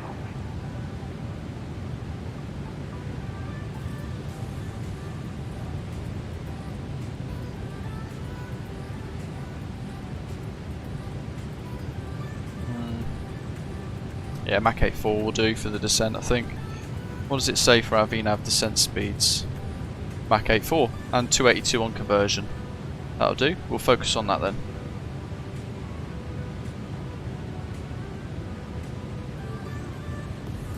I'll put that on that second page so we can remain with legs on this one.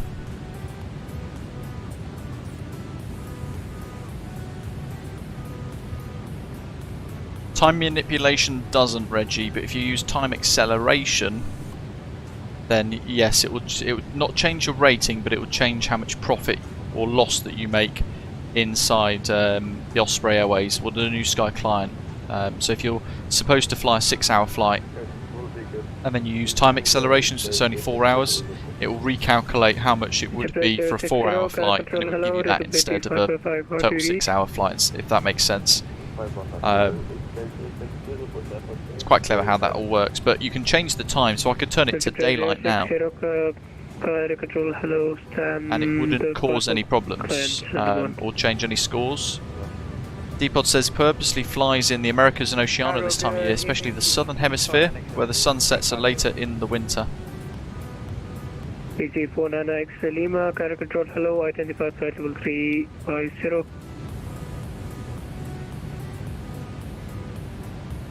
So we're told correction 49X Lima, report requested flight level please. Expect vectors. Yeah, we'll just stay at 350 now, so we'll stay there for where. Just illuminate the glare shield a little bit so I can see precisely where the little dials are for me. Only a tiny bit.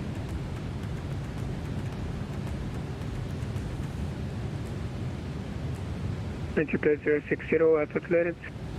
Andy, good evening. Egyptair 060, cleared Cairo, flight planned out, departure runway 34 right, after departure expect radar vectors, set scope 2321. Cairo, 34 right, after departure sustain, runway heading expect vectors, scope 2321. 282.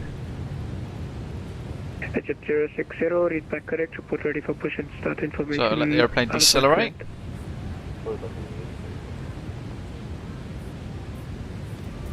Seatbelt signs. سيدتي وسادتي ركاب طائرة مصر للطيران، نحن الآن بمشيئة الله على وشك الهبوط، برجاء البقاء في مقاعدكم حتى توقف الطائرة. Ladies and gentlemen, we are about to land. Egyptair 080, continue descent flight level 050. Correction, Egyptair 080, correction to the last transmission, continue descent flight level 150. Continue descent, flight level 150, Egyptair 800. Osprey 1 Papa, when ready, descent flight level 260. When ready, descent. It's quite a slippy aeroplane this, so we're going to have to make sure that we use a little bit of speed brake to help manage the energy.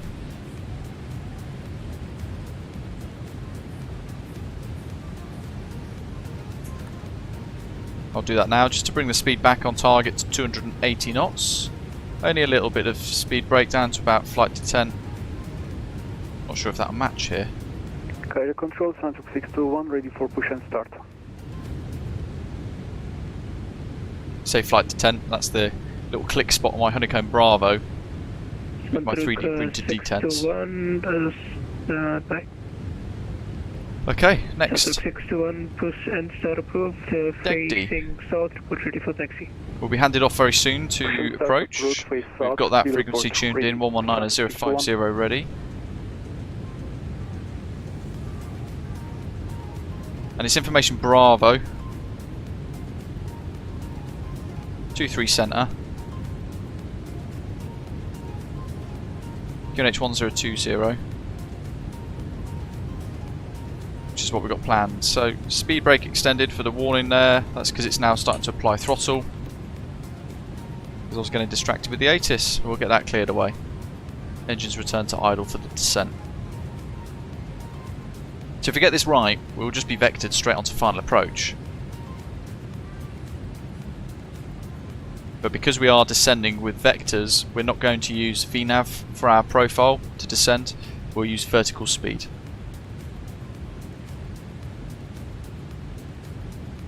That allows us to control the descent a little bit nicer. Yeah, as Doc's saying, we're going to get a proper arrival into Cairo now, thanks to Cairo Control and Cairo Approach and Cairo Tower. Full ATC for the arrival.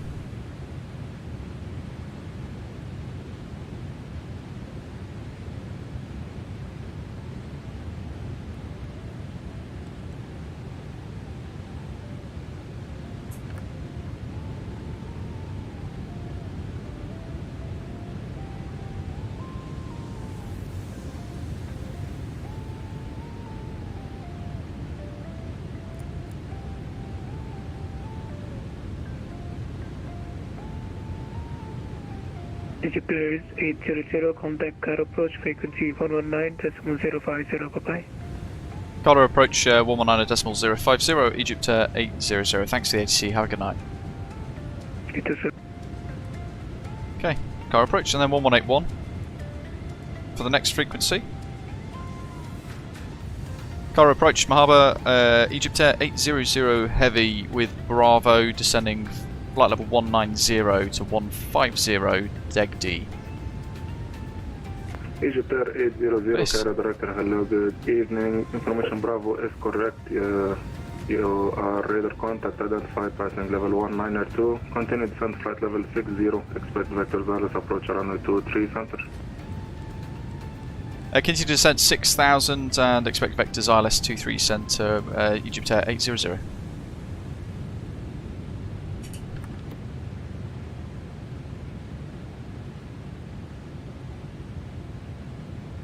Conscious of the speed here, make sure it doesn't run away too much. We'll go for 2,600 foot per minute.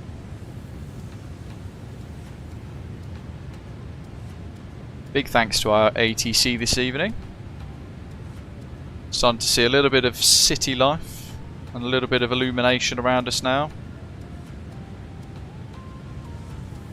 No idea what to expect into Cairo, but tell you what, you can see the light plume underneath the clouds, which is quite unique in the sim. It's illuminating the clouds and almost showing them up as its own texture. It's quite remarkable. So there's a whole lot of light underneath there by the looks of it for Cairo.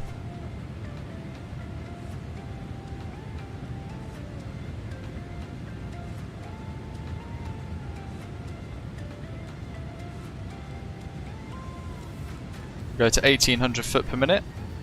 Reduce that rate of descent.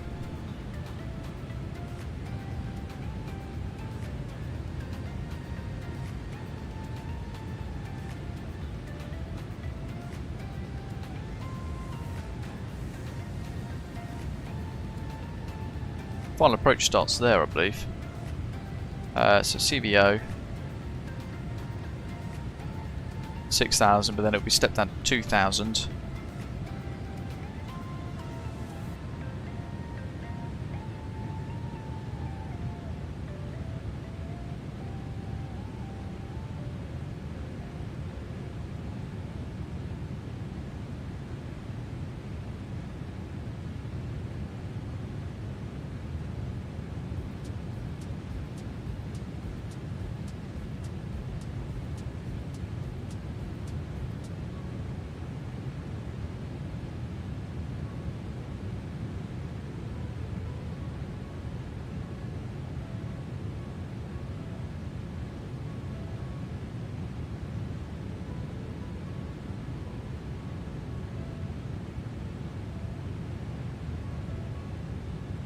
.33 knot crosswind.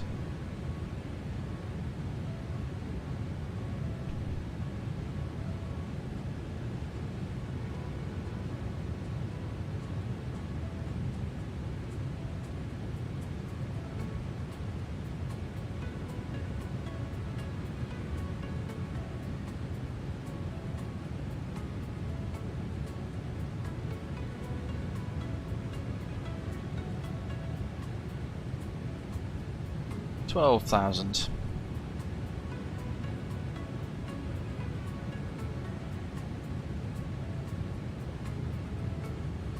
Speed brakes are retracted. I'm going to arm them now just because I don't envisage having to use them. Speed brakes armed on the MFD. MFD 3 I think that is classed as, isn't it? I always forget. Starting to get a lot more light plume. Look at Cairo there in the backdrop, all lit up.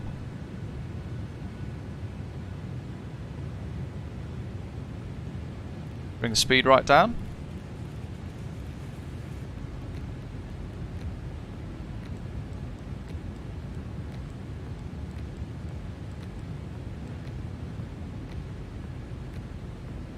Through 10,000. So we want to make sure our speed goes down to 250 knots. Still showing a little bit of descent still, just to keep the controller seeing that we are descending, but enough to allow that speed to bleed off there as well, look.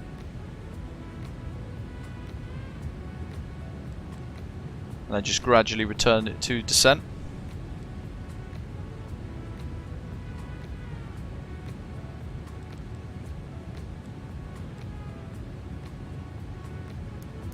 Landing lights, runway turn off lights. Put the wing lights on as well, why not? Light her up like a Christmas tree. Bingo, here we go.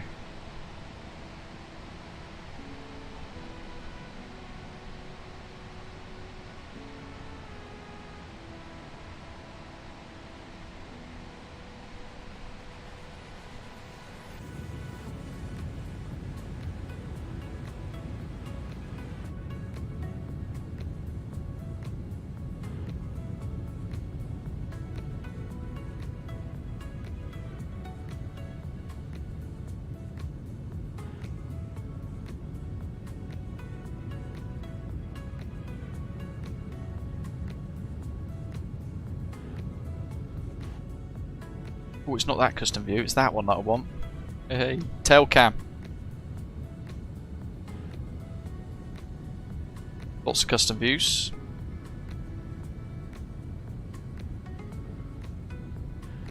Cairo directly on the nose now, all of that light ahead of us, that's what that Cairo is there.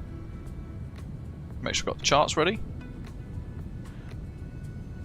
Let's head back into the flight deck to monitor. Speed's good, altitude's good. 6,000 is the transition altitude, or the transition level going down. But we're cleared to that limit, which is still flight level 60. Might allow the speed to just creep off now to 220. Or 223, isn't it, for minimum clean? But we are idle on descent.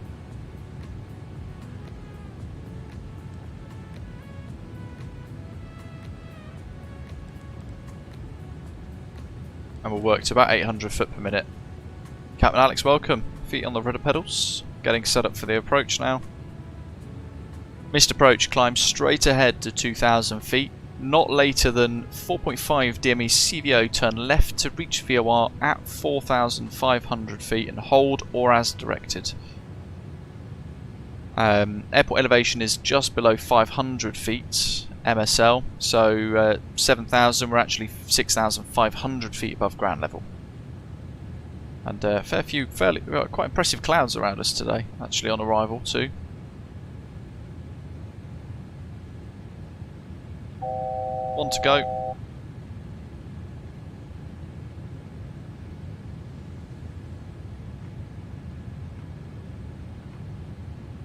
Cairo Director, good evening. Osprey 1.5 off, flight level 50. Osprey 19 Papa Cairo Director, hello, good evening. Your radar contact identified level 150, continue descent flight level 70. One's ready. Approach runway 23 center. Continue descent for 70 and we'll expect 23 center, Osprey 1.5 off.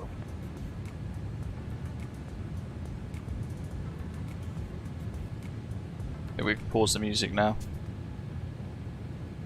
because it's business time. Time to get her on the ground. 20 miles till approach roughly. 25 track miles to the ILS. Mido, welcome aboard. Thanks for subscribing to the channel. Don't forget to press the like button, folks, as well if you've not done so already. Leveling off at flight level 60.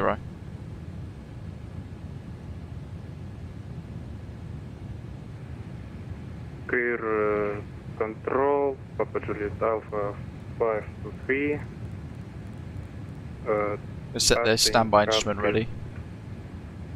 3,000, 2,900 to 3,000. Papa Juliet Alpha 523, Cairo Director, hello, good evening. Your radar contact identified passing 2,700. Continue climb, altitude 4,000 feet, proceed direct degree. Flaps 1.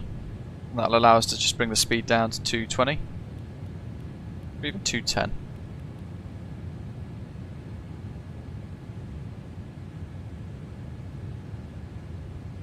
Probably justified 200 knots actually. Cairo radar, can you repeat please? Flat 25, so we're not using all of the flap Continue settings. climb, altitude 4,000 feet, proceed direct degree. Delta Echo Golf Delta Should be engage. getting a left turn heading 13 or 140 shortly, and then a descent down to 2,000. Good morning, Wally. Hope you're well. 4,000 and head to degree Papa Juliet Alpha 53.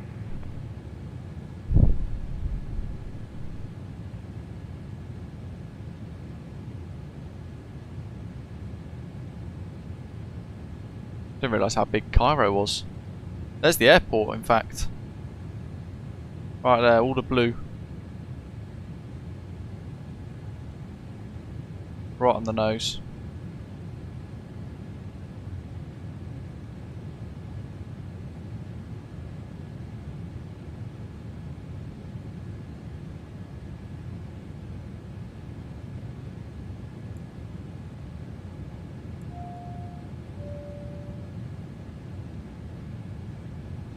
Crosswind of 8 knots for the arrival as well, and a headwind of 4 knots for 2-3 centre. Just so you guys know what we're doing. So it'll be a little bit of cross controls, just to maintain that centre line in the crosswind. That aircraft there is just taken off. Can't quite see him yet though. Yeah, crikey, look at this. Cairo's massive.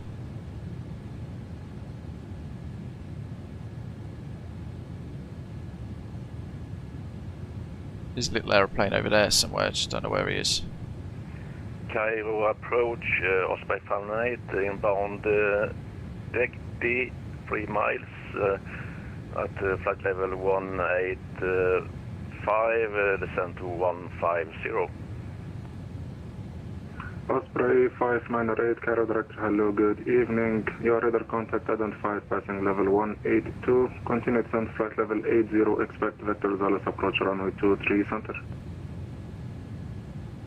Continue descent. So it looks like we're getting the overhead transition. 100, expect runway 23. Which is what we were going to do without the ATC, but this is even better. Aeroplane there on final, by the looks of it.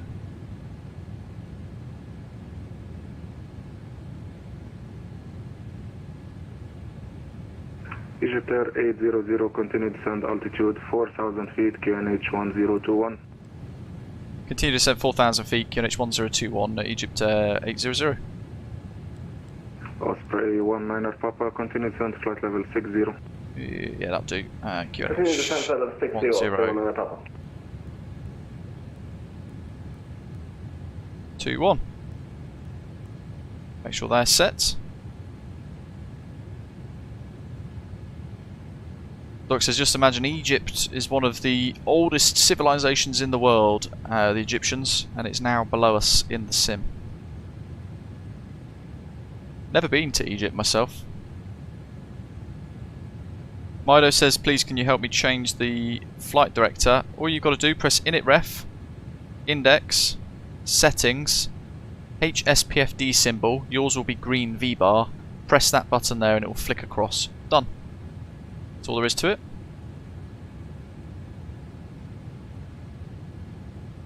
Get my approach ref page out.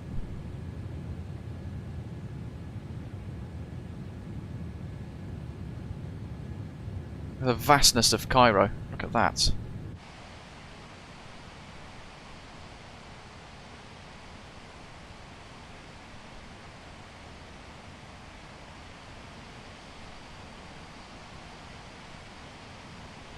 It's almost turned it back into daylight, hasn't it, with the amount of light pollution.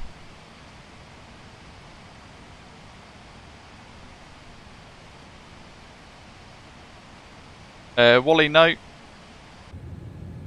I don't take any language lessons or anything like that. One to go. Cairo departure, Egyptair4019 heading 160, climb 3500. So we're expecting vectors shortly. Because of that, we've got to make sure our heading bug is aligned. Port pilot Tris is very good. And there's Cairo Airport for the very first time on the channel. Proceed direct alarm, continue climb level 240, Egyptair 4019.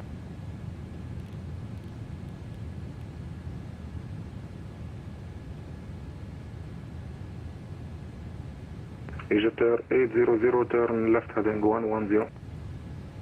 Left 110, Egyptair 800.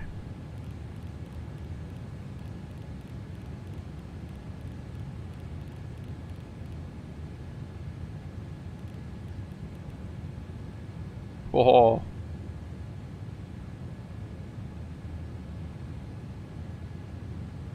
We'll keep the speed up to 200. And we're getting a little bit of vectors here to look at the view, to really kind of show off Cairo.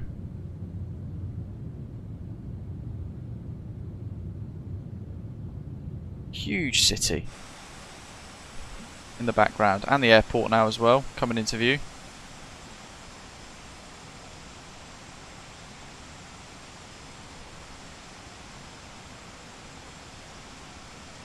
There's the view as a passenger. If we go behind the wing to get rid of the light blue from the wing lights, look at that.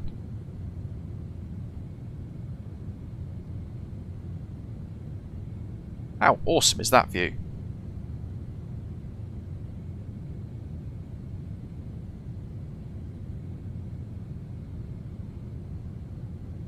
Samuel, welcome. Hello to you. That's the runway we're landing on, right underneath us now. 23 centre. And we'll be parking just over there. But enough of the good views. We've got to focus on this. We're expecting a left turn again shortly. 4000 QNH is set, order brake is set, speed brakes are armed, seatbelt signs and lights set, icing as required. Done the final cabin chime. Egyptair 800, turn left heading 060, continue descent altitude 2000 feet. Left 060, continue descent 2000 feet at 800.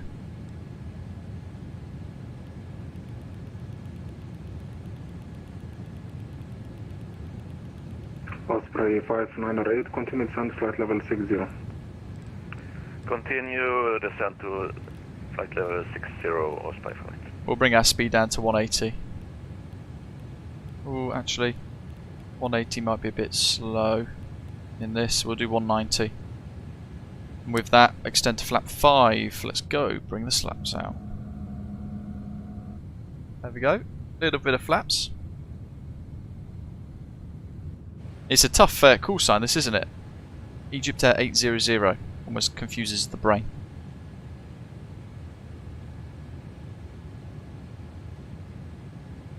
1000 foot per minute is pretty good. Actually, 800 is probably quite good as well.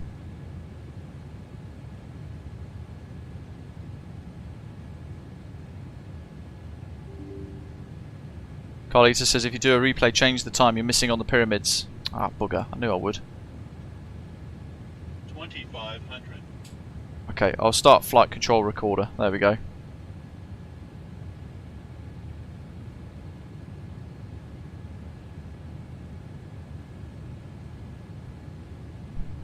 Egyptair 800, turn left heading 340. Left 340, Egyptair 800.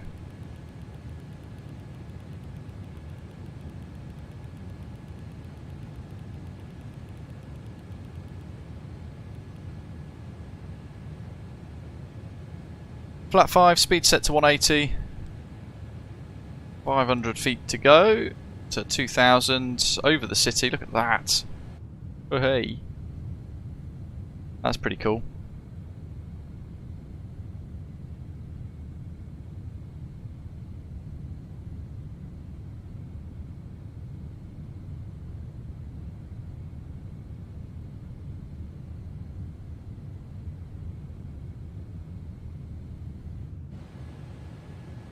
So I get vectored now for the intercept.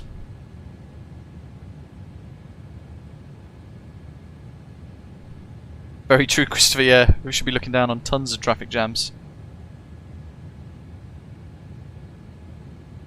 Ordered your GS 1300 GS yet, Christopher? Let's bring that in. Should be getting a left turn. Egyptair 800, turn left heading 250, clear Dallas runway 23 center. Left 250, cleared ILS 23 center, Egyptair 800.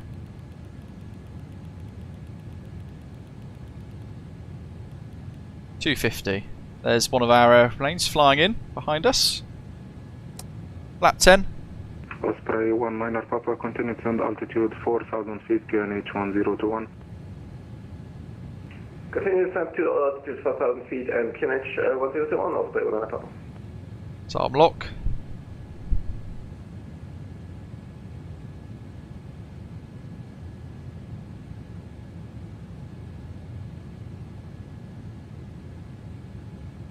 Actually, it's just arm app for approach. 250 auto, that's good. Missed approach is brief.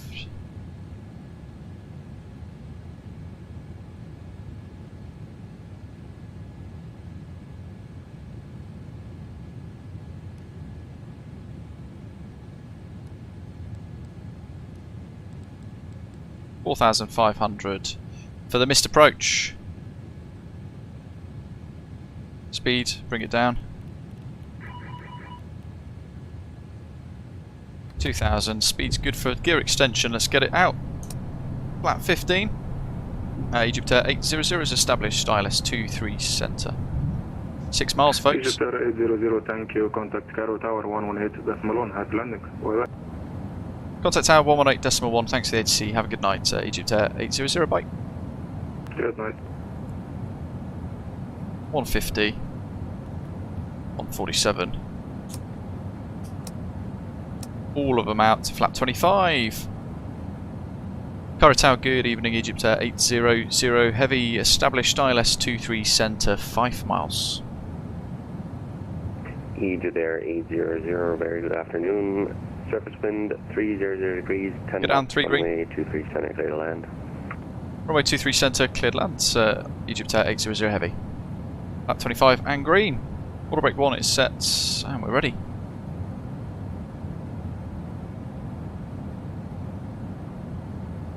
On the glide. Ian's gone for a guess of 182. Oh, I wish I could afford a GS, Christopher. Could buy a Volkswagen Golf for that price.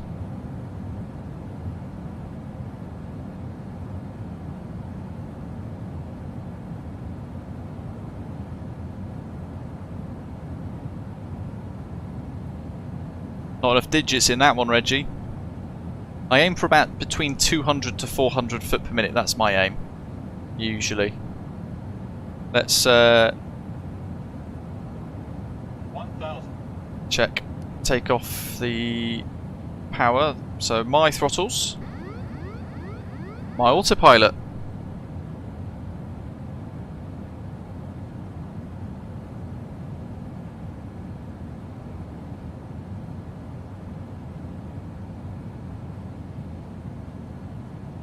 Little crosswind.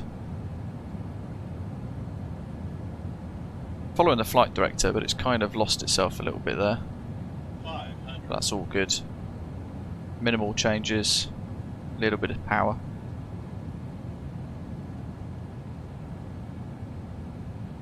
Now I'm just looking at the runway. Checking the speed every now and again. Make sure we're happy with that. It's an 11 knot crosswind for us.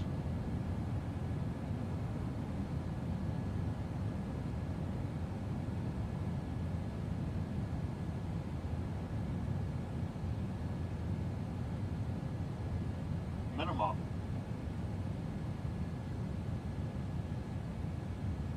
50, 40, 30, 20, 10.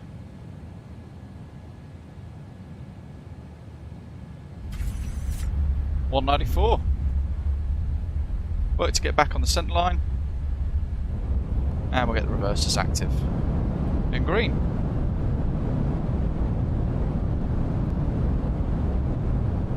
80 knots. Let's clear the reversers. And my brakes. Just gently rolling off. 194 foot per minute for the touchdown. 1.14 G, I'll take that. In the touchdown zone quite nicely there as well.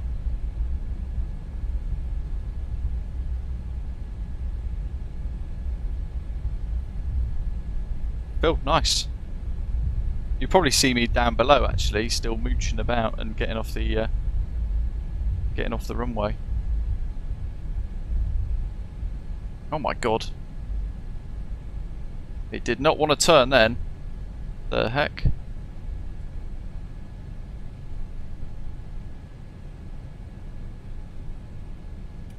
You were leaning at the wrong time there, Wally.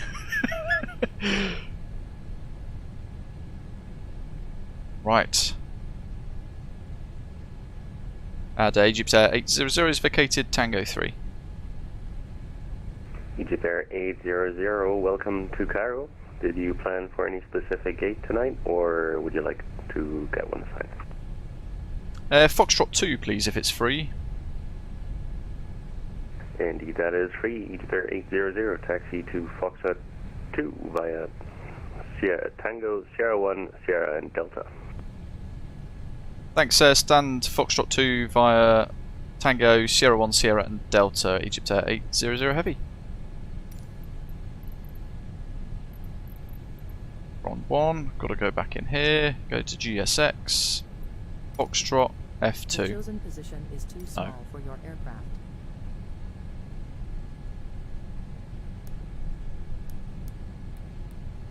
Strobes. Got the wing lights off. And then we've got the Luke Air tool for one final cabin announcement. Let's get the flaps up.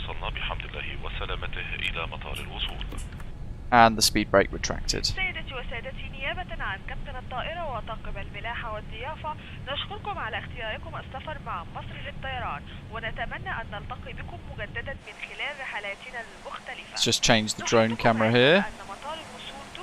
So this is a Sobo standard scenery, but with a massive enhancement from flightsim.to, and it actually looks alright. I don't know why we were steering then. Please remain seated with your seatbelts fastened until the seatbelt sign has been switched off. When you leave the aircraft, make sure you take all your belongings with you. Cairo Tower, good evening. Apparently that should be Sierra 1. Say goodbye, and we hope to meet on board this flight. Thank you. Requesting clearance to Borisov International Doesn't exist. Ukraine, with information Charlie on board. Oh no, now we're on Sierra. What the? I don't remember turning right. Ukraine International 396. Oh well. Very good evening. We'll just continue to pretend like it's fine. Is correct. You're cleared for Maybe you never saw anything. As filed. Expect radar vectors at runway 23 center. Flight plan route Squawk 4401. In at Delta and then straight into the terminal. Expecting radar vectors out of runway 23 center. Squawking 4401. Ukraine International 396. Ukraine International 396, read back correct. Call back when you're ready for push and start. Wilco, Ukraine International 396. Foxtrot 5.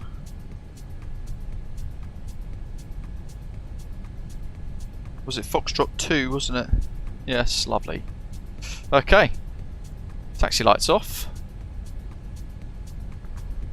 Turning in.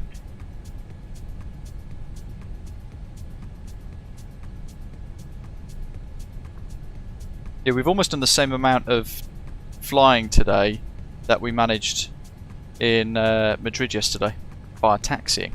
That was a long old taxi, that, wasn't it? Crikey. Custom GSX profile for this, but I'm not convinced it's set up correctly because the ground equipment is precisely where I'm supposed to be positioning the nose, which is a bit worrying. So we just have to ignore it and drive through them, I think.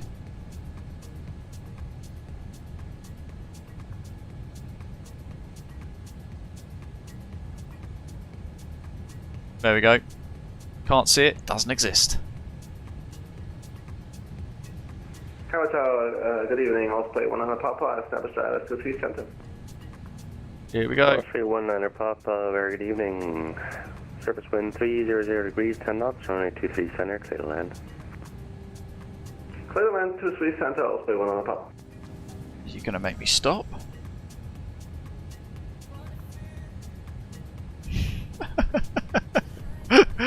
Come on already! We'll be in the terminal. Direct transfers straight to the baggage hall. Lovely job. Okay, brakes. I have no idea where that's cut us.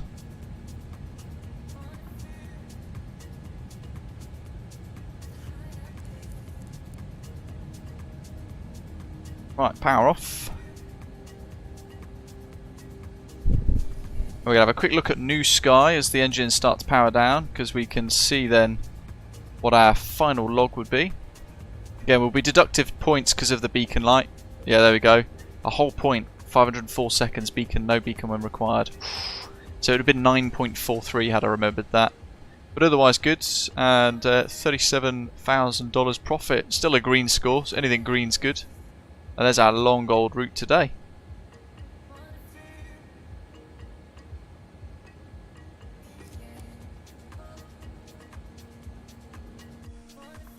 Right, let's change the time.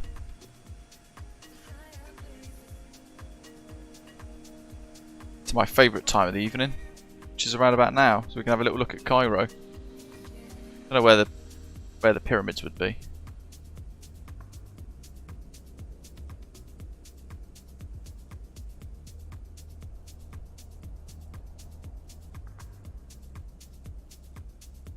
Oh, had to miss a touchdown.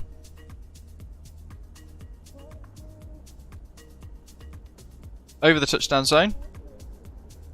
Bam. Nice. And Egyptair 800, welcome to Cairo again. Hope you had a wonderful flight. Look at this. And closed at time 1656 Zulu. Have a wonderful day. Shut and approve. Goodbye. Thank you very much for the ATC. Have a good night, Egyptair 800.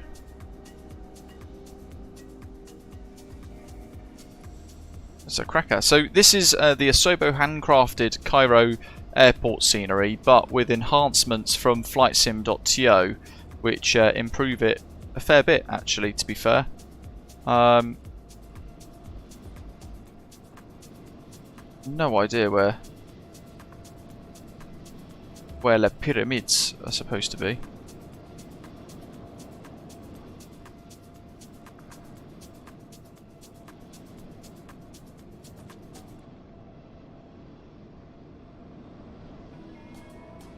I was half expecting to see them kind of popping in the background, but can't see them at all. Oh well. Southwest of the airport. So it'll be over that direction, right?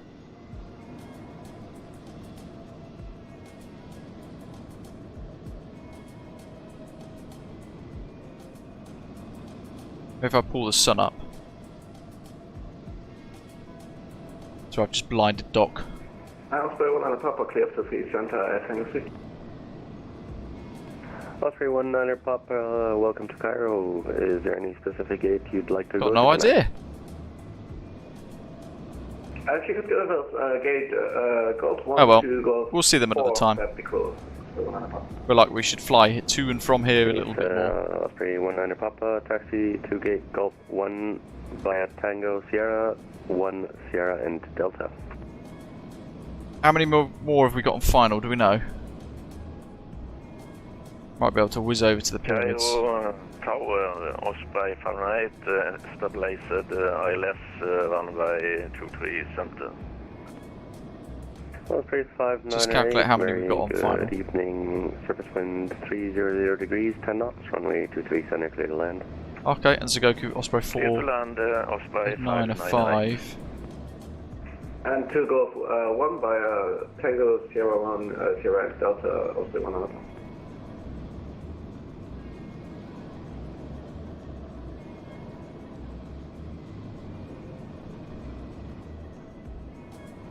Okay, so they're kind of south of Cairo.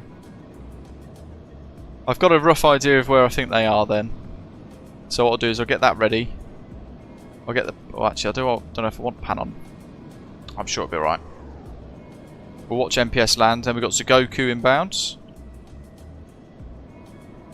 And then we can go and find the pyramids before we finish the stream. And Abanoob says they're on the approach for runway 05 centre. Doc says the most prominent improvement here at Cairo is the ground markings because the Asoba one has no ground signs at all. I almost got lost still there, didn't I? Val Zevi, it's newsky.app. It's a virtual airline client that we use. Pretty sweet, pretty good. Ian says the smoothness of your sim makes me sick. To be fair, the last time we flew out of Charles de Gaulle on my old computer, I was getting, I think, 7 frames per second, roughly. It was an absolute pit of despair, the performance of that airport scenery on my old computer. This time round, RTX4090, showing its absolute brute force power. Doing a really good job. Whee! Little kick there for the crosswinds. Oh, saved it. Couple of screaming punters.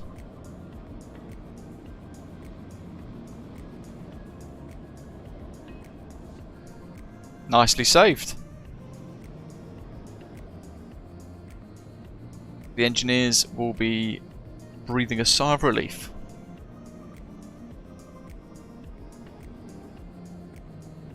It's just follow 23 right out and you'll see the pyramids. Yeah, they're kind of pretty much where the sun is actually, to be fair. I'll just bring that back up as a marker and then pause the time right there so it doesn't move anymore. We should have Zagoku on final. Oh, actually, is that him being vectored over the airfield now?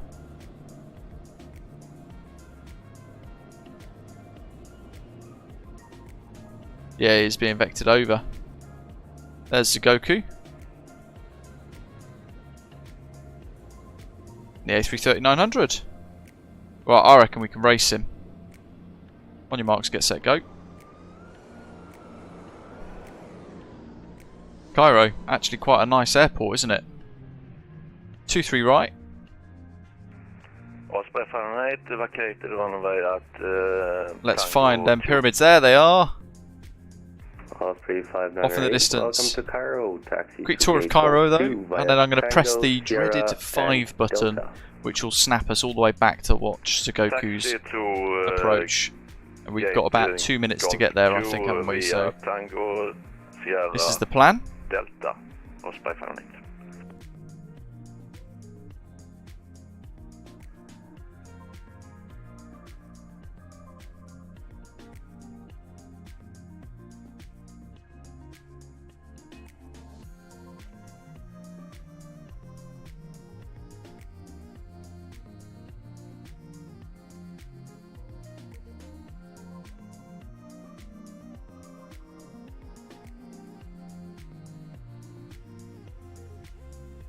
Big old city this. Is that the River Nile?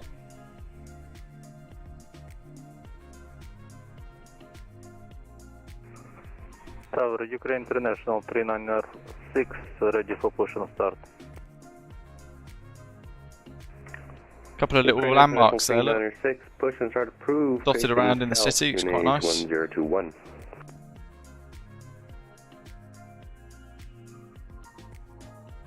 Lazarus, no worries at all. Gives us plenty of time. I've never seen this in the sim before. International 396.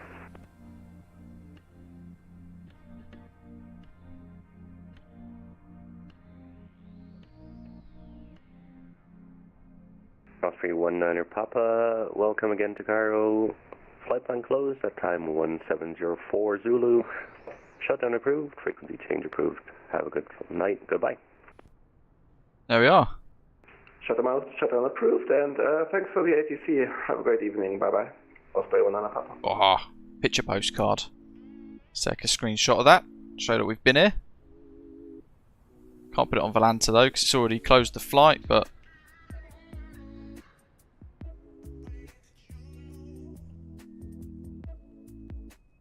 they got like the Sphinx thing here as well. Pretty cool. Which then leads us back towards... Ooh, where's the airport? There it is. All the way over there. Look at that.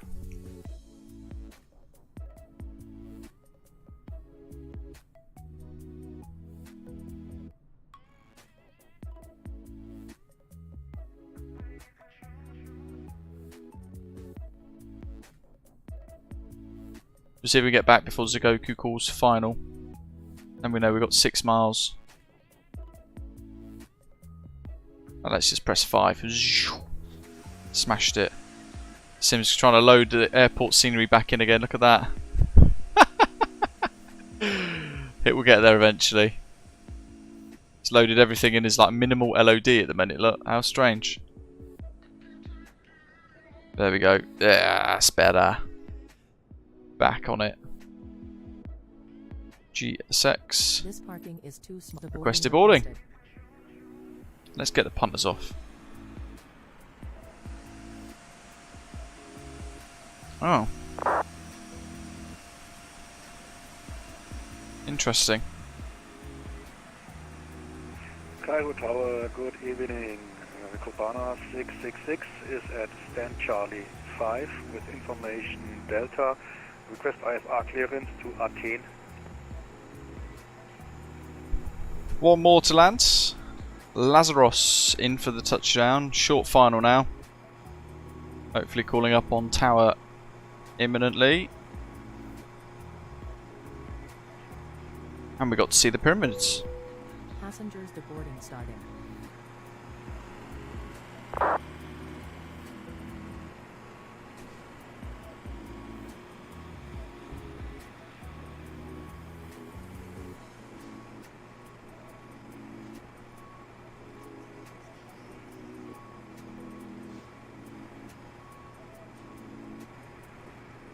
Cairo Tower, good evening. Cubana 666 is at stand Charlie 5 with information Delta. Request IFR clearance to Athens. Cubana 666, sorry about that. Stand by short for clearance, please. Stand by short, Cubana 666. Here he comes. Tower Egyptair 738, short final 23 center. Egyptair 738, surface wind 330 degrees, 10 knots, runway 23 center, clear to land. Is this Zagoku? 23 center, clear to land. No, he's number 2 to that Egyptair 738. So that's not Zagoku, he's behind him. He's now being vectored to final now, he's turning final. There we go, in the chat too. Turning final. Jolly good. We get bonus touchdown to watch.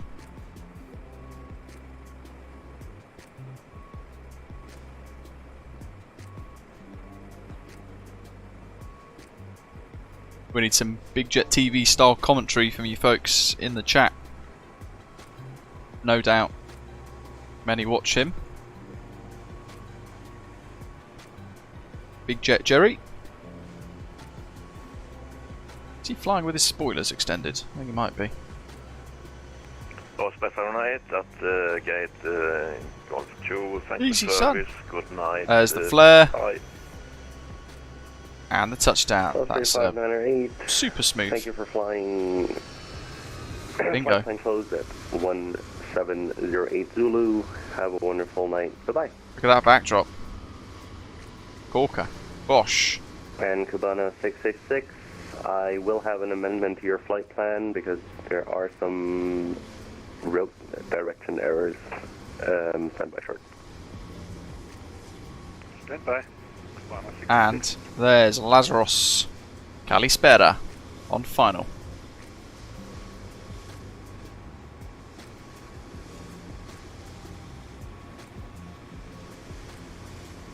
Cairo Tower, good I can't evening. remember when we parked up if the jetties were still actually visible or not, but perhaps they weren't, I just didn't notice. But able to watch everyone's touchdown today, which is great. Continue approach, Osprey 495.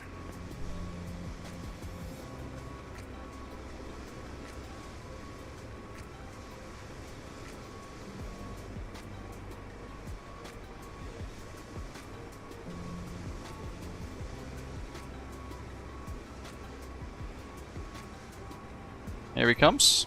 And Osprey 495, surface wind 330 degrees, 10 knots, runway 23 center, clear to land. 32 center, clear to land, Osprey 495. Egyptair 738, welcome to Cairo, taxi to gate Golf 4, correction, Foxtrot 5, via Tango, Sierra and Delta. He's in the headwind A330, I believe. Lazarus.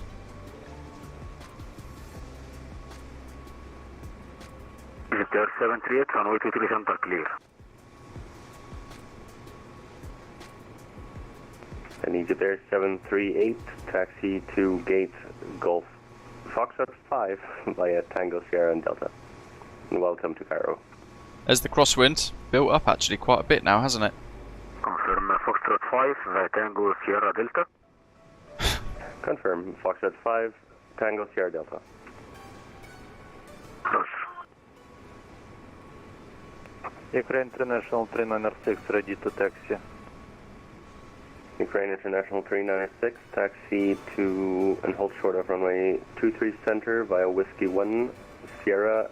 It does struggle with AI, this headwind sim. It's not obviously not meant to be an AI aircraft, but we've got it we've got it kind of used as one for today, with that model matching for the VA. Correction, 23 center via Whiskey 1, Sierra, Sierra 2. So it's almost like just it's floating. I don't think it even has a gear that appears. Might be wrong, unless Sagoku's forgot the gear. Lazarus.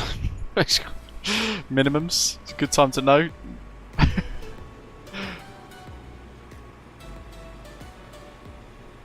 And there's the flare. I hope he's got his gear down in this sim. I think it's just the headwind sim, yeah. It's just the headwind simulations. A330 Neo doing weird stuff. But he's down. Into the sunset.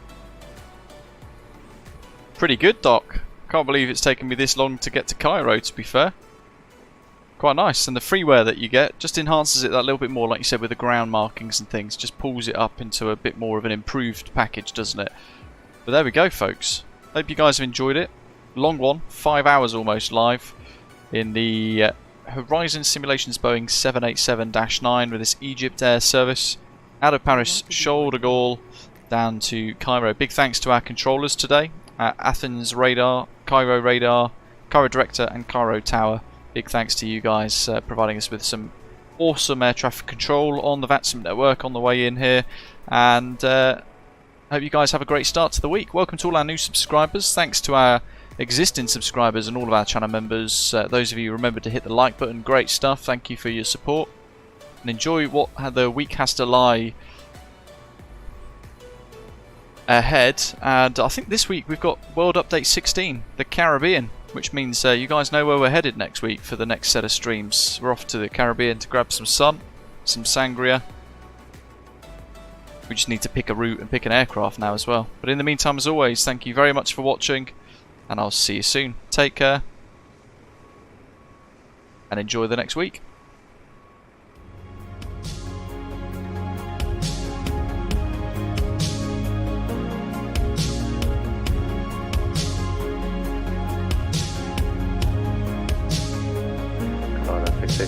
I've sent you a new routing via text. Let me know if you can take that route.